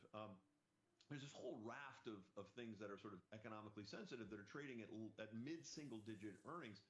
Those are the kind of things that have really short duration, if you want to think about it in terms of bond discussion, and that's where we feel pretty comfortable. Sort of the higher dividend, more value, lower valuation in general, and you know, we're seeing it with you know, if you think of Microsoft as the archetype here for that sort of mega cap growth stuff, we just think that's kind of the last 5 years trade. It'll probably be unwinding for a while, Fair least enough. we've set up our portfolios that way. Let me just finally sort of reconvey what Aswath Damodaran told us yesterday, in which he said he basically owns all of, I'll call it FANG, it's probably more like Mama these days. But Right, exactly. He We like that. he owns We like all of that. mega cap tech except for Netflix, essentially. Thinks Yeah. that's a little bit different story, but his argument is that these valuations are now compelling. And again, I take your point about some of the areas that you think look cheaper, but why doesn't mega cap tech qualify? Well, the question, they still are more expensive than the broader market, right? The sort of 480 names in the S&P are still cheaper than the top 20, but even though the differential's coming down, I think you've got to be very careful. These stocks are massive cash flow generators, and that's why they have outperformed, right? I know I'm speaking out of both sides of the mouth here, but at some point we think the differential is going to come down. We're also worried about some of the competition we're starting to see in cloud services. That has driven Amazon, it's driven Microsoft, and to some extent Google. That competition is picking up. That's never a good thing. So at the margin, these sort of what we considered a year ago perfect stories of cash flow, of higher growth rates, of consistent and durable financial models are beginning to weaken a little bit. And as a result, we just think money's going to go find other places that are less expensive, and that some of that leadership is gone. It doesn't mean you want to get out of them, because they are very, very powerful and strong companies. Yeah, and I don't want to leave it without mentioning a couple of fun little picks here. Nexstar, local TV play, bet on political ads in this polarized environment. Starbucks, China, new leadership. Coterra with Nat Gas doing what it's doing. So you'd be there for the long run as well? Yeah, I mean, look, who knows where oil is going to go and energy is going to go, right? In general, I mean, who would have thunk that oil would, or gas rather, would be cut in half over the last number of months? The point is that it's very, very difficult to predict the dynamics of these markets. So you need to buy those kind of companies when the sentiment is as negative as it is today. And so we like Coterra. We don't think the dividend is going to stay at double digits here for too much longer, but we still like the fact that they've got good opportunity when the weather gets a little colder, and you'll see a pop in the stock. That's basically how we're doing it, and for the longer term. All right, Mike, thanks so much. We appreciate your time today. Thanks, Kelly. See ya. Mike Vogelsang. Coming up, one of the most influential voices in the investing world, Burton Malkiel, author of A Random Walk Down Wall Street, is here to mark the 50th anniversary of his classic book and why it remains relevant today. But first, we're awaiting the FDA's decision on whether to approve a new treatment for Alzheimer's. The details and potential pricing next. And as we head to break, here's a quick check on the markets. Dow was up 630 at the highs. We're only about 80 points off that right now. Russell 2000 small caps leading the way with a 1.9% gain, and the 10-year yield below 3.6. The exchange is back after this.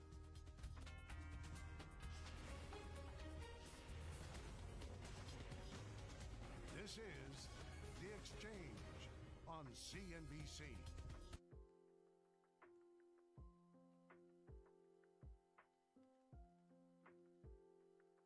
I mean, do we want to call this a bear pennant? We're going to test those lows there, and we're finally going to extend down into that lower quarter of the market there. I think we're going to have those fits and starts where we're going to speed up and have that come off, or we're actually going to trade to the, and do the exact same type of trade to the upside. So I wouldn't be surprised if we see more of the same next week, Chris. So I'm not. I'm looking at natural gas. It's interesting down here at $3.80, but we know that nat gas is, is it cheap or rich? That is, I don't think that's ever the question. Certainly, we looked at $10 natural gas. I made a couple of trades on Avis last year that were really, really good. That's why I tried to open this put ratio spread, but I'm not getting filled. Looks like we bounce off of this key level. So US dollar's going up. That's good. We're going back to par. I think we're going to ping pong in these ranges, and maybe the inflation data gives us a little bit more semblance of energy behind a move that's sustainable. But right now, I think we're due for more of the same. we're due for more of the same. It may be the case that if, perhaps this is a bear flag, right? Because we do see that we did break the uptrend from the October, from those late, we'll call it mid-December swing lows, but we've been trading sideways here. If we expect that to happen over the next few days, it may be prudent to look at something like a short strangle strategy, for example, selling your short a higher call, your short a lower put, and ultimately you play within the range, you benefit from some theta decay. Personally, if I was looking at that, even taking a look at, say, 45 DTE options, I wouldn't hold that on for more than a few days, because once we get through inflation, let's say it is a weaker number, right? It's in a 6 handle. We're seeing signs of deceleration on that month-over-month basis. I think then all of a sudden you have pretty much 2 weeks until that Fed meeting at the end of the month, where there's not really anything much standing in the way of the markets getting a little bit bulled up here, because you do see this soft landing type of data out there. You do see that inflation's coming back in, and that could spur some hopes here for perhaps a better second half of the month. So if I'm playing this range bound condition, I'm very careful about making sure it's constrained to just a few days view. I don't think it's a position I'd want to hold again past next Thursday. Absolutely, and Chris, even mentioning the technical pattern, all I really, for me, the takeaway of mentioning it was that even if we do, if you drew the little penal lines there, even if we broke through it, I don't take that. I look at that as just, I'm not inclined to, if I was a bearish technician, I would say, and again, depends. Everybody has their own ideas. That there would be some downside follow through. I don't think we're going to see follow through in either direction. So I'm less inclined to trade it from a technical standpoint, because I think we can get sloppy within some of those patterns without any real direction to follow through in terms of momentum. One of the signs that I'm looking at today is, even though equity markets are bouncing, we are starting to see a little bit of relative outperformance in the NASDAQ versus the S&P 500. I mean, we've been in a downtrend for the better part of the last year plus, ever since the NASDAQ S&P 500 ratio peaked in November 2021, right? But we are working on a little bit of a reversal candle here today in that ratio. So for me, if we think about a positive growth environment or a soft landing environment coupled with lower inflation, thereby implying the terminal rate for Fed funds doesn't need to go as high as previously feared, you could begin to enter a scenario where equity markets are rallying, but the NASDAQ outperforms the S&P. And if that's the case, I mean, that makes sense. The NASDAQ's been down so much more relative to the S&P over the past 12 months. There may be a little bit more convexity on that side of the table right now. We have gone through periods over the past year where the NASDAQ outperformed the S&P, right? From May basically through the middle of August, the NASDAQ did better than the S&P 500, and perhaps we're entering another one of those zones where that fear is receding out of the market, and you could perhaps take a long equities position, but look for some outperformance in tech relative to, say, the broader economy index. All right, well, you guys, we got a timestamp a card, as we used to say in the bit. Mr. Vecchio is turning, because he traded that NASDAQ spook. So apparently there is some Alzheimer's drug binary event today. So there are to decide about Biogen's. Let me take a look.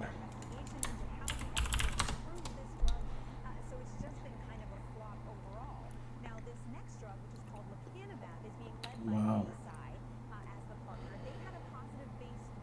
Crazy. Let's see what the options are pricing in for today.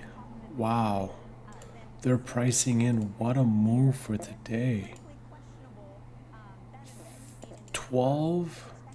10$ move is being priced from here. Crazy. Imagine you're ballsy enough to sell the straddle here, but there's more of an upside skew, isn't there? Yeah, makes sense.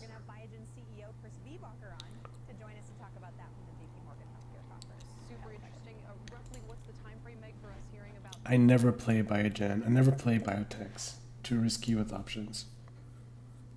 As a buyer or as a seller?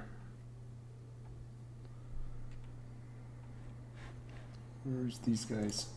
I'm also thinking about a steepener. I just don't think necessarily now is the time for the steepener as the market goes through these fits and starts playing off of what the Fed will do.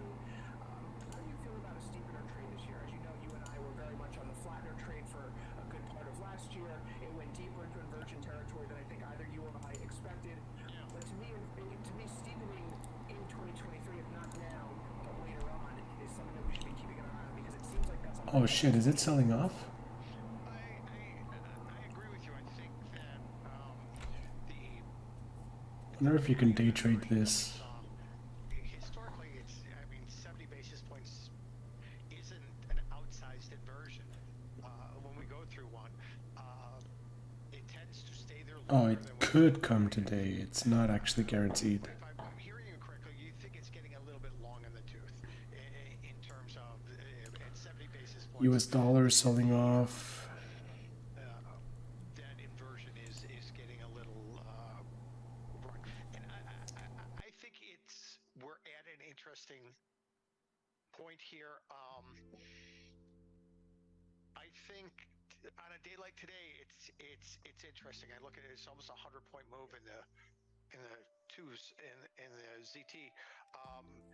It's tough looking at. Apple got a decent bounce. That's nice. Look at that. Yesterday it was at 124 and all the Apple bulls were so depressed. We got a well-deserved rally on it. Levels next week at some point, but I think you've been incredibly patient waiting for this market to stop inverting, and it certainly has tried several times to move to that next leg up in inversion of 80 basis points to 90, failed to do so.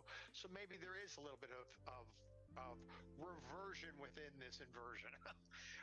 That's incredibly confusing, but I think at some point there is a little bit of that trade to be had here. And so, Chris, my question to you is: if you're looking at that, where do you? Is it really just a trade in the twos, or is it really a trade in the twos and the tens? I think yields are going to come back in across the curve. I think right now in the very near term, because there is this chance for the Fed to keep rates elevated for a sustained period of time, right? It's almost like flying a plane. We've been climbing to get up to cruising altitude. The question is, how long do we stay at 30,000 feet? Right. And if we see that there's reason for the Fed to pivot, and this is why I think I'm a little bit on the fence about the next few months, the trajectory of inflation right now would perhaps be to back to a 3 handle by mid-year. If we continue along a 0.1 or 0.2% month-over-month rate, I have this dashboard that I'm going to be sharing at next week's show as we get ready for that inflation report. But basically, if we continue along that path, the Fed is going to plateau once the Fed funds rate exceeds the year-over-year inflation rate, in my opinion. And only once we get to that plateau do you see more significant movement in the twos. Until then, I think that the tens would probably be the bigger mover. I like bonds across the curve, right? But I think that if you're going to get a significant pullback in 2-year yields, a nice bump in the price of the twos, you're going to be looking for that after March, but more likely after June, that June Fed meeting when we get that new summary of economic projections. I do like the price action here, though, because we're seeing that, at least on the candlestick side of things, we did move below yesterday's low. We're now above yesterday's high. That's a bullish outside engulfing bar. We've seen that a few other times in the charts here, more recently on November 30th and again on November 23rd. Both of these were suggestions that the market would move higher, and indeed, we did have some run there the next few days.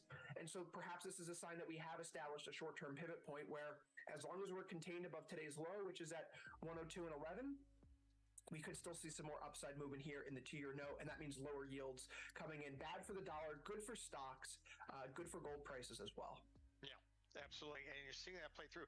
Yeah, the strength in gold is absolutely gold and dollar reacting in a traditional fashion, in a more traditional way in terms of correlation. Yeah. Well, we'll talk more about gold in a bit, Pete, because I think one of the big confounding factors for everyone is we just had multi-decades high in inflation last year. Gold didn't do well, relatively speaking. You'd expect it to have performed better. It really only got a lift coming out of the Russian invasion of Ukraine, and then that dissipated very quickly. I think the market likes to go to the pain point for most individuals. Absolutely. And I think it would be equally confounding that in an environment where U.S. inflation is coming down, gold does very, very well. It would just be throwing sand in the face of gold bugs. But again, the market likes to do what extracts the most amount of pain from participants. And again, gold doing well during a year where inflation's coming off, I think would be highly ironic, but makes a lot of sense because if yields are coming back in and the dollar's coming off, that should theoretically be good news for precious metals. We're going to get there in a little bit, though, Pete. Before we do, we talked briefly about energy. You were talking about nat gas being below $4. We just hit a new 52-week low. Of course, natural gas and crude oil, they've had a pretty rocky start. Wow, my Google call is losing money, even though we're so bullish. This one's okay now. This one is fine. These are all negative delta positions. It makes sense because we've had a rally. So negative delta positions are the ones losing.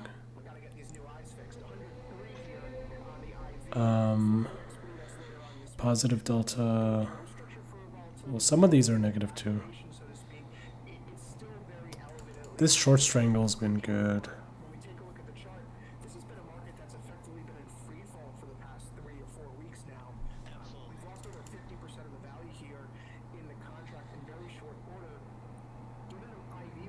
I don't think I'm closing anything today. I'm going to keep these 14-day ones until Monday, and I might start closing some of them on Monday. But I think they're good. I've lost some of the premium on some of them because of the rally. Some of them are negative delta.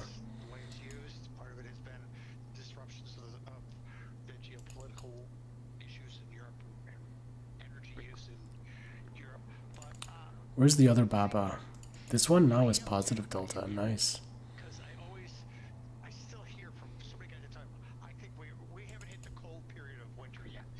Don't ever start trying to attach weather to nat gas. You are going to trap yourself in a box of trading ideas. This is a market that is, it is the absolute lone wolf. And what I mean by that is nothing hedges up against it. Nothing lays against it in a correlative fashion. There is, now crude oil, can you trade it against gasoline and heating oil? Is there a correlation? Sure. One's the input, the other two are the outputs. There are places to go and hide with crude. In other words, if you're a market maker, liquidity provider, there are correlated things. Nothing correlates with natural gas. Crude doesn't. It's not part of that story. There's no correlation. So it's got this volatility to it because if you are trading it, if you're quoting it, if you are using it, there is no substitutability. So be mindful. What looks cheap? I mean, $4.50 looks cheap, Chris. I know a lot of guys were talking about, these 375 puts are gold. They'll never get close to them. And nat gas has a propensity to, and you hit on this, and it's a great classic trader's act. Goes to where it can inflict the most pain. You saw actually the put skew come into this market. Natural gas is something that rarely, if ever, has put skew. So you saw put skew come into this. All right, looks like Silvergate's finally getting a bounce above 1120. This is what I need more than anything. Silvergate up. Nothing else matters as much. CarMax hold, Microsoft, Shopify hold. Microsoft's a buy. Silvergate got one outperform removed and one hold at it.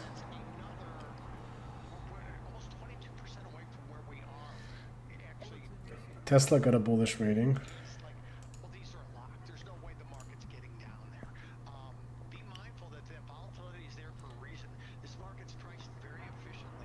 January 19 for Netflix. Interesting.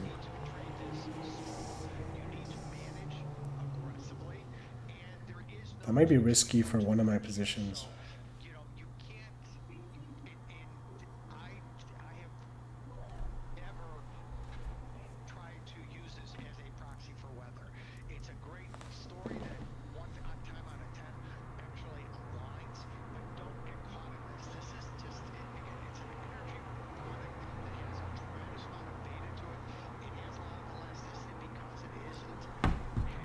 I want to listen to these guys. These guys are good at macro.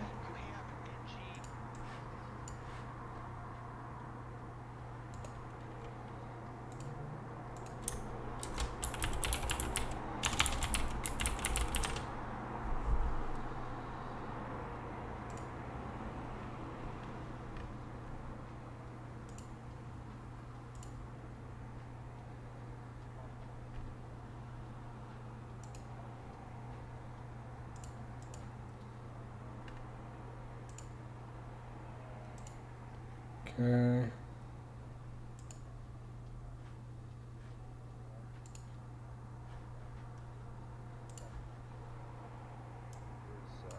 Trainers, electricians. I mean, these guys, especially in big markets. These guys are pretty good on macro. California market here.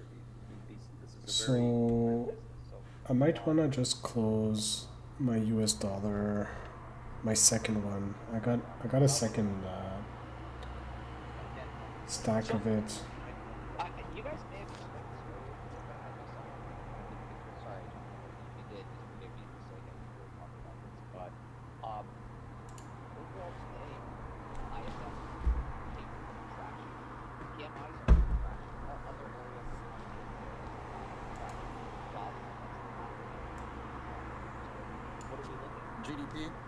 GDP is what's the level of ISM and GDP is a fast looking indicator. Hey, Bill, have you looked in the GDP estimates for 2008 before they were revised? They were also very, very rosy. In my opinion, and someone can back me up on this, a lot of this, short-term market movement is because we have a CPI coming up next week. Yeah, US dollar selling off, SPX is rallying, Silvergate is doing okay. I told you this yesterday. The jobs numbers, the whisper numbers got moved up, and it came below the whisper numbers. Where's Tesla at? On the other hand, the CPI, there are people I've seen on Twitter and elsewhere, the whisper numbers are negative on month over month. And that's going to be hard to beat. 111. And people are not going to go short into it. And all of a sudden, we have a situation where no one's short into the jobs number. Everyone's covering. We're probably going to go to a higher level, I think. Probably easily on SPX 39 plus. We'll get there. And all of a sudden, you look around, it comes in line. So this is the same place. I got rid of it. Yes, are you pushing back your recession call for middle of 2020? No, I'm back to you guys. It sounds not at all. Looks like a very range-bound day, just like the past few days. So yeah. Go ahead, Bill. I hear Bill. Who's laughing? Why is it funny? All you need is job growth. Look at the job growth charts. It's slowly decelerating as it should. The ISMs are all negative. The PMIs are negative. The next couple of months, that job growth is going to go negative. And if we have negative job growth, then what's the argument? Oh, maybe the GDP is still positive. No, that'll come and start coming in negative. Yeah, and all the sentiment indicators are negative, and all the I posted about this, the dovishness or positive aspects of Dovish. Powell, because it became a little bit positive. That came after all the budgets were completed in 2022. So all these corporations obviously had gone through the budgets, and so that's baked in. Headcount cuts, cost measures, yada yada yada. I could always make a gamble and hold the US dollar till Monday because it might just gap up.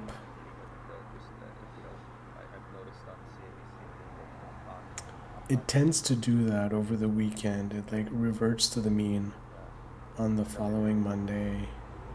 Does that a lot recently.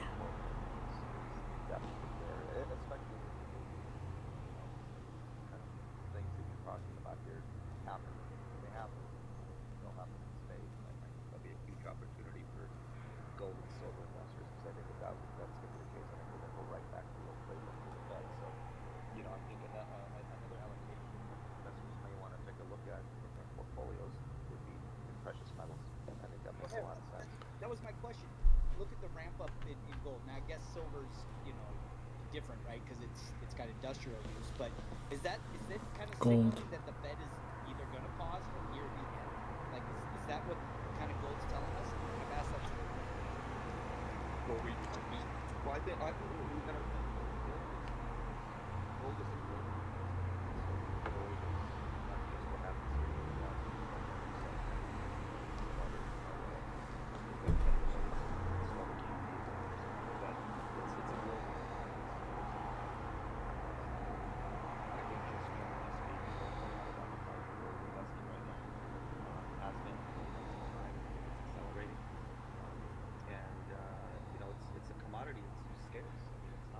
So is it indicating the dollar's going to continue to fall, or is the dollar falling the reason why gold's going up? Which one leads? Yeah, Thanks. that's a good question. I have no idea. Jeffrey, it's, Which was first? SPX keeps going up like crazy. Wow. It's like the tail wagging the dog or the dog wagging. I've been caught bearish a few times this past week. Maybe I need to switch my bias. The price continues to go higher, and I think that it will. You know, that's really all that matters. What's, you know, there's a lot of consternation among investors globally, right? There's a lot of debt that's been created over the last years. That we're all struggling. At least this is going up. That's my main concern. Everything else is minor. This going up is what I need. Especially next week. Like if this could stay elevated next week, the premium's gonna get crushed so fast. I'm not saying cut the range, go all in. Right here, you know, is warranted. You know, I really do. So that's another one I think people should take a look at. Especially, you know, given the things you guys are doing, kind of the geopolitics, recession, fear. How can we have a Goldilocks landing when the I-7 PMI contraction and the Fed's going to raise next month? I'm just confused. Can someone explain that to me? If they're raising again next month, and they are, there's no zero is not on the table. So it's either 25 or 50, which is poison. And both of those are what are the driver of the government spending, I guess? Government spending. No, government spending's down. Fiscal drag and monetary drag. So I agree. I don't know where the momentum's going to come from.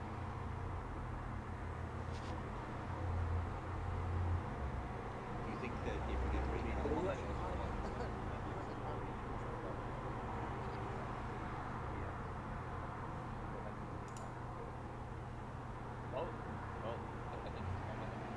I think the stock market right now is literally discussing the same thing. Silvergate's running. That's really, really good. Because it's like, what's going to happen? US dollar is going down. Goldilocks will go up if it's the situation that everyone here, or most people here, think it's going to go down.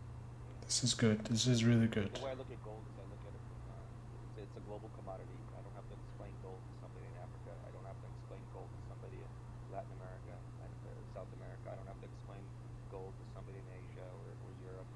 Gold is gold, and so. But O'Hare, isn't it weird? You don't have to explain those people what gold is, but you do for people in the West. Yeah, exactly. Well, these people have been so, you know. These guys are always usually really bullish on commodities. Like oil and stuff, coal. I'm not a fan of those sectors. This is crazy. Look at this rally. It keeps going up.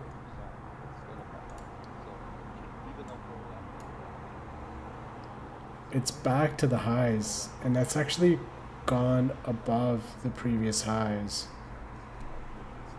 So I'm not going to complain because this position will benefit from that. But I feel like opening a short here to defend this position. And I feel like closing my US dollar long. We'll see. At least I like the fact that the movements are correlated between these two. It means that there is hope for it next week. If it keeps moving in a correlated fashion, my strikes are so far out that it should be fine. US dollar is annoying. I might keep both over the weekend or just one.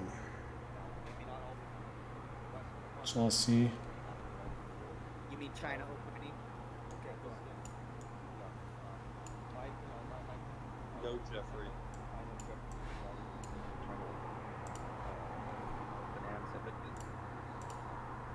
Payrolls report where you see that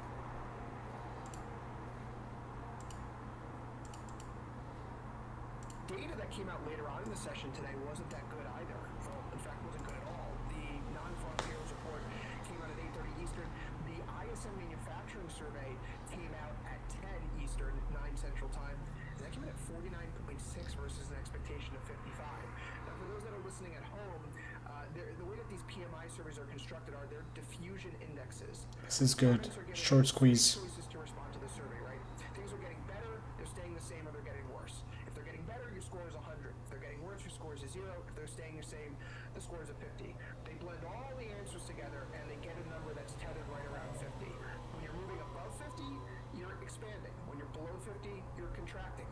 So we were expecting a move from 56.5 to 55. That would say that we're still expanding in the manufacturing sector here, just at a slower pace than previously. Okay, a bit of a reversal. That's good. US dollar. So that's not good news for the US dollar. The dollar comes off in the session. We do see 6.80 euro contract. That trades higher, basically erasing yesterday's losses. And most of the losses for the week, for what it's worth. The price action here is starting to shape up into a little bit more of a bullish manner. Same thing in 6B, same thing in 6A for the pound and the Australian dollar, respectively. Pete, when you think about FX right now, I know this is your bread and butter here.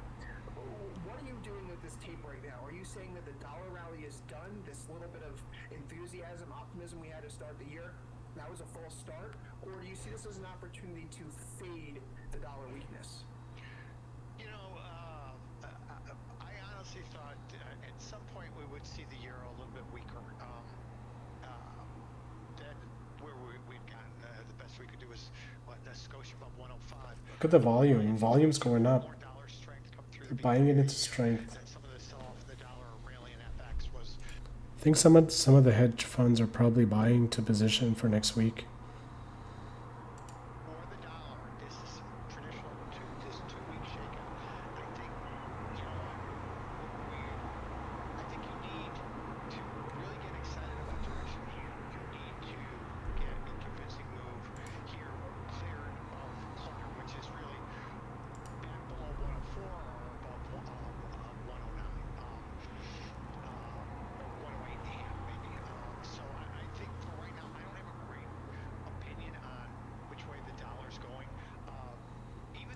$11.65, nice. Keeps going up.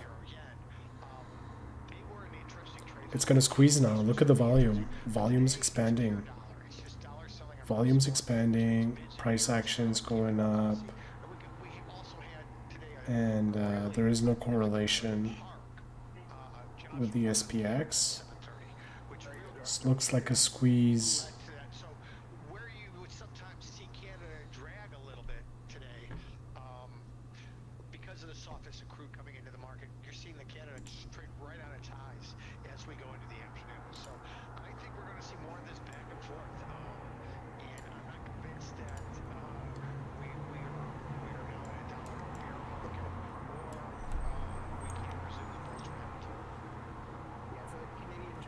Dollar's going up. Silvergate is squeezing a little bit.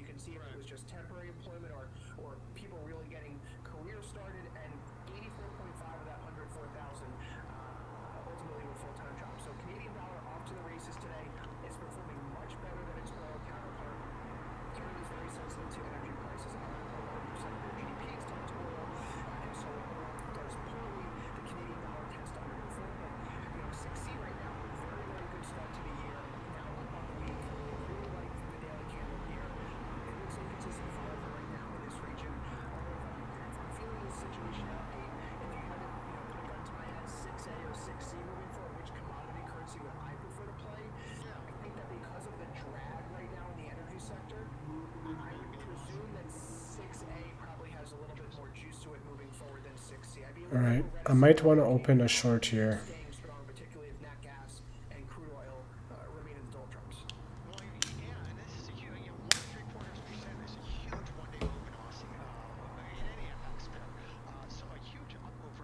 Might want to get the hedge here. closer to the upper end of our range than Euro is or cable is.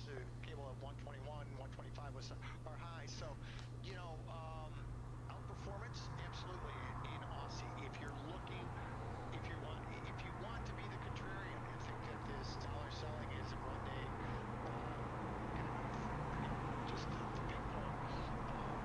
Do you pick Aussie or do you like the story too much to just on the week is the strongest performer right now is a contrarian, Chris? Yeah, I wouldn't want to sell the Australian dollar here. There's a lot of positive momentum coming out of China, right? There was this whole idea that maybe they're ending, they're banning Australian coal imports. They're doing a lot of measures to support their property sector, to support financialization measures. How much of that translates into actual economic growth is another story. But on paper, the Aussie is perhaps the future. A lot of people are bullish on Australian coal. I've been listening to a lot of chatter about people like going all in, fully leveraged on some of those coal companies out of Australia. I might want to open a hedge here. I think it's worth it. Yeah, maybe even 100 shares. Just because of how much I have on the line with this one ticker, I think it makes sense. Just hedge it, reduce the downside risk by a tiny amount by having the hedge, and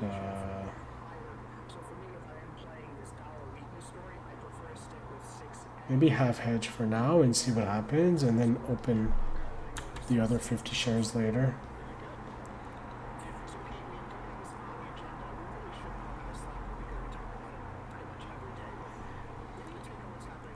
There is a potential for a short squeeze. Like if some institution comes and decides to buy a bunch of shares, the price is going to go nuts.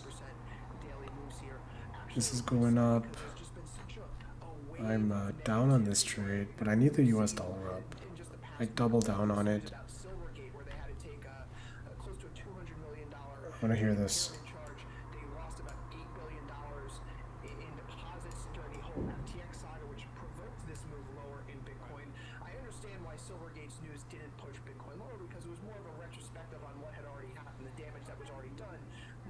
Something new that was playing out still.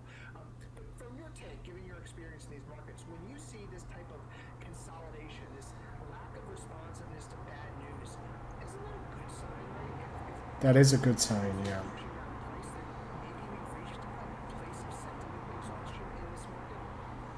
I agree with that.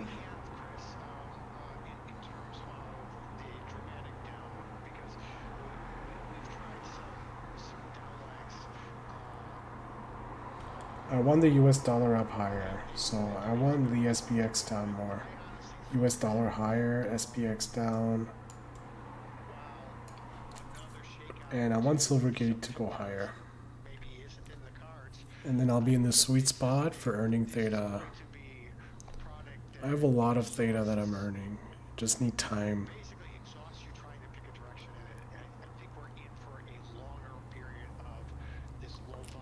This one is annoying to hold, but it's a lot to just close because it's going to expire worthless for sure. $400.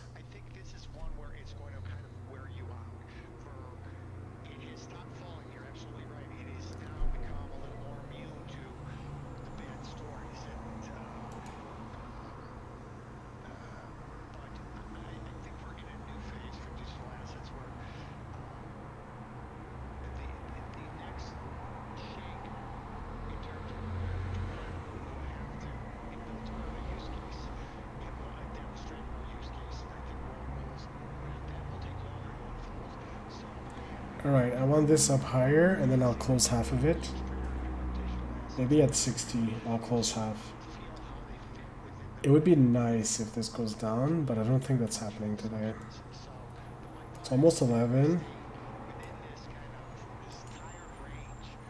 I don't think there's anything else scheduled today. You know, for me, the fundamental argument is still difficult given the high degree of correlation with the NASDAQ. But as I mentioned earlier, if you do get a better than expected inflation number next week, perhaps the air is cleared Bostic speech. That might do something. At the end of the month, and given that we have, you know, the January 27th expiry 21 days, that's before the Fed meeting. It's January 31st to February 1st. We get the announcement on February 1st. If I am playing this in any form or fashion, I'm looking at the February and the March expiries right now. I wouldn't want to play that January 27th. Who's that guy who works for the Fed who's always leaking stuff? Nick Timiraos?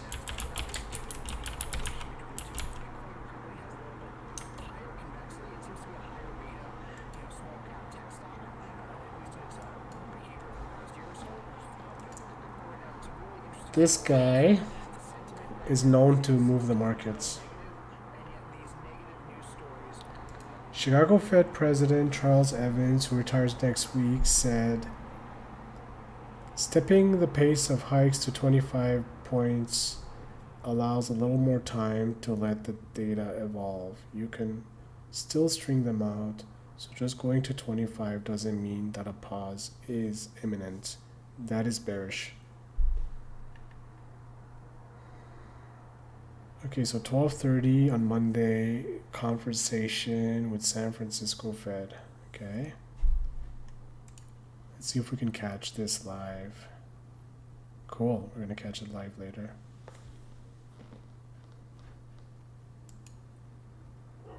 I doubt it's gonna move the markets because it's so late in the day, but it's possible. Silvergate going up is great for me.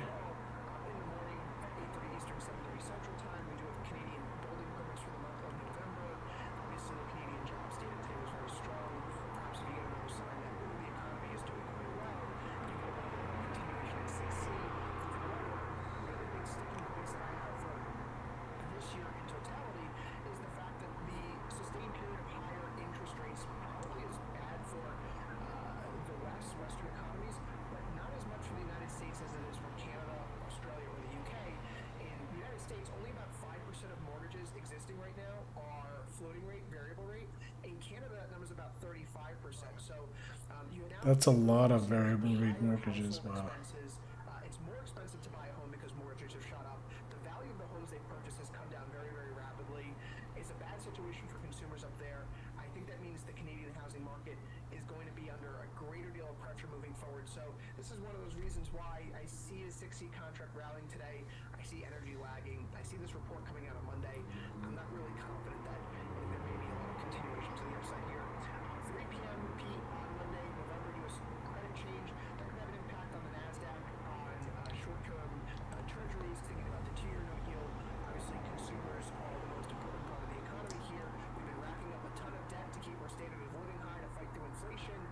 Obviously, that could have an impact on how we perceive corporate earnings moving forward, what the Fed needs to do, which is why I'm watching the NASDAQ, NZT. And then finally, later on Tuesday, after we roll over into the Tuesday future session, we will have Japanese household spending. The yen's been under a little bit of pressure this week because inflation's been rolling up so high. Today's a little bit worse, obviously.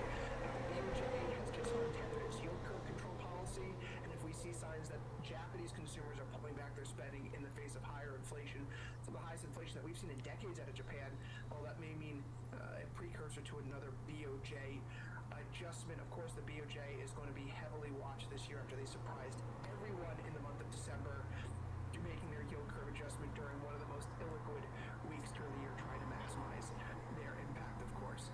Pete, beyond that, we like to end every show here with a little bit of an education pitch, of course, because if you're listening to this at home, you're just getting involved in futures trading, this may all seem like another language to you, but if you head on over to tastylive.com, you go over here to learn courses and over to beginner futures, you can find a course put together by Pete himself, where he talks about all the different aspects of the market. Today we're focusing on market products here, Pete, because there are 6 different sectors, right? There's equities, there's interest rates, there's agriculture, there's metals, there's foreign exchange, and of course there's what's happening in the world, not just in a 9:30 a.m. Eastern time, 8:30 Central time to the 4 p.m. Eastern, 3 p.m. close for cash equities. Futures are 23 hours a day, 5 days a week. You can operate in and out when things happen overseas or overnight. The liquidity is there. You don't need to worry about, your positions gapping open higher or lower the next morning when cash equity markets open up. And so it's really important for people to understand that there's a lot of diversity of ways to express your opinion. The take advantage of different risk climates, risk scenarios in the market, because as we've seen just today, you know, nat gas has an implied volatility of 100%. You go to currencies, it's about 15%. There's a whole slew of offerings in between.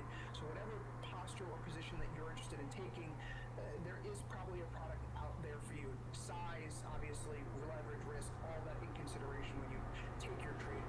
But for more information on the great course that Pete helped put together, click the link at the bottom of this page, which you can after the show. You can reach into the Tasty Line Beginner's Futures course. Again, it's completely free to enroll. We want you to stay informed and have the education that you need to be a successful trader at your fingertips. So be sure to head over to tastylive.com. Pete, closing remarks here before we flip the show over to Dr. Jim Schultz for Fun Field Practice. Chris, I think it's interesting. We're seeing the outperformers continue to build on energy in the afternoon here. So I think, as a contrarian, and that's kind of the way I've traded the bulk of my career, I'm very mindful of not trying to pick tops out of any of these things right now. I want to be very disciplined and mindful that if I'm doing anything, I'm doing it in very small bite sizes right now, and I think we're going to see some interesting. If we end up these markets hold on to these gains, we're going to see a very interesting week next week unfold. Excellent, Pete. Well, as always, thank you so much for. Next week might be a doozy.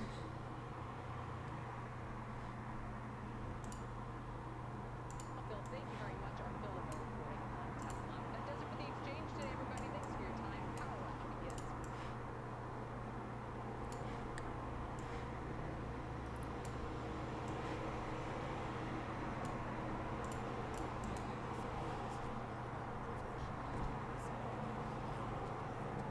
Open on size. Wow, that's bearish. 50 or 25.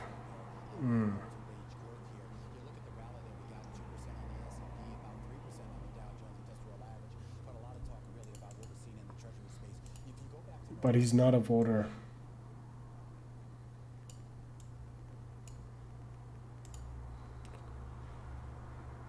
Alrighty, so what's happening?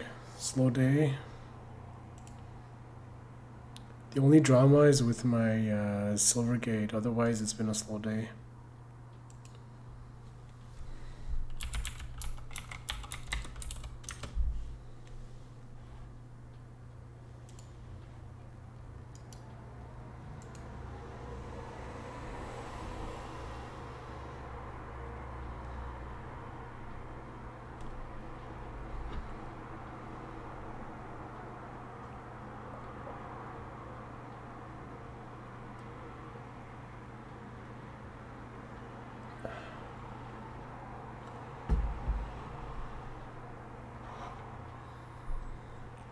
What do we got?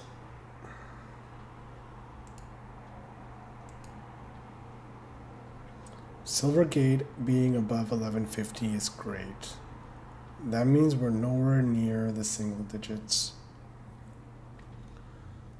So I think it's going to be a great month. Honestly, I think that these are going to get neutralized. These are all going to expire worthless. And then I'll set myself up for a successful February too.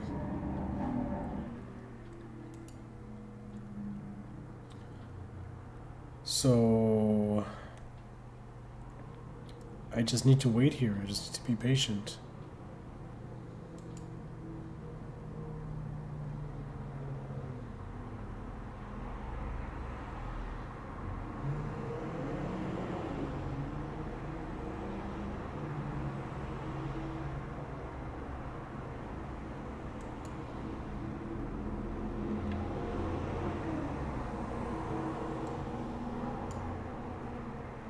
The premium needs to come down on these though. The premium is still high.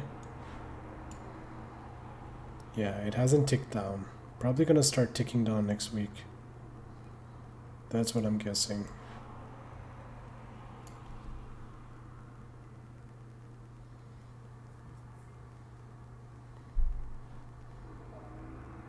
Alright. I'm gonna leave Jim Schultz on and I will be back. Look at the markets. If you're watching on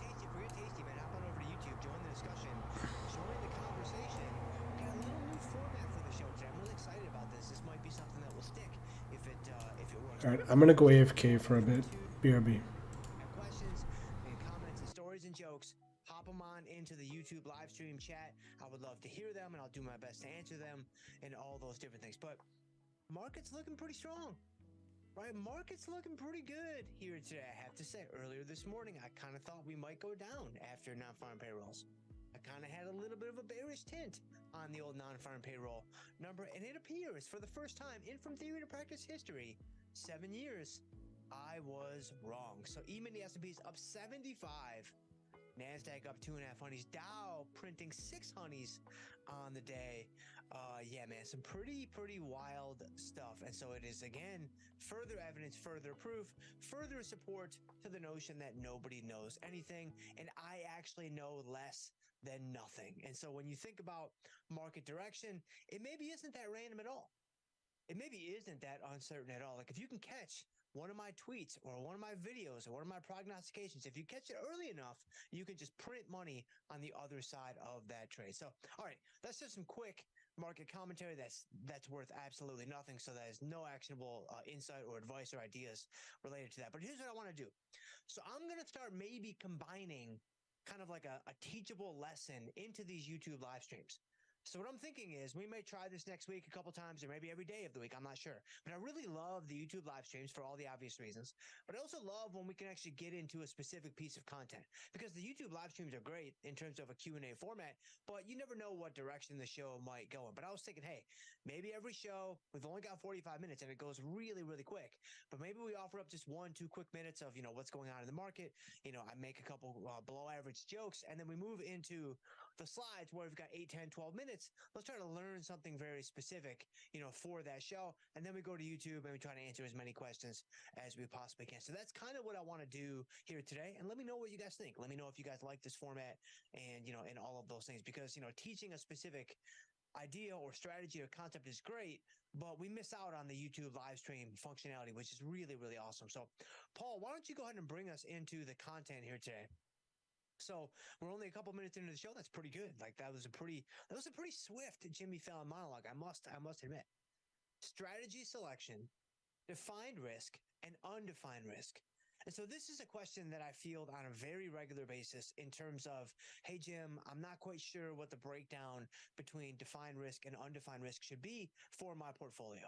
Like, I'm not really sure, like, what type of percentages of one should I be looking for? What types of percentages of the other should I be looking for when it comes to capital allocation? Well, I want to give you a couple of things to think about, around that idea or kind of underneath that umbrella of what you're trying to accomplish. So Paul, go ahead and bring us into the content, the one singular slide of content, and let's do it. So all option strategies fall into one of two categories: defined risk or undefined risk. So how do you choose between the two? Now, for all my overachievers out there, which I know if you're watching a YouTube live stream, right? Like, what is it? So is it 2 o'clock right now? 2 o'clock on the East Coast, 11 o'clock on the West Coast, and 1 o'clock in Central Chicago time. If you're watching this stream right now, that means you're ducking out of work. That means you're not actually, doing what you're getting paid to do. So you are an overachiever. You have found a way to beat the system and achieve beyond your natural human capabilities. So if that's you, you've already read this green box. You've already read, the most important point of the slide that I always like to draw everyone's attention to. The understanding that over time, undefined risk strategies will be more effective at producing results in your portfolio. And by results, that was intentionally left to be vague because I believe that it kind of catches all things.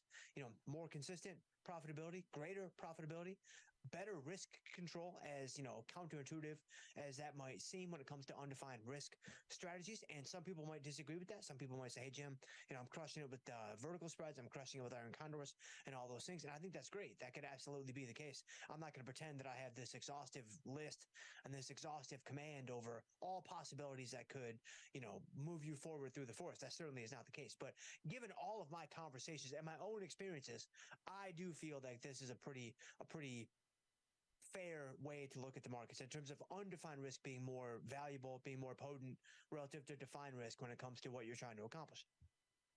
That being said, however, most traders are going to have a blend of the two. Like most traders are probably going to have a blend of the two. So how do I start to think about what that blend might look like? Well, here are a couple of things to kind of frame the way you might approach this idea. So generally speaking, beginner traders and or smaller accounts are going to lean more on defined risk strategies. Now, why is this the case? It might seem obvious to you, or it might not seem obvious to you. So let's kind of unpack this for just a couple of minutes. So number one, if you're a new trader, like if you've just gotten started and, you've made a New Year's resolution to start, trading options or start, slaying in futures, that'd be a pretty interesting New Year's resolution. But if that was you, right, and you were just getting going, well, then you're a beginner trader. You're just getting started. You're early on the learning curve. Well, in that scenario, I don't know if I'd start slanging puts in Tesla. I don't know if I would start slanging straddles in Amazon. I don't know if we're quite ready for that yet. I don't know if you're quite ready for that. I mean, we're a team, so that's why I use the pronoun we, of course. But I don't know that that's the way we want to start this thing off. I think doing some vertical spreads, I think doing some iron condors, I think doing some diagonal spreads, I think things of that nature might be a lot better suited for helping you understand marketplace functionality, help you build up some market awareness in a way that I believe is more effective than a paper trading account, but I digress. A beginner trader, I think this would be a natural place to begin when it comes to trading. Defined risk strategy. So in this instance, you could have 75, 80, 85, 90%, maybe even 100% of your account in defined risk strategies. What about smaller accounts? Now, of course, there's going to be some overlap. Like when you look at a Venn diagram of beginner traders and smaller accounts, like there's going to be a lot of shared space when it comes to beginner traders starting with smaller accounts. But every small account is not a beginner trader. There could be a somewhat experienced trader that's been in the markets for a while, but it's maybe somewhat, new to options or derivative products specifically. And he or she wants to kind of get his or her feet wet when it comes to understanding these products specifically. But there are actually a lot of assets behind the scenes that could come onto the field, at some point in the very near future. But smaller accounts, so let's say under 20,000, under 15,000, so a fairly small account, these are going to usually lean more on defined risk strategies too. And the reason why here is actually a little bit different. It's not an experience thing. It's not necessarily a market awareness thing, although those things, again, are going to overlap with beginner traders a lot of the time. This is more of a capital limitation thing. This is more of, just a simple product of, hey, I've only got $12,000 in my account. I can't really slang too many straddles in Amazon. I can't really slang too many puts in Tesla. I probably shouldn't be slanging any puts in Tesla, but I can't even slang too many puts in, EWZ or whatever, because I just don't have the capital to cover too many undefined risk trades. So again, here, you're probably going to be leaning more on defined risk strategies. So your short verticals, your iron condors, etc. What about the experienced traders and or the larger accounts? Again, these two also tend to overlap, but they can also be distinctly different. If I'm an experienced trader, I've been trading for a while, and that could be 6 months, that could be 6 years, that could be some number between, right? I mean, it's not necessarily a hard and fast rule that you study the options market for 12 months and you're going to earn some certificate that's going to graduate your status from beginner to intermediate, or intermediate to advanced, or advanced to bomb, or bomb to pony, or whatever. Like, it doesn't work that way. It's not that clear cut. When you're an experienced trader, however, you are probably going to want to lean more on undefined risk. And the reason why, honestly, is what I put here in this green box. Like, I can't tell you. I mean, the green box is a product of, my own feelings about the market, my own take on the marketplace, my own experience, and my own understanding of the marketplace. But it's also built off of so many conversations with you all. And I can't think of a single conversation that I've had, not a single one. Maybe I've had one and I'm just low on my blueberry supply and, the memory has escaped me. I'm not sure. But I can't think of a single conversation that I had that went like this. Hey, Jim, I was doing a bunch of undefined risk trades and they weren't working out. So I shifted into defined risk trades and things are working out a lot better. I've never had that conversation with a tasty trader, with a trader outside of the Tasty Nation universe, whatever. I've had many conversations, or even many conversations, if we want to be a little bit more normal with our speech today. I've had many conversations that are the opposite. Hey, Jim, I was doing a lot of defined risk trades, to kind of get my feet wet and understand marketplace functionality. I've pretty much just been treading water. I've been up a little, I've been down a little, whatever. But I've been watching your show. I've been watching From Theory to Practice, and you've pushed me into doing some more undefined risk trades. And I've done that, and now all of a sudden, I'm realizing success. Now all of a sudden, I'm seeing some consistency. I've had that conversation, I don't know, hundreds, thousands of times maybe. And so when I think about the pathway forward through the forest, this is why I'm suggesting these things, and I stand so strongly behind this idea of undefined risk trades. But experienced traders are going to lean more on undefined risk trades. And I think one of the reasons why is they just begin to they begin to taste the success themselves at least a little bit. And then of course your larger accounts, because they can afford to absorb, a strangle in Amazon, a short put in Tesla, some straddles in SPY or whatever. And so the larger accounts are going to be able to fit undefined risk trades into those accounts a little bit more easily. And so just generally speaking, just to give you some very loose reference points, like don't take these as hard and fast rules that must be adhered to at all times, but just to give you something to think about. I think beginner traders / small accounts, probably like a 75-25 mix, 75 to 80% defined risk, 20 to 25% undefined risk. And then experienced traders with larger accounts probably flipped, 75 to 80% undefined risk, 20 to 25% defined risk. And so that's how I would start to think about your strategy selection when it comes to undefined risk and defined risk. So it's not specifically, my apologies if the title led you feeling like I was going to talk specifically about which strategy to select, like a vertical spread or an iron condor or whatever. That wasn't really my intent today. It was a little bit broader than that, a little bit more kind of capital allocation than that. And so maybe sometime next week, maybe we'll talk about the actual specifics, like, how do I select a vertical spread? How do I select an iron condor, or whatever. So, Paul, go ahead and bring us back into the portfolio. So before I get to the questions, I see you guys, man. You guys are amazing. I see you guys blowing me up with the questions. You guys are awesome. We're going to get to those in 2 seconds. But let me just show you guys, if you are brand new, market up 82. Man, sometimes you swing and miss. Like every once in a while, we miss the mark. Man, that's some crazy stuff. So if I were to go into the market and I go into like Tesla, let's say, if I'm dealing with, just to put a little bit more meat on the bones here, Tesla has earnings coming up in January, but a lot of stocks have earnings coming up in January. Yo, Sir Wizzle, it's rallying hard. I know, look at that. It's crazy. But the US dollar hasn't been going much lower. So that's good. Your Tesla puts are expiring worthless. Damn, I hope that's on your paper trading account. I lost a bit of cash going short Tesla at the wrong time. $79. It's fine though. As long as Silvergate stays up, I'm happy with this week. And then next week will be the reckoning for me. And looks like my P&L is really getting affected here for some reason. Let me update that. It's fine. This happens oftentimes on Fridays where it looks like you have a big drawdown. And then on Monday, it looks the opposite. So we'll find out, I guess. Find out next week. The month is still early. I'm not going to panic here. If I reach 399K, then I might start to panic a little bit and make some decisions. But currently, the only thing that I feel any kind of issue with is Silvergate, and I think it's under control. These aren't actual real losses because they are counteracted by this, so it cancels it out. It was an iron condor that I opened up, but yeah, everything else is fine. This was already a loser. This was already a loser. SPY, this one, sure, this one's a little bit of a threat, but this is a strategic play, so it's a ratio spread. And it gives a lot of theta, so it's fine. As long as we stay range bound, it's gonna be good. Lulu's fine. See, the rest of them are fine. It's literally just this position giving me all the headache. And as soon as this flips, then I'll be back to almost 408 plus, which I'm looking forward to. But yeah.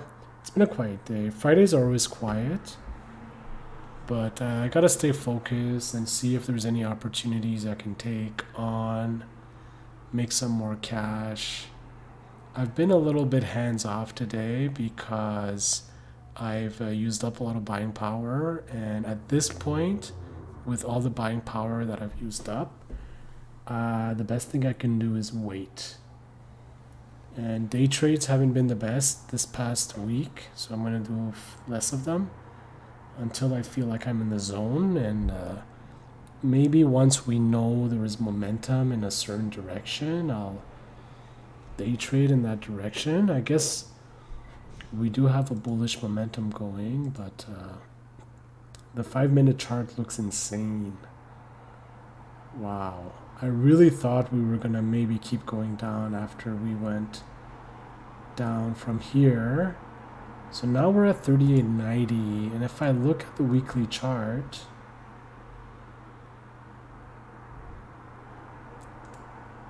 let's go daily chart. Yeah, so we've gone above this level. So this means that we could end up going back to 4,000 next week. I did open a long put spread, so this one is gonna be a pain in the ass if we stay above 3,900. But if we do stay above 3,900, then that means Silvergate should be fine as well. So it's a give and take, and we just have to balance it out in order to survive and make money.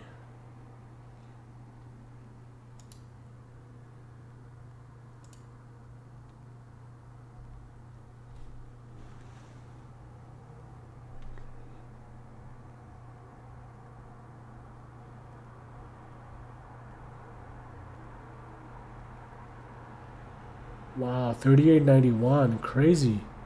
This is insane. Yeah, very bullish. I'm gonna probably sell the USD. I think the USD is affecting me here. Okay, I'm just gonna keep one of these USDs, and for next week, I'm not gonna keep two of them, and see what happens next week. I think overall I'm fine. It's definitely not looking as good as 2 days ago, but it's fine. S&P is rallying hard. I want to hear Tim Knight later. He's the resident bear of Tasty Live, and I want to hear what he says. He's gonna be mad.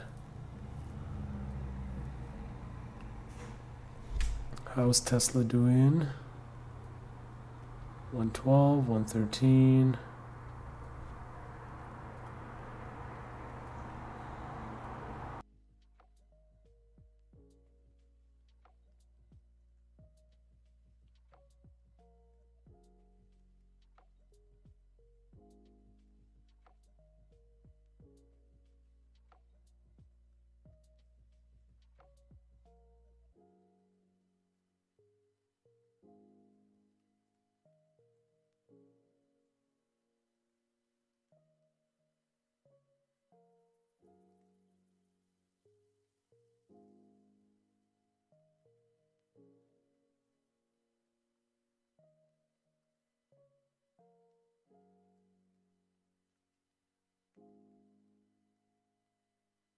So let's see here.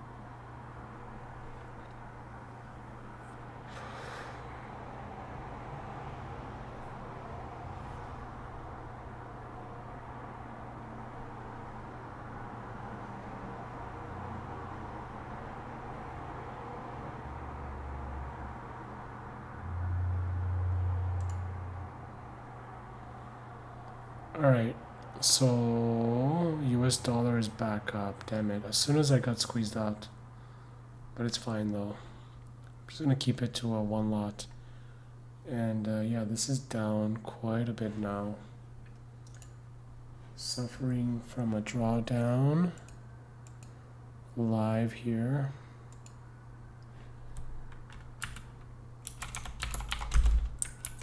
The thing is that I positioned myself apparently a little bit too bearish, more than I should have, but not tremendous. So it's not a tremendous amount of bearishness. It's not to the point where I will get squeezed out.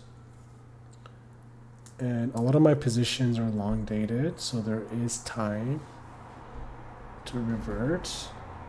I don't have anything that's 0 days, and almost everything is February or Jan.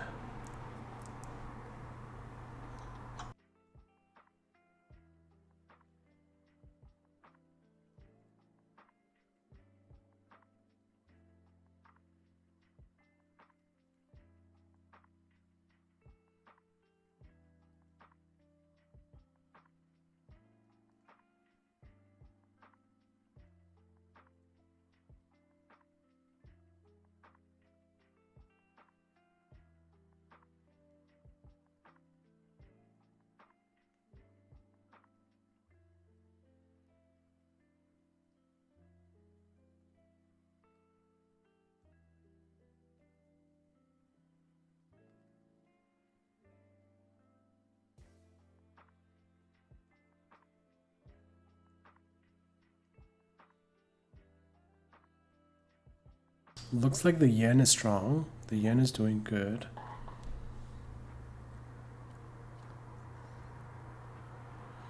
Silver gate's wanting to pop. That's good for me.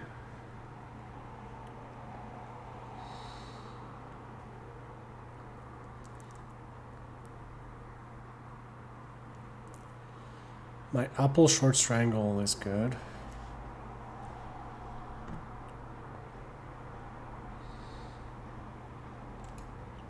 Where's Netflix at? 315? That's kind of looking threatening, especially with earnings coming up soon.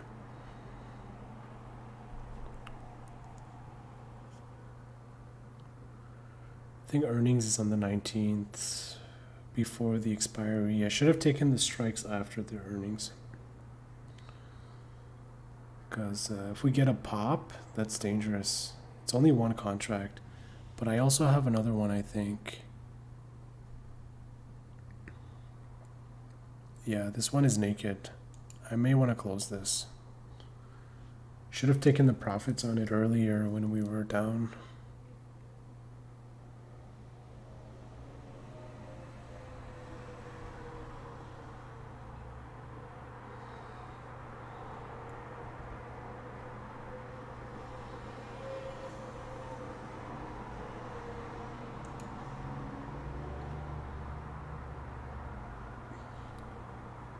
You need to read about the strategies a bit more. Oh yeah. I must say Forex is a mystery to you. It's completely random. The only value I see in Forex, if you're mostly just an equity or options trader, is keep an eye on one combination pair. If you're American, choose which country you want to play with, and then just look at the chart every day. You're going to see a pattern. And it's complicated because there's also interest rates that affect it. There is economic conditions, jobs reports. There's a lot that affect it. But I mostly just follow the price action, and it works out more often than it doesn't. But for a Canadian, it makes sense because you need US dollars if you're going to buy equities. So you can choose when you buy the US dollars versus when you sell them, as it relates with when you hold US stock and when you sell it. So I think because of that, most Canadian investors and hedge funds and even internationally, they keep an eye on the USD and they trade back and forth with the USD because the USD controls all the main biggest companies in the world in terms of equities. It also is related to treasury bills, right? And those kinds of securities from America. So that's why most people internationally, I believe, keep an eye on the USD and occasionally trade back and forth. So that's basically why it's important to me to keep track of it, right? Because if the Canadian dollar gets so weak compared to the US dollar, that's going to be bad for me. That's going to mean my relative buying power when I trade options is going to be significantly smaller. So I want to make sure that I have a lot of liquid capital as a Canadian, and also I have enough buying power when I trade US options, right?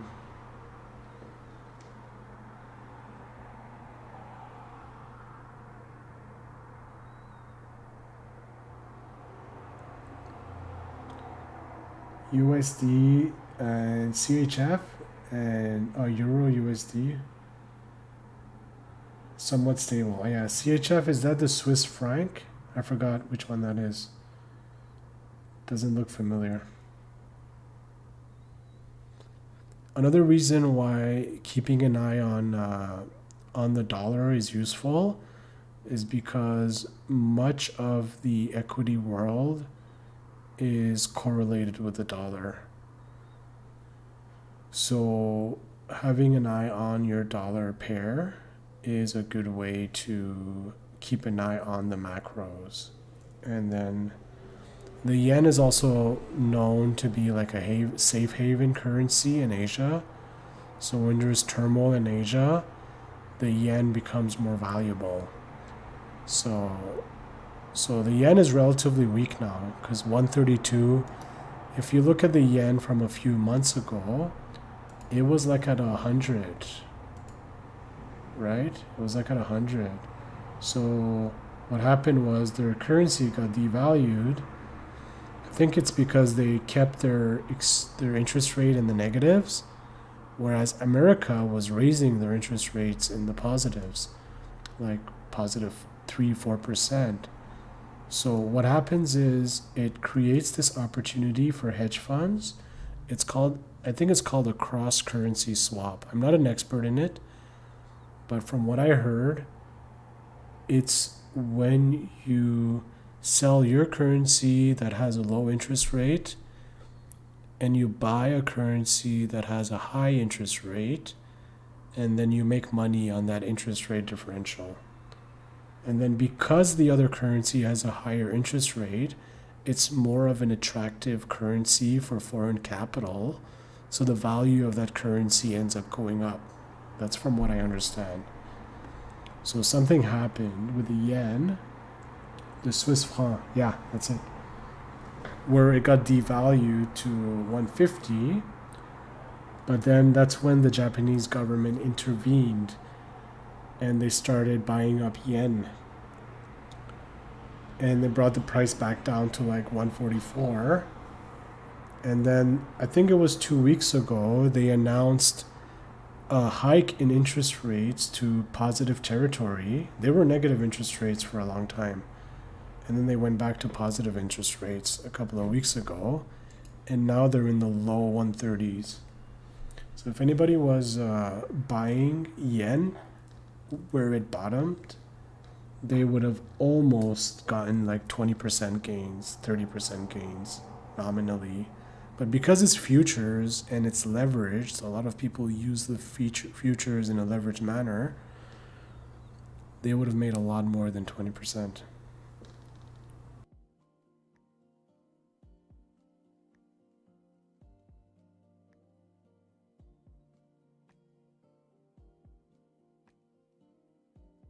I opened a short position on the US dollar yen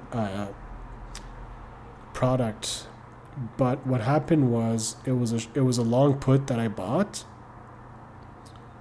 or it was a long call. Yeah, I was betting that the yen would go up, but it was only expiring December 9th, and I needed to buy one that was like 6-7 months out because it would have printed by now. But I bought one that was only like 4 weeks out because I wanted one that was cheap, right? But that was a big mistake because I knew the yen was going to go up. I just bought like a stupid short-dated option. Yo, what's going on with my P&L here? I think it's artificially dropped down because of this. It's like confused by the spread. Probably. That's what I would say, because this has remained stable. This has remained... Actually, this went up a little bit. This is the issue. This just got pumped with freaking volatility. IV. Ooh, that is painful, but it's fine.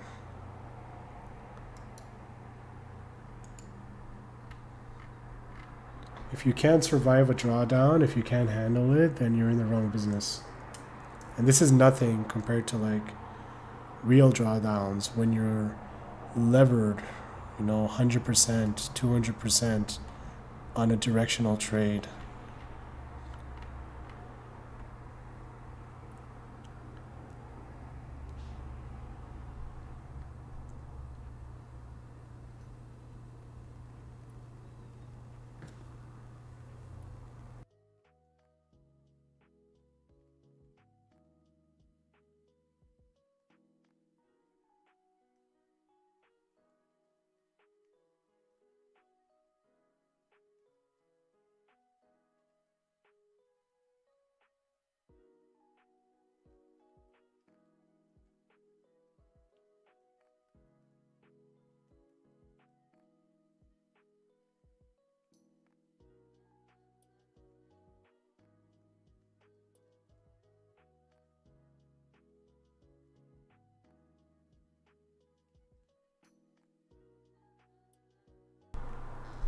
I should have waited an extra day before opening the second position.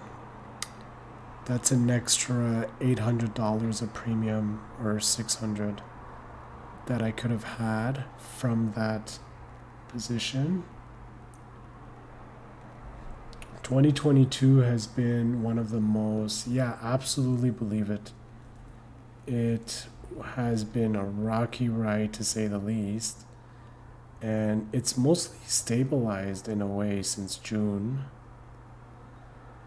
Since we had the reversal in the summer, it's been less wild, but even then, it's like both directions. If you're too bearish, you're gonna get your face ripped by a rally. And then you'll go bullish, but then you're going to drop like 10-11% a day for multiple days in a row. Like, just the fact that Apple went from like 155 to 124 is insane. It's a $2 trillion company. So what I'm going to do here... Oh, it got halted. What the fuck? Wait. What was the news? Do I have CNBC? Let me take a look. It got halted. Approves. So they approve the second treatment under... Oh, shit.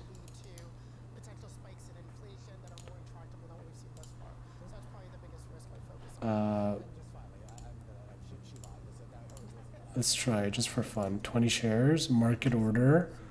We're going to try to buy it as soon as it opens. How do you know when it opens? It's always a mystery to me. Still excited what this year will bring. Yeah, me too, man. 100% excited for this year. So how do you know when it unhalts? You just gotta wait, eh? You just gotta wait for the ticker, and then maybe you buy it. There needs to be some kind of countdown.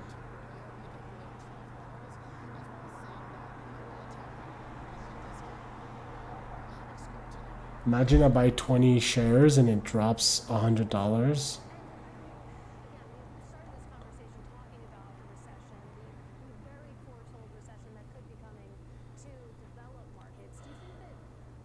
Can you pre-place this order? Is it gonna do it? Actually, I don't trust it. I don't trust it. I'm gonna go 25 and we're gonna go market. Adaptive market, 25 shares. And we're gonna wait and see.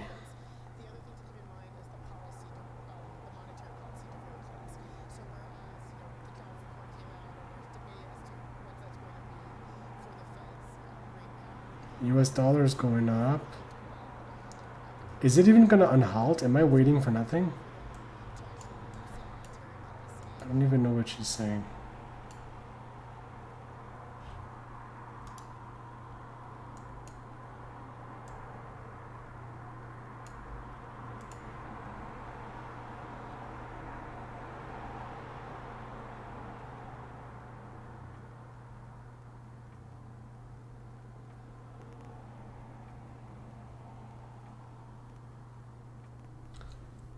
Let's see what else is written.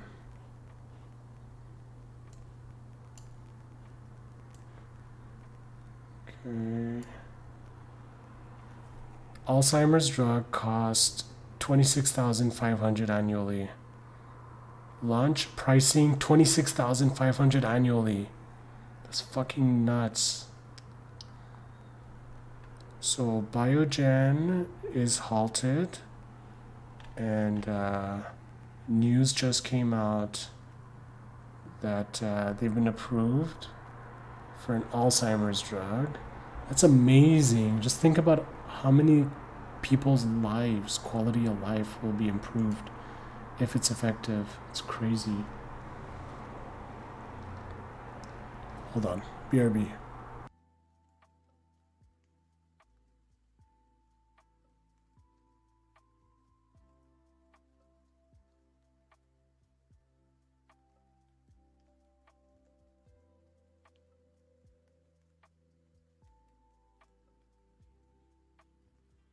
Holy shit, the drawdown on my account just keeps going. Why?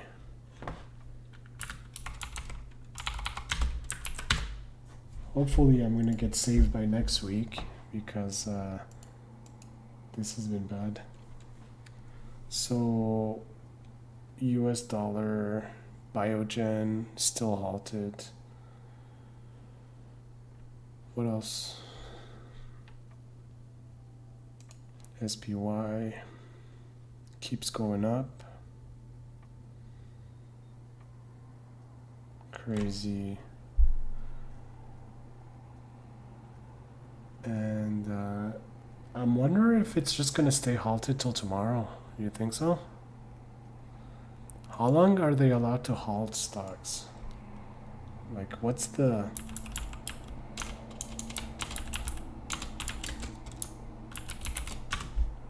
What's the etiquette?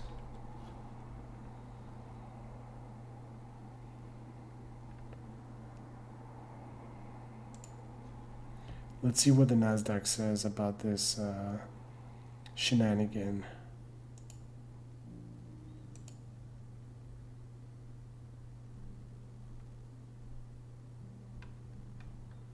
Didn't even mention that it's halted. I swear. It's fraud. It's fraud.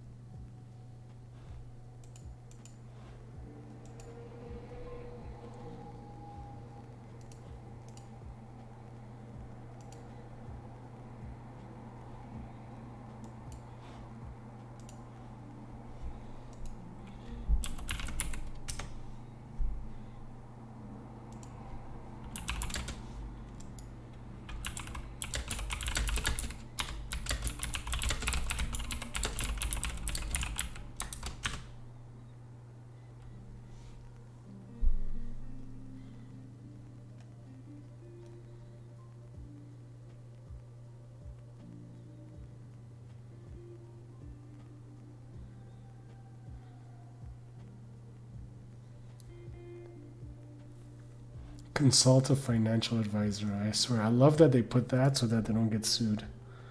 Imagine somebody, I think there's a whole new type of like lawsuits that are going to be generated from artificial intelligence. I think these companies are going to need very good insurance, maybe. It'd be funny to see, though, if these bots can get sued for giving horrible advice. Can you imagine?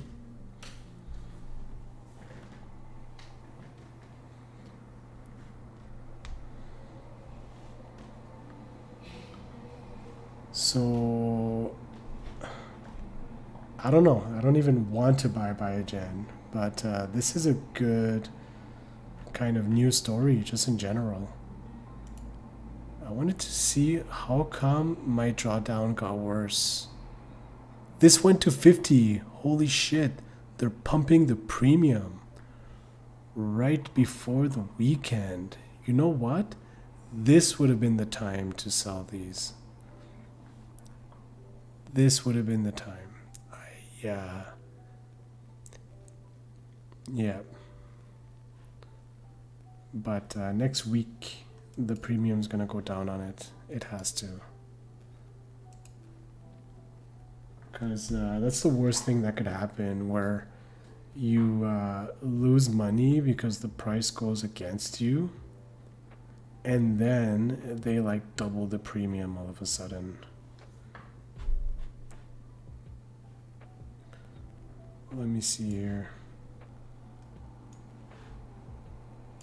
Yeah, 11.4. Yeah, that's a big increase. 91 IVR. Yeah, actually, I track the IVR of when I open it. So let me compare it.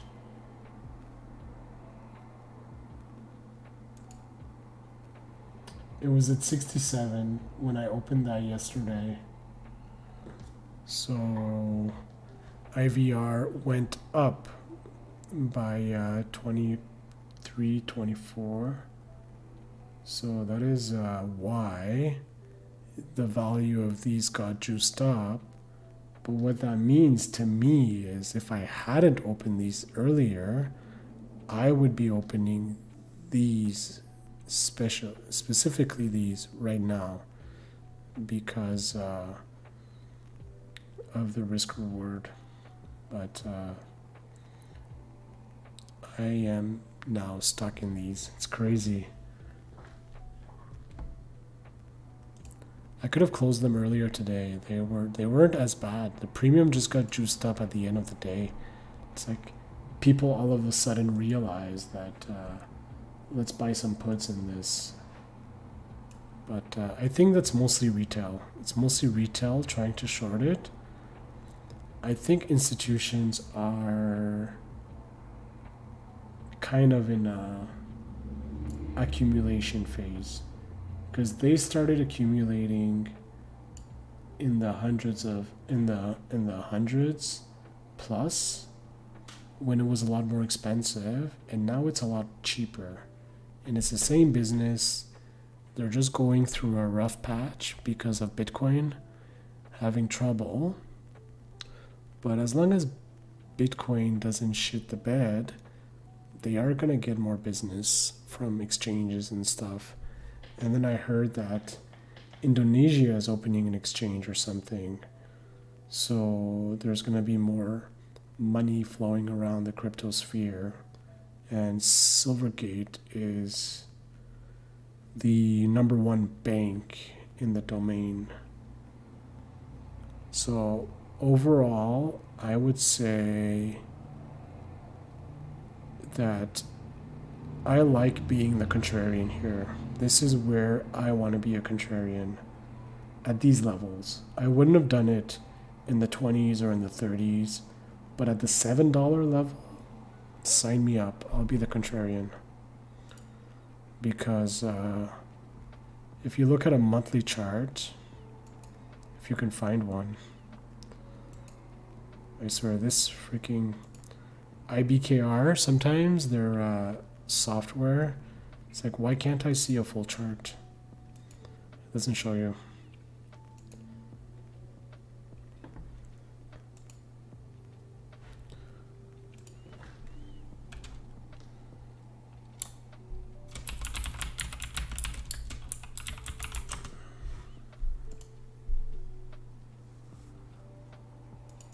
So here, if you look weekly, if you look at September here, what year is this? Let's go monthly. Oh, there you go. That's why. Because this company went public in 2020. Okay. So early on, when it went public, it was trading around $10. The lowest seems like it was $8. So let's see. The low was 760. So basically, there is a lot of accumulation here, but then there's also a lot of overhead supply, right?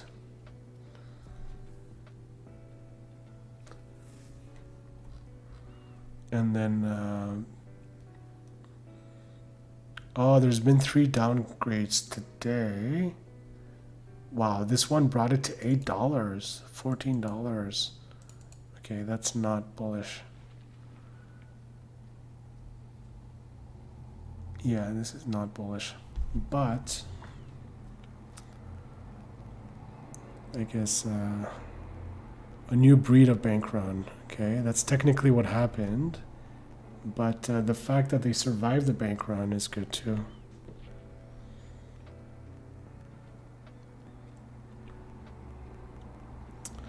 And then if you look at the insider trading, you will see that some of them were buying at high levels, right, at 112.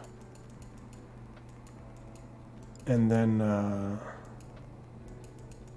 none of them are selling in low levels, right? So I don't know. I guess I'm a little bit committed to this play. Maybe I'm going to double the hedge now because of how premium is expanded. Just double, maybe even triple it, so that if we sell off, I can collect a little bit of cash.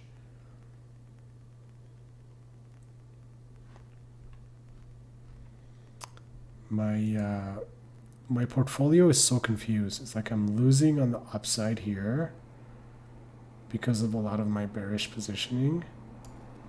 And then I am also losing on the downside here. So they were supposed to hedge, right? Like this was supposed to hedge this. And it didn't even go down much. Like compared to other days, compared to like yesterday, this is barely down. Although 12% is a lot, so. And yeah. Premium got juiced though. 50 and 18.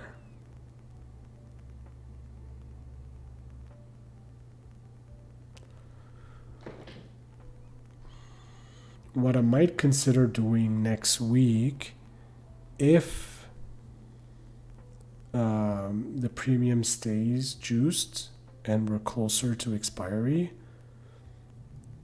I may take the profits from this and then maybe open somewhere up. But it's not a good idea. It's definitely better to be cautious when you are in a situation like this with a drawdown. I will see though, because expiry is in 14 days. Earnings, I think, is in 12. So I guess anything can happen till then.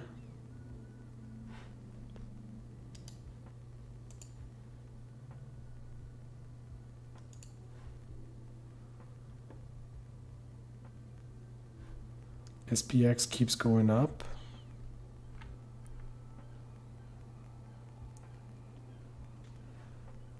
US dollar is weak against Canadian. think we added like 100,000 jobs. Wait a second. Where is Tasty Trade? Am I missing out on something?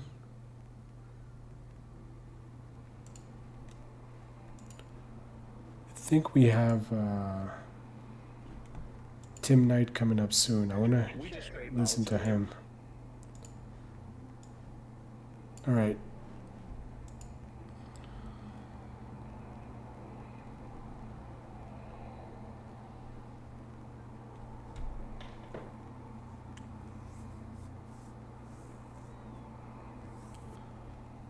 It's basically just one position causing all the pain. 3,900, and we still haven't reversed. Let me look at the Fed funds rates. Super bullish. Yeah. So what might happen is we might get a big rally next week up until the 4,100s, 4,000s, and then stay there for a while until CPI or something, or until some kind of catalyst, and then we're going to reverse down with force, maybe. But so far it's looking pretty bullish. Yeah, look at this 4-hour chart. Very massive. Very big. Daily chart. It's looking like a pretty bullish candle on the daily.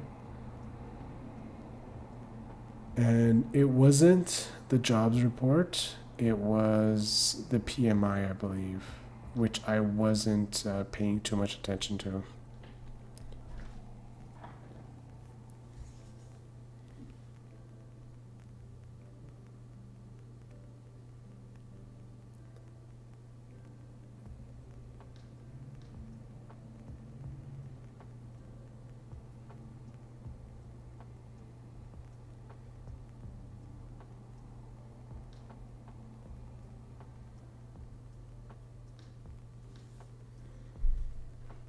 Let's take a look here.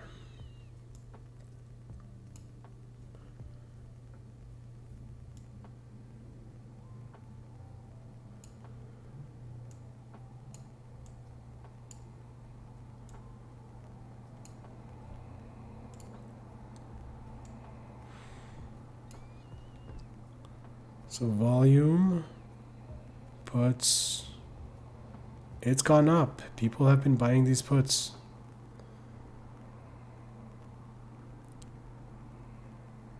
Yeah, so people have been buying tons of these. Actually, let's go to open interest. Yeah, so in terms of open interest, this is the one that sticks out.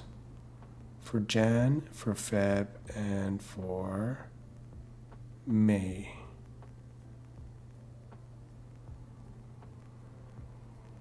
And this one too. So they stand out as the biggest ones. This is the one I'm in, and the one I'm in here.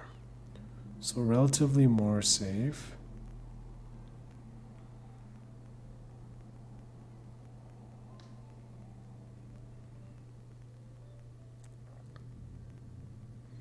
People are buying $10 strike calls. Crazy.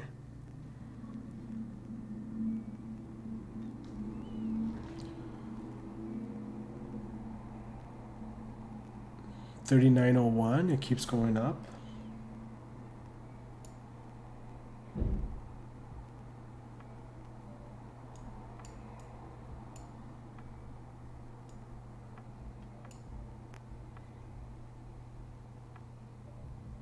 Doing things like voting on a balanced budget. Many of these members are worried about what they see as wasteful government spending, and that's been a real animating factor. I wonder what this means for markets. The committee that is most critical there in shepherding bills to the floor is the Rules Committee, correct? That's right. There's some reporting from NBC that these hardliners were looking for as many as 3 seats on the committee. Unclear where exactly they're going to end up with that, but that's part of the negotiations. There was one member, Representative Andy Harris, who was the one who flipped during this round, who could be seen talking to some of McCarthy's allies on the floor as that vote was going on. So this is coming down to the wire. All right, Elon, thanks very much. Elon Moy, it's been a busy week. Elon. And let's take a look at this market. Session highs. Dow's up 730 points just about, or 2.2%. Look at the NASDAQ, Tyler. Can't believe we're in a session high day that's so bullish, and I'm in such a big drawdown. That's insane because of Silvergate. I guess I know how to pick them. I would say it's ending thanks to soggy data now. Yes, yes, why. exactly. All right, folks, have a great weekend. Thanks for watching Powerline. Closing bell starts right now. But it feels like both on the stock and bond markets, it's interesting. Once again, we see that correlation both to the upside. We've seen yields back off. What's interesting, okay, so it looks like everybody's bullish on a lot of sectors, certainly in the U.S. market. What is pulling back after quite a run this week is, again, those Chinese names that trade in the United States. They're down about 1%, so a little bit of a paring back. But keep in mind, they're up about 13% this week. Our spotlight story on the Bloomberg talking about investors loading up on Greater China stocks. Best start to a year since 2009 for China shares, also listed in Hong Kong. So Chinese stocks, yeah. Bullish trades, at least early on in 2023. Yeah, very bullish. For some stocks that were sitting out this rally and, you know, not ignoring what's happening on Capitol. There, it's going up. It wants to go up, but the premium doesn't play along. This is why the entry point now would have been great. Because IV's been going up as the price has been increasing. So picking them up now would be good. The 10 stocks in the S&P 500 Aerospace and Defense Index, they are higher. Speaks to the, you know, just how broad this rally is. Yeah, and it also gets to the point that Washington still does matter, at least when it comes to money. We go back to the headline markets here, 3,900, pretty much even on the S&P 500, up about 2.4% here on the day. And most of the gains that we're seeing on the other indexes pretty much tracking that. The Dow up about 2%, the NASDAQ. I think on Monday morning, if I can get a good price, I'm gonna short another 100 shares just to have as a hedge. There's a lot of green on this chart. You have materials leading the way, up 3.4%. You also have tech doing really well today, up over 3% as well. Really has the blessing of the bond market when we see that dramatic move in yields. At the bottom, healthcare, that's the relative laggard, but it's still up over 1%. So really a lot of muscle behind what we're seeing at the benchmark level. Yeah, we talk about some of the individual movers. I think it was either you or Tim or Carol brought it up the other day, but Warner Brothers Discovery up again here. 6 straight days of gains for the company, longest win streak since it's been a public company in its short life, since the middle of last year, up 4% here on the day. Warner Brothers, huh? This is interesting. Target has been on a bit That was like under $10 a few days ago, a few weeks ago, I think. Day of gains, straight day of gains, and that's the longest daily win streak out there right now, at least among the larger cap stocks out there here. Target? Really? Crazy win streak on Target? Oh shit. Wait, what's going on? It halted again? What happened? Okay, no, it's still halted from there. Okay, I thought it halted again. I want to see Target. What's the win streak like? Everyone was so focused on payroll numbers when really the big headline of the day was the wage numbers. Some degree of That is crazy. But I don't think I'm ready for any more upside risk. After today, I'm gonna chill. Take a break and just wait. Yeah, and the premium isn't even good. Weakening the labor market overall, but it was much more concerned here about making sure that wage growth was much more in line with, I guess, economic conditions that the Fed itself was willing to support. Yeah, you know, remains such an interesting report. You know, we are definitely living in unusual times when it comes to, you know, how the economic data continues to play out. And addressing kind of the uniqueness of it all is Randy Krosner. Gotta keep track of individual names. So Lulu, SPX, Booth School of Business, and he talked about just the weird data that Bear put is down. not that the Fed wants fewer jobs. What they want is lower wage growth, more because they're worried about persistent inflation. This iron condor is down. The immaculate disinflation report that you're starting to get. This one's down, but this one's fine. But lower unemployment rate, continued high growth in jobs. As I Okay. said before, this has never happened before. Gotta love that. Still halted. Oh shit, is it open? Bye. So I bought 25 shares. Let's see what happens. Let's see what happens. Am I gonna buy another 25? Maybe? No? It's selling off? Wait a second. Wait a second. How could it not go up? That's the question. It's getting sold off based on the approval? How's that even possible? I got top ticked.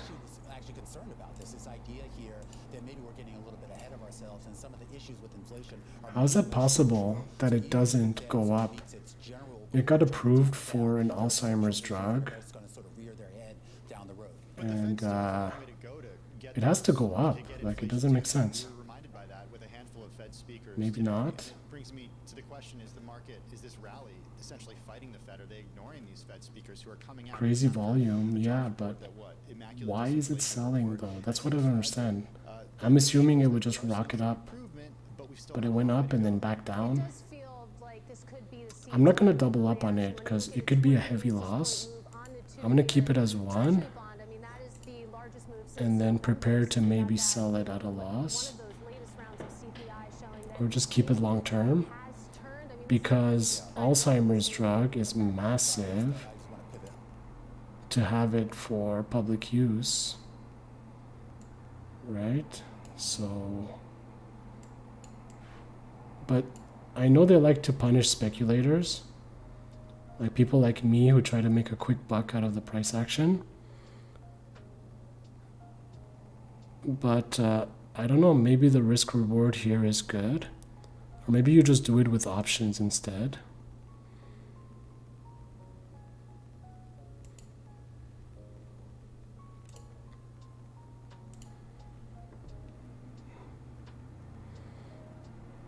The spreads are insane. They're huge.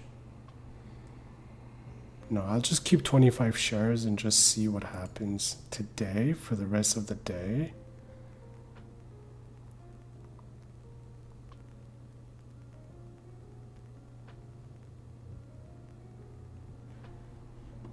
Is anyone talking about this?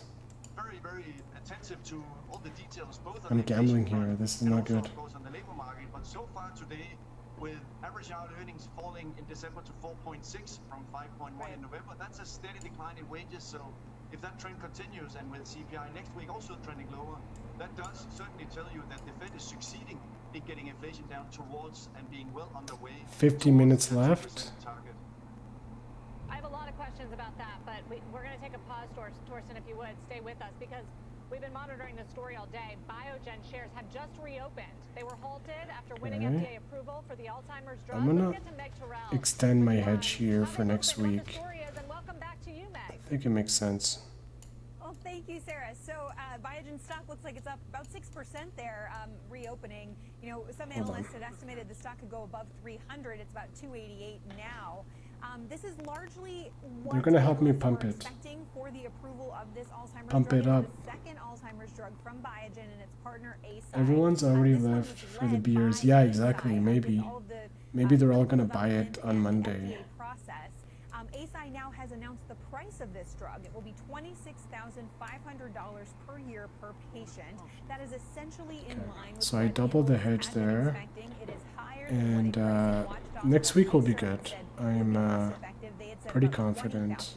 So we'll see how that is digested by people. $20,000, huh? And that is really the tricky thing, Sarah, because Medicare had essentially come out from the last Alzheimer's. Why drug wouldn't said you we're pay not for going to this? cover any of these Alzheimer's drugs Like, targeting the it's plaque buildup about in the quality of brain, life. that are given Everyone's gonna pay for this. If it's effective, it's not even a question. You get a mortgage to pay for it. for Medicare patients, and that's the bulk But of it looks like traders are not paying for it That's the though. next key question Traders for are this drug, definitely what not will the paying for it. reimbursement look like for it? But the second Alzheimer's drug in this class now to be approved and on the market. That is already a loss. I think that was a question too, whether it would ultimately But be approved. We talked to I think ASI this is the throughout kind this of whole process, and there were some safety questions play about this. So good news all around. where maybe on you the just slowing hold it, of the hold it progression over of the disease weekend. for You let the ASI. market By way of digest aside, it Ivan Chung will be on over the Fast Money today, weekend. 5:15 Eastern And time. Let's get back to Torsten Slok talking jobs, talking see, that's why I don't market touch rally, biotech, talking the because slowdown this is in the not economy, logical. Torsten. So I guess what I'm wondering, It's you punishing expect the Fed to speculators. pause It's along with punishing, market's like, expectations you know, the paper in hands. the middle of this year. Are you guys as a firm at Apollo, is your position that you are then bullish overall, that will cause a rally and the soft landing scenario to play out? Well, I mean, the scenario, of course, that the market has priced in is certainly Look at these candles on the SPX. That is insane. deep recession. So and bullish. The consensus also is telling you that earnings should not be slowing down dramatically. So from an investing perspective, I mean, this just speaks to the fact that markets have been a bit more wobbly because we just don't know quite yet how quickly inflation will come down. But if inflation is coming down a little bit faster than the market has been expecting, and if the narrative here in the beginning of 2023 is that, well, now we know that inflation has peaked, and now we also Yeah, have a these discussion about spreads how are quickly just so inflation will come ugly. down. That's very different What from the the hell? narrative we had last year, where it was all about how much is inflation going to go up, when will the Fed be done with all these rate hikes. That now we have much more clarity in terms of the outlook, and that should be, and is, particularly of course today, something that generally should be good both for credit and for equities of risky assets. Yeah, well, let's just see if the Fed buys it. We haven't quite heard that pivot in tone from Tesla's them yet. up. Thank you very much, Torsten. Appreciate you joining me. On the news today, Torsten Slok of USD is Apollo now. Up down. next, legendary value investor Bill Miller revealing his top stock picks for the new year. Discussing.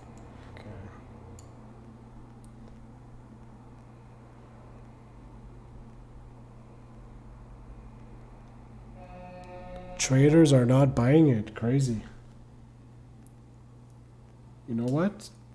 I think a lot of it weighs on the institutional investors, and they are probably gone for the day.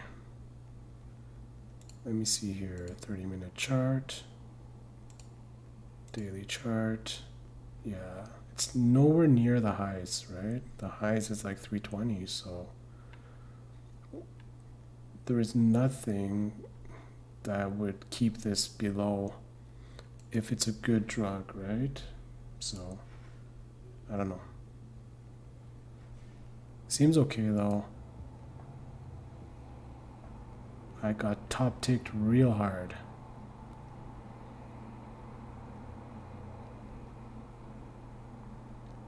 Still higher though. The 4-hour chart still looks bullish.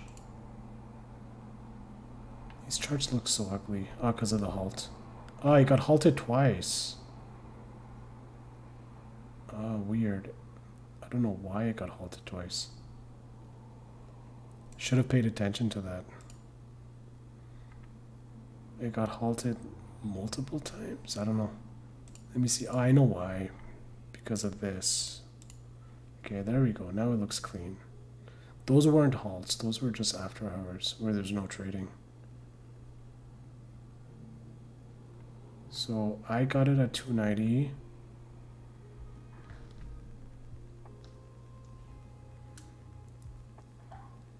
A 100 shares of this would be like $28,000. So I don't think I want to go that big.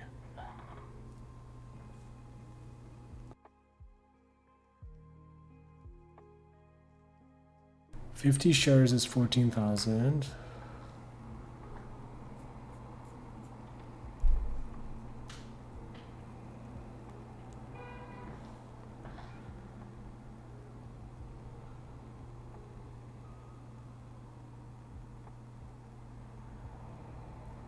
Yeah, it's a shame. It's fine though. This is fine.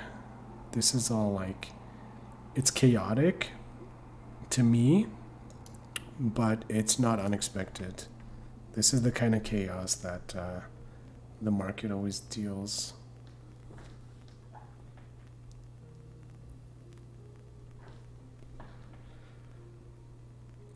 And every single play, every single positioning that I take carries risk, but also carries reward, right? So sometimes they hit, sometimes they don't.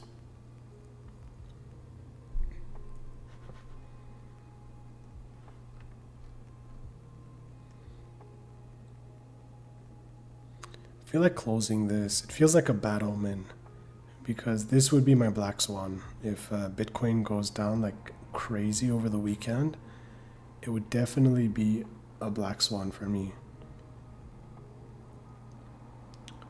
Just take the gains from that, maybe, and then reposition right away into something aggressive, like another tranche of this.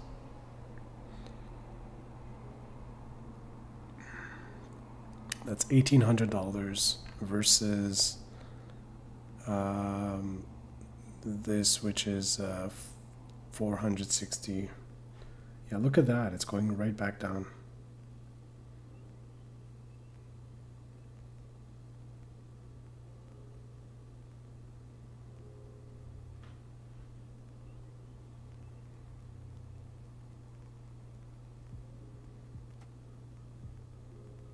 See, that's why you buy small. That's why you didn't buy 100. About 25. Nobody cares about Alzheimer's disease. I know. I think it's a fake out, honestly. Did you buy some? I hope not. You're paper trading, though. But I wonder if you go 50 shares here. You just do it.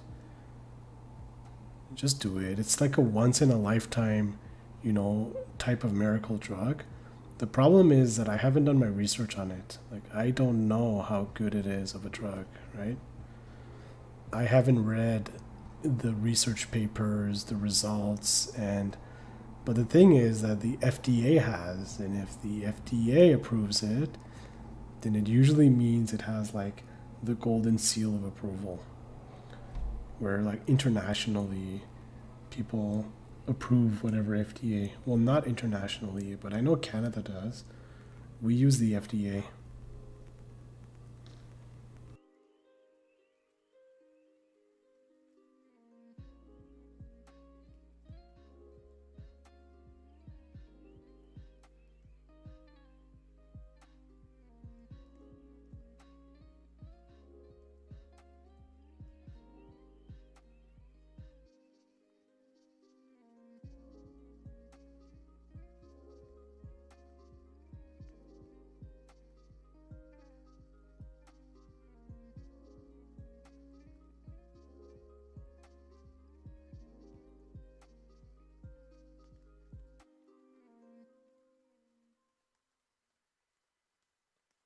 Yeah, but you see, a lot of that could have been market makers closing their hedges. Like, it's possible that market makers had a lot of shorted shares or puts that they know will be worthless, so they had to close them all at the same time, while at the same time making all the paper hands scared. You know what I mean?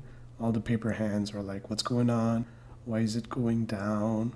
Whereas the market makers are just closing their downside because they know that there will be upside. And then the institutional buyers will show up and just buy it out up until like 300 plus. So that's the way I would explain it. There's some logic behind it. Unless the drug is shit and they know it's shit, which I doubt.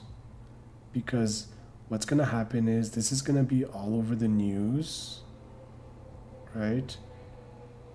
And people are going to be like, wait, who's creating this drug? How much is this company worth?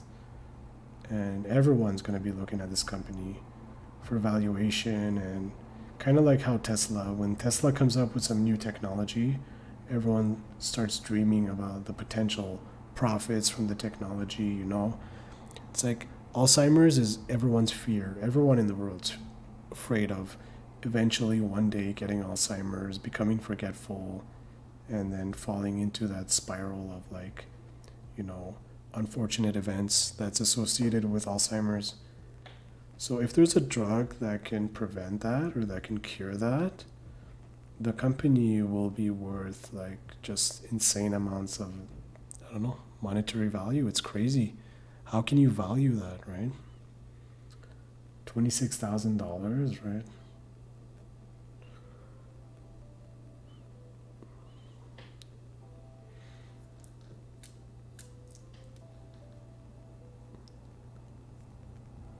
So let's see what people say. I think a good place to check for stuff like this, there's Twitter.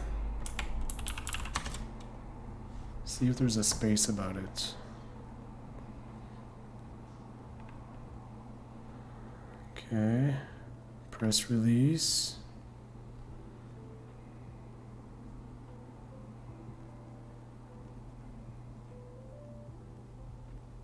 Is it 27% today?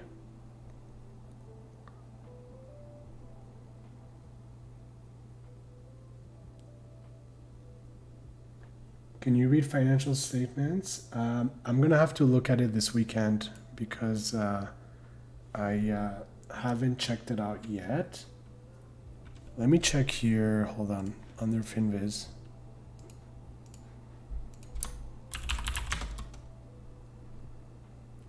Okay, let me take a look here. 282. Earnings per share is low. Okay, so that's not good. But it's a biotech. Biotechs are all like that. And basically, they have negative earnings until their drug gets approved. And then they become super rich, right? So, market cap 38 billion, income 2.86 billion. So, that's not bad. Price to earnings, 13 is not bad actually. They have positive earnings. I don't know why it's... Oh, this is the growth. Year-over-year growth. I see. So the growth is negative, but the earnings is positive.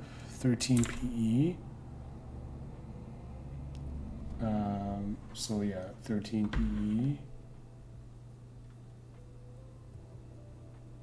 PE. And what else? It's... debt to equity, not a lot of debt to equity. Price to book, it's worth 3 times its book. Price to share, sales. So you got to do a comparison analysis. Usually when you're doing any kind of analysis of a ticker company, you want to do a comparison analysis, like pull up Pfizer, right? So Pfizer has a PE of 9, which is better than 13.84. 13.84 indicates premium built in. Ford PE 10.14, 17, right? So there is some premium in this price compared to Pfizer. And then price to sales 3.76, 2.80, so more premium, right? 3.07, 3.01, so this is the same basically.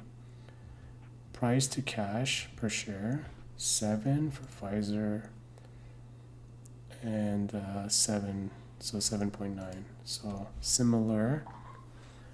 So price to free cash flow, 19.33 and 17. Yeah, so I guess it's comparable. They have a market cap of 38 billion versus 279 billion. So imagine if Biogen's market cap, because of this drug, goes up to 270 billion, right? I don't usually think in this way because I'm more of an options trader. But when you think about the potentials of an Alzheimer's drug, right, it seems pretty promising. But the price action is bizarre. Probably gonna lose money for the sole fact that it was CNBC. You always do the opposite of CNBC. So let me check here. And it was StockTwits. Go to StockTwits, and this is my last resort for information. because of how toxic it is. It's the most toxic.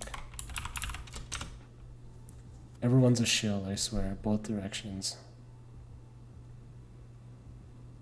Sell the news until upgrades come in, then we see 400.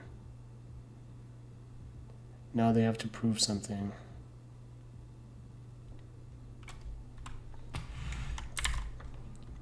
Okay. I think the main thing with this is you don't need to read financials, you need to read research material. You have to read the actual research, the study, and try to understand the study. And I don't have time to do that. I only have like 25 minutes. So it's profitable. Yeah, not bad. You applied at Biogen around 3 years ago and they interviewed you, but you didn't get the job? Damn. They probably pay well. You would have had some shares for free. And now it's $280. Alright, looks like the SPX went down a little bit.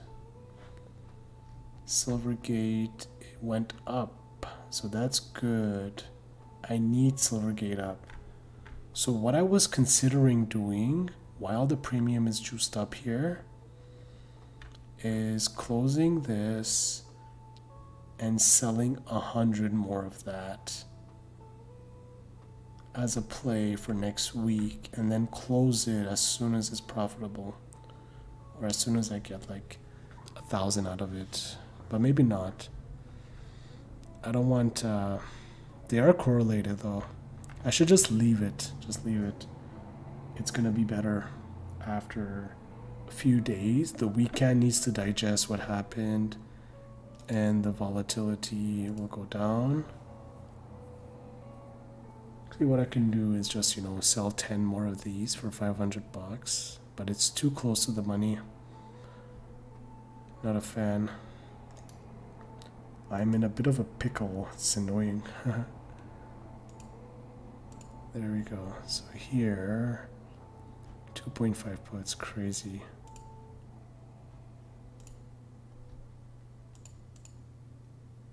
That's when you stop selling puts. As soon as a stock reaches 2.5, 2.5 for me is the final stop, like 3 or 2.5. Anything below that, you never get you don't get proper liquidity. You don't get, there's no way to make money off of anything lower than that. It's even $5 is a little bit too low, because what happens is if the stock is $50, then instead of selling 100 contracts, you're selling 10 contracts. So you're paying so much less commission. But a lot of these stocks started off at 50 and now they're 5. So what can you do, right? But eventually they might like reverse split or something. But Silvergate going up is bullish. But I feel like taking advantage of this specific one. I want to see the spread. I probably won't get filled in the middle. Maybe though. I think regardless, closing this is wise, because that's a 300 lot. But I'm not going to get filled at 1, that's the problem. So because of that, getting filled at 2, that's too much. If I wait till next week, I'll get filled at 1. So I don't think this is going to work.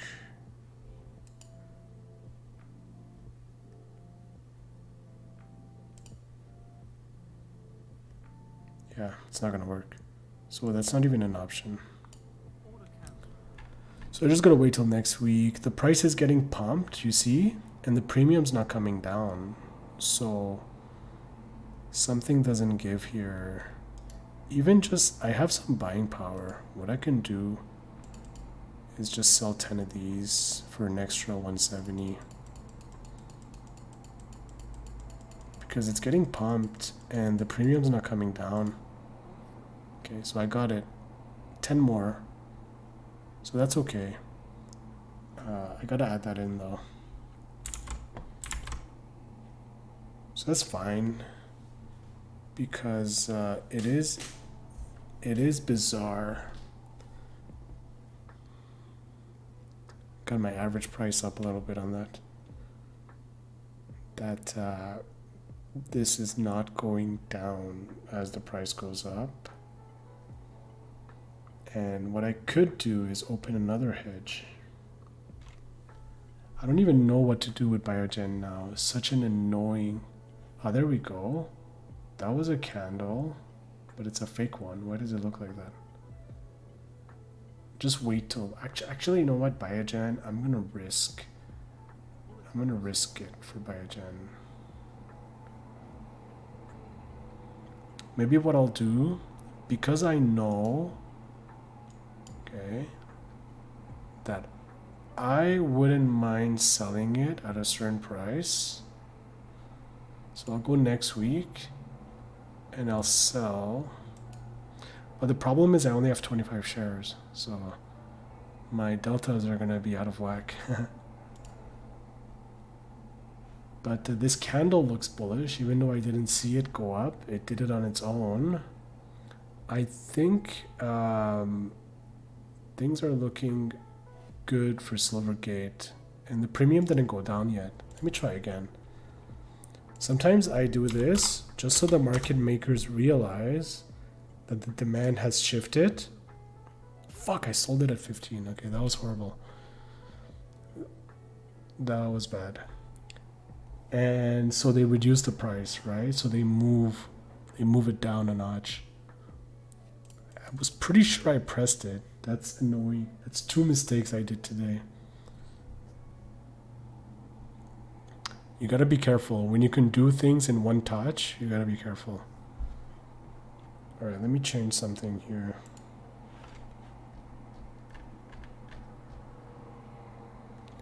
I should be good for next week. It's looking dicey, but it's gonna be nice. Gotta stay confident.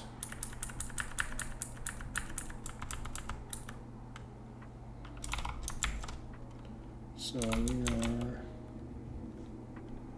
What?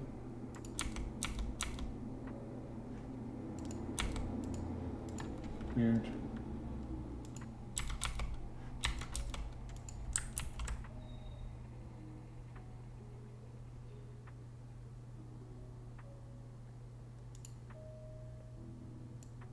Oh, hold on, I'm in the wrong one.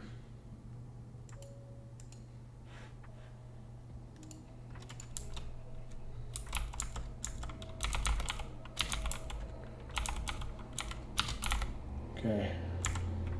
It's gonna be crazy next week. I'm gonna be jittery over the weekend because of this position. Should we make it 150 of a hedge? Should have done it here. The fact that it's going up is good. Okay, you see it went down. It went down from average of 17 to 15, you see? By selling, I forced the market maker to shift this down. And then they're going to start shifting it down more. If the price stays up,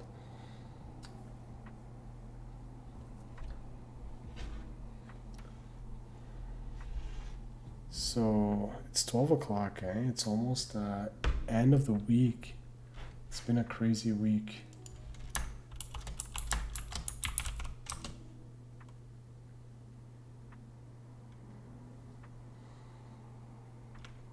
And it's been my first week of streaming this, but hopefully I don't get wiped out. So Biogen, eh? Biogen is gonna be interesting for next week. The volume went down afterwards. But what I might do is I'm gonna hold on to Biogen, and then over the weekend I'm gonna read and research their reports, their medical research, and try and see and understand. But the thing is, this news came out on a Friday at 12. Nobody's on their trading desk. And people are not going to be able to come in and buy.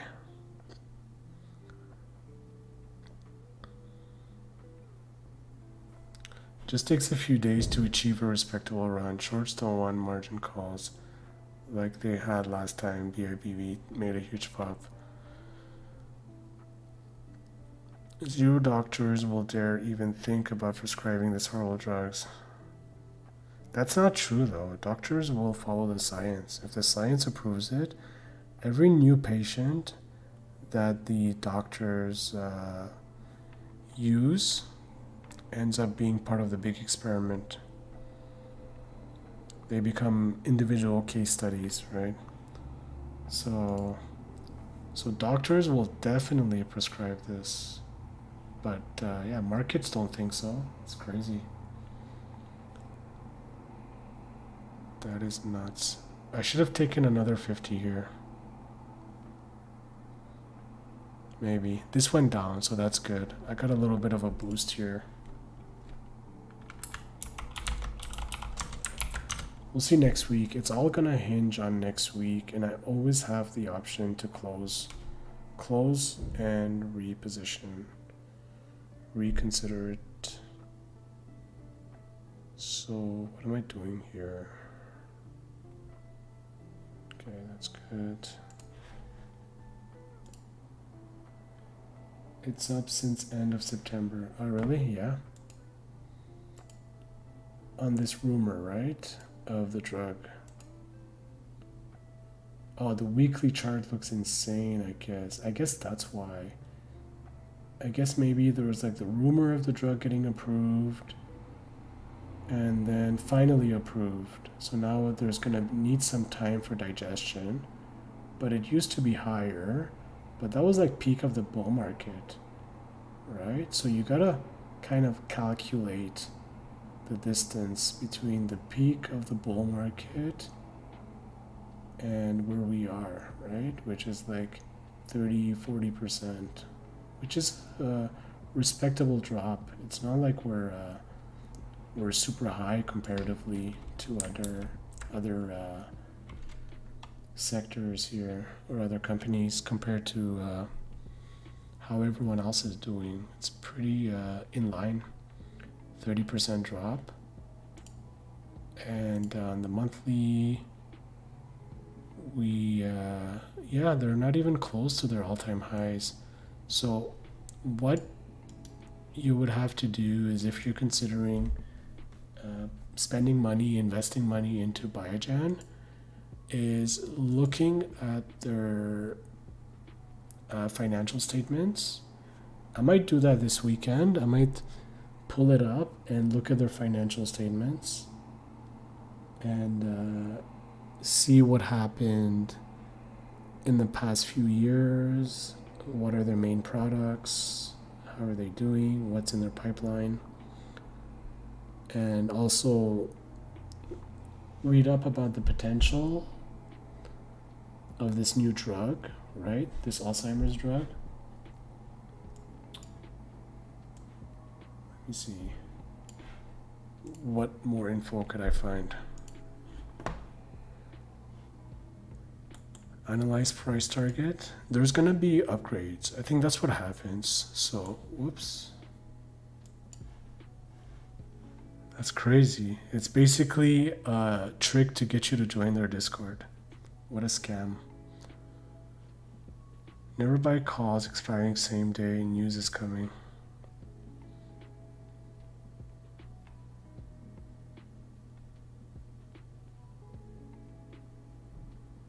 How exciting.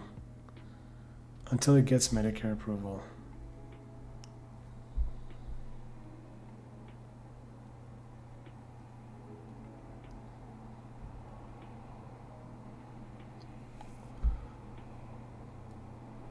Okay, people shilling. There's always somebody shilling in here.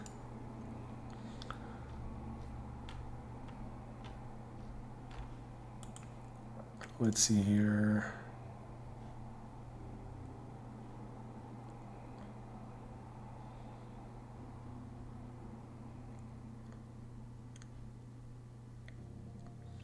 So Sava has one too. Interesting.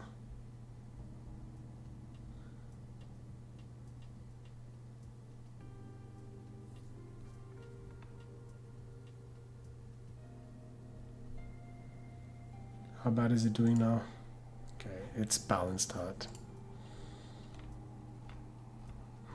I'll take a little gamble here and I'll just hold it. I'm not even gonna sell a call because it's only 25 shares. It's not gonna be fully covered. And gonna hold it and see, because it's gonna be part of my overall portfolio, kind of like a hedge. And look at this now. The premium has gone down on these. See? That's why at that very moment, when I noticed SI was going up, but the premium was also going up, that's when I got the hunch that it might be a good time to add to these. And they went down right away. This one went down 7 cents. And this one went down 3 cents. But I might want to add to the hedge, maybe. 100 is enough. I don't want to cap my upside too much here. So I think it's fine. The number is stabilizing too. My P&L is stabilizing. Overall, this is the main one. The rest is manageable. So it's fine. Going to see the SPY. This one went down a little bit. Tesla, Netflix is up. Lulu. Today's been a difficult day to trade. Holy shit. Amazon 86. Apple 129. Nice. Apple going up is usually good news. Just for the overall market. 1229. Nice. Okay, it looks good. These are gonna come down. See, it's already down to 12. Right? And I sold 20 of them because I knew it's gonna come down.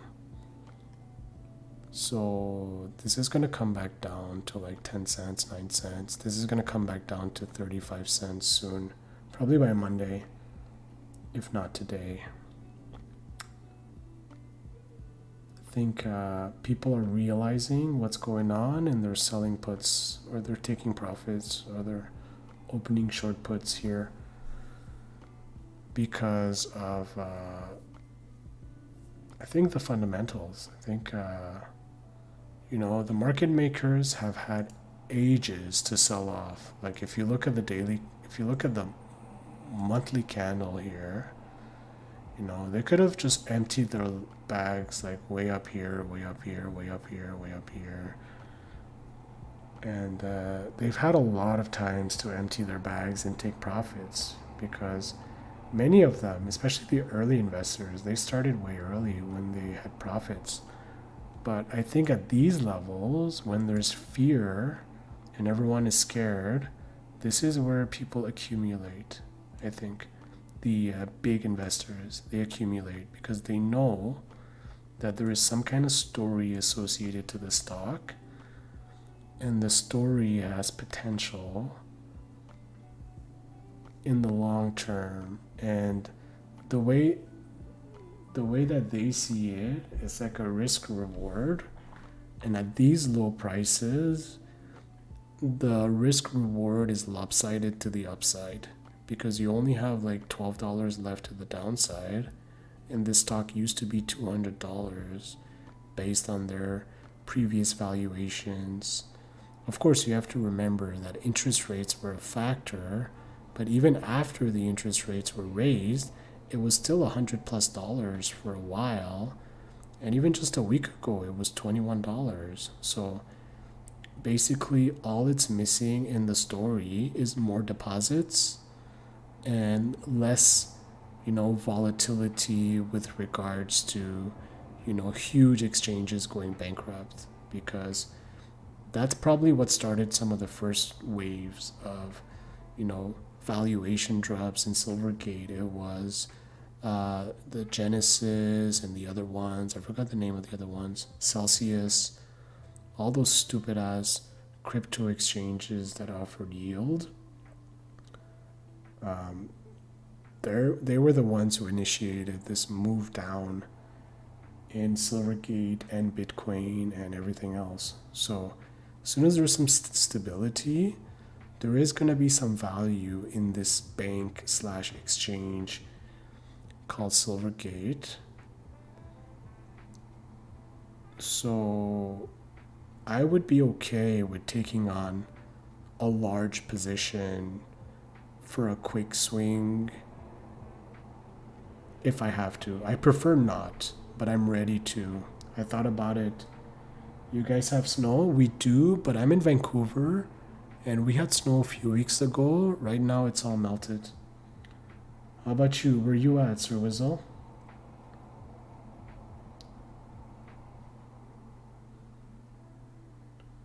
Have a good weekend here in Switzerland. Feels like spring. Thanks, Sir Wizzle. Have a good one, man. Here too, feels like spring because snow's melted. Oh, 20 degrees. Damn, you're lucky. No, we didn't get that nice of a weather. We got like 10 degrees or 8. But it's still nice. Wonder if I should add to this hedge. Maybe I should. Because of the risk to the downside is big.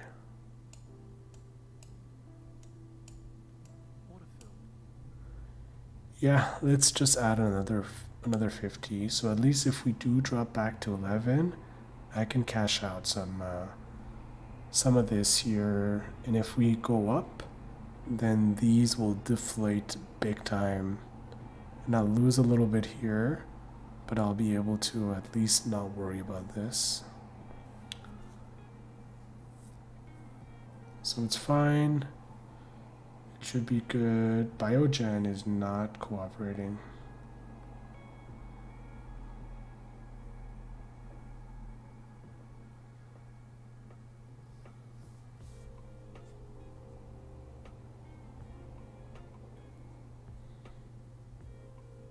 Yeah, and I think the reason why they don't run it up on the Friday, there is like less retail involved to move it up, and also the market makers, they want the options to expire worthless.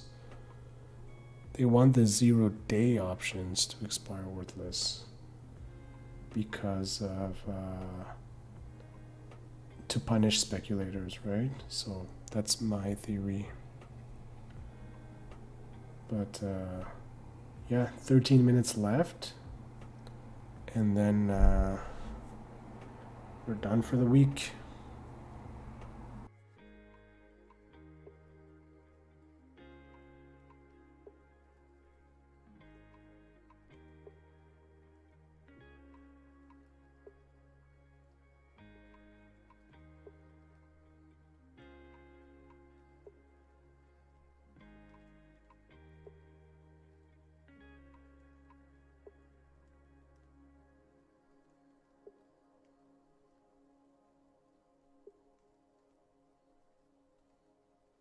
It looks like it's selling off. Wow. Bizarre.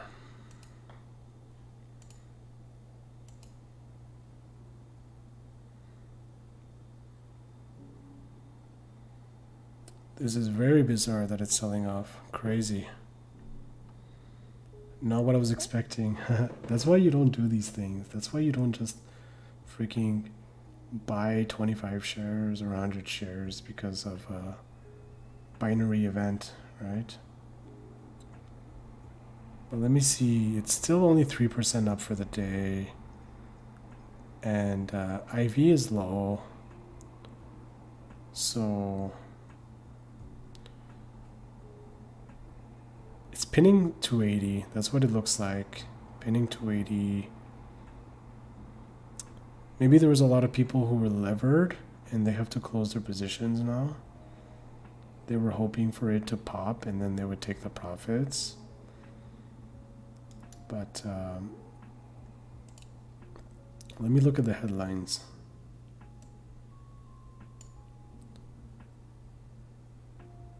Biogen, Alzheimer's drug.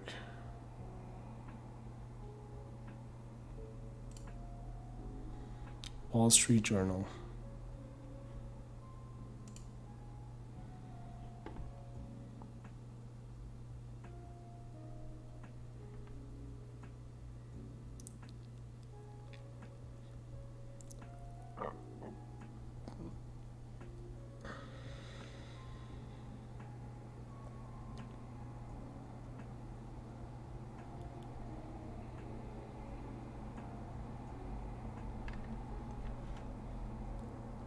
Right, so it's a conditional approval. Maybe that's why.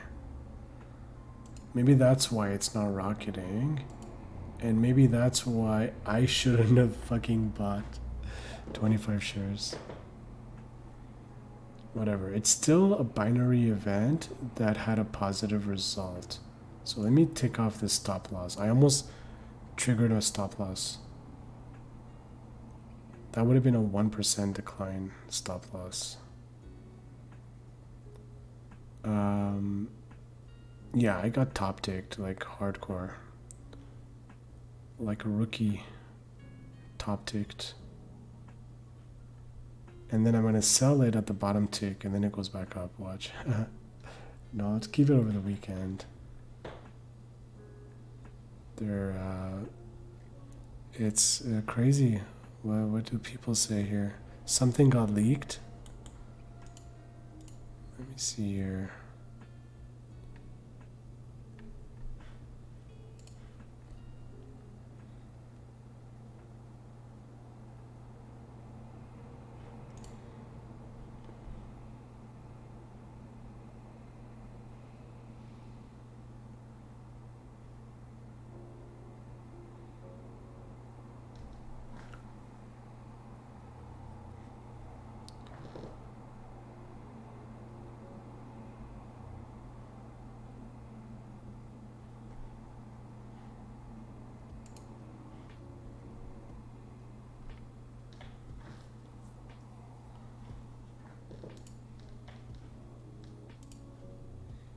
$277, insane.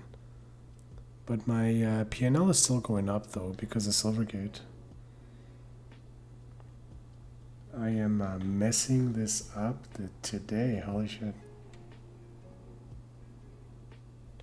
But I think closing this now would be the mistake. Doubling down on it wouldn't be great either.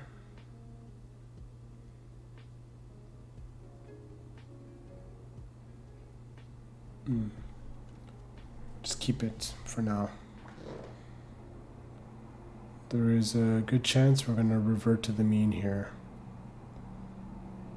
And people are just going to analyze it, think about it, and consider buying Biogen based on that. If you look at the fundamentals, 7 minutes. Revenue, cost of revenue, it has a good ESG score, P13 versus index. Index has 21, has a better P than the index.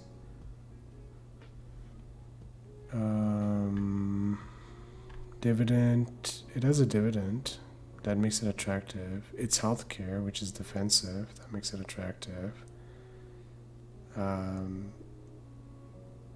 Spike down, yeah.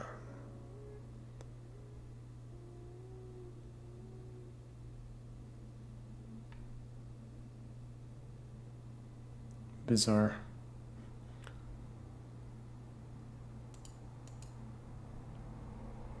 There's very little short selling. Okay.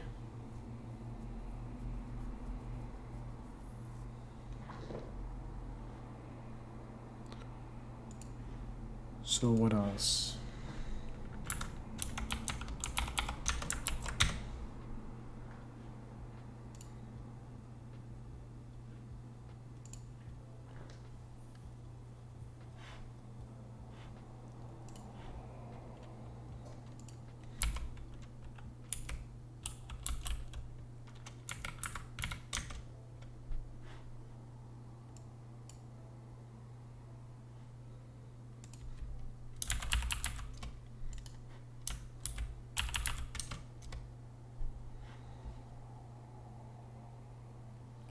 with the duck.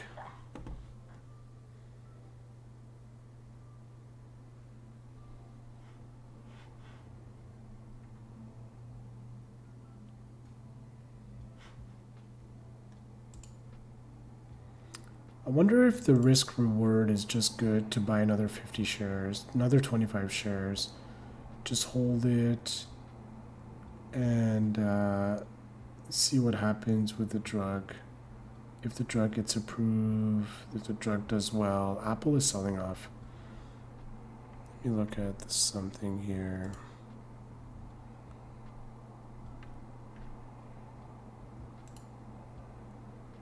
Okay.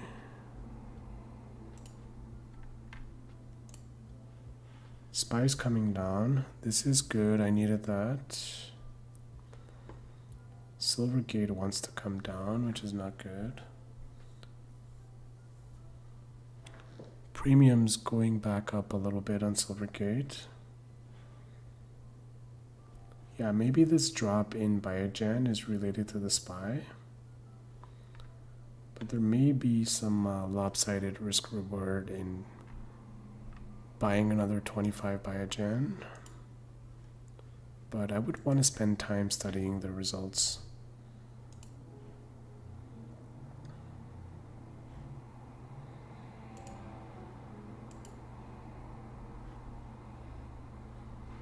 What I can always do is sell a call ratio spread and then hold the 25 shares, because the amount of delta to get this is relatively, the amount of delta I'm gonna get is relatively small, 7 delta. But if we go up in price by 10%, then it's 25 delta. But while it's 7 delta, I make more money with the 25 shares than I lose by holding this. But once we reach 307, then it balances out. Then I'm no longer making money as we go up, I'm losing money as we go up. And if we get to 330, then it's 50 delta. So that's one option. It's very far out though, and I don't like it that much. I would rather maybe just buy 25 shares more and just hope that next week everybody and their grandmothers buys this because it's an Alzheimer's drug.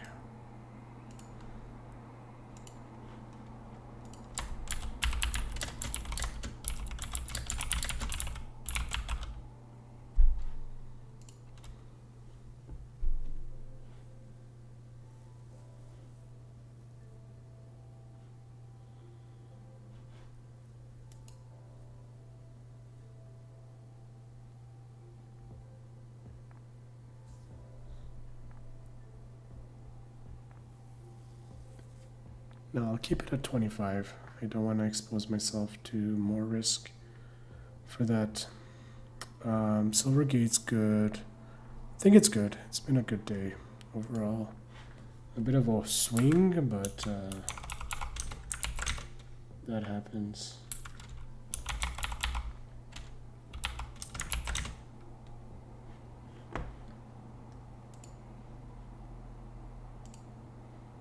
I gotta take a snapshot before it's too late. Let's go export. Jan 06, 1 p.m. Okay, good.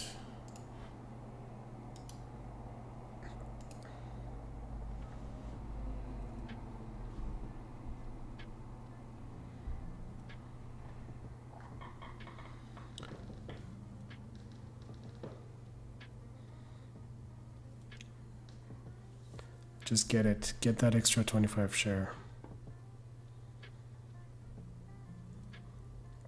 I do have the USD for it, so maybe. Nah. I'll wait till next week and see what I'm going to do with this.